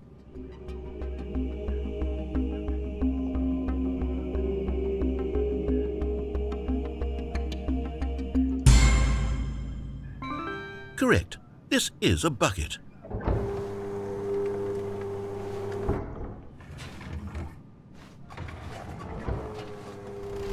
Item 4. Is this a bucket? Correct. This is a tractor and not a bucket. To be honest, I just sort of put this one in here as a gimme, but I was starting to get concerned that even this might be too much for you. Thank you for not making me look like an idiot. Okay, next one.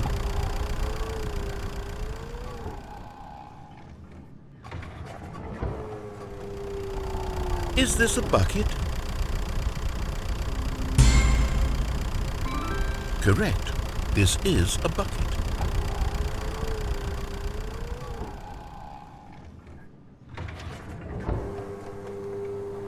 Item 6.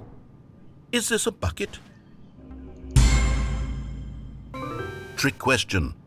Both. Gotcha.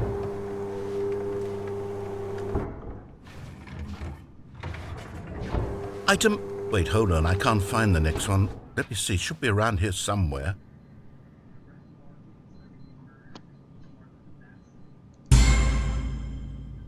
Yes. Thank you. There's nothing here. Of course it isn't a bucket. We both know full well that nothing isn't a bucket. Wait, when I say nothing isn't a bucket, that makes it sound like I'm saying everything is a bucket, which of course is not true. Unless, is that what you think? Answer me straight, Stanley. Are you trying to tell me that you believe everything is a bucket?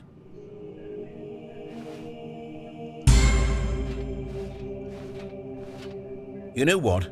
I'm too confused to even sort it out. I've lost all sense of perspective. What is a bucket? What isn't a bucket? Mere moments ago I could answer these questions with confidence, and yet now I'm somewhat adrift. Do any of us know what a bucket is? Am I a bucket? Stanley, I can't keep doing this. I'm losing myself, and myself was all I ever had to begin with. I'm afraid the bucket is threatening to tear our relationship apart. I can't have that. I'm sorry. But I'm going to erase all buckets from the game entirely. Okay, here we go. His brain, his hair. What happened? Is everything gone? Why did everything disappear? Wait, was everything a bucket? Every single thing in the game was a bucket. Oh my God, I had no idea. How could... except me. I'm not a bucket after all. And you, Stanley, you're still here. You're not a bucket either. Oh, this is wonderful news. We're not buckets. Yes, I actually feel much more at ease right now. It's delightful to get some clarity on that issue, but it doesn't change the fact that we haven't got a game. So, tell you what, I'll reset everything and we'll put back all of the buckets, okay? And we'll know that it's all a bucket. But if you run into anyone else, maybe don't mention that. Who knows what that information might do to a person? All right, here we go.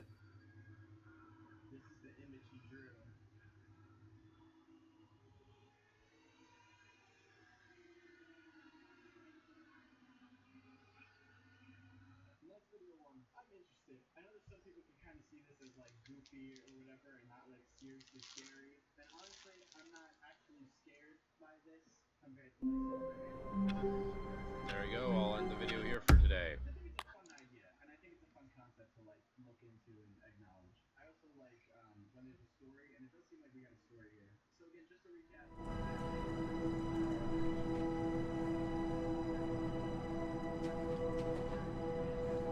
Oh,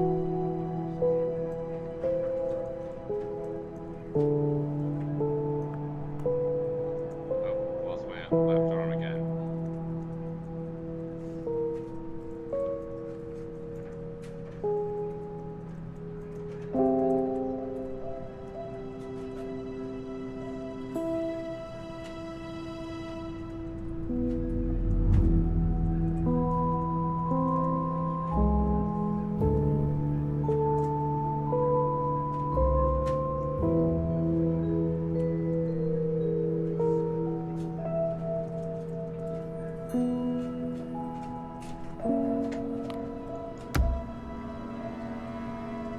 Go outside a lot, which I guess makes sense. Maybe Bro's been chilling in the back cave a little too long. But I'm interested to see where this goes, why Batman is acting this way or going down this route. So we'll see. Also, in the description it says no heroes, only creatures, which is interesting. Wrong. There's enough heroes. Used heroes apostrophe S. Take 2. Jim Gordon audio log live. 1960. Whoa, whoa, whoa! I got a cat on my arm. Whoa, No, no, don't. It's me. 1960. 1960. MP4. They didn't have MP4 back then. Why are you licking my watch, you weirdo? Plus, it's apparently an audio log. What are you doing to my watch?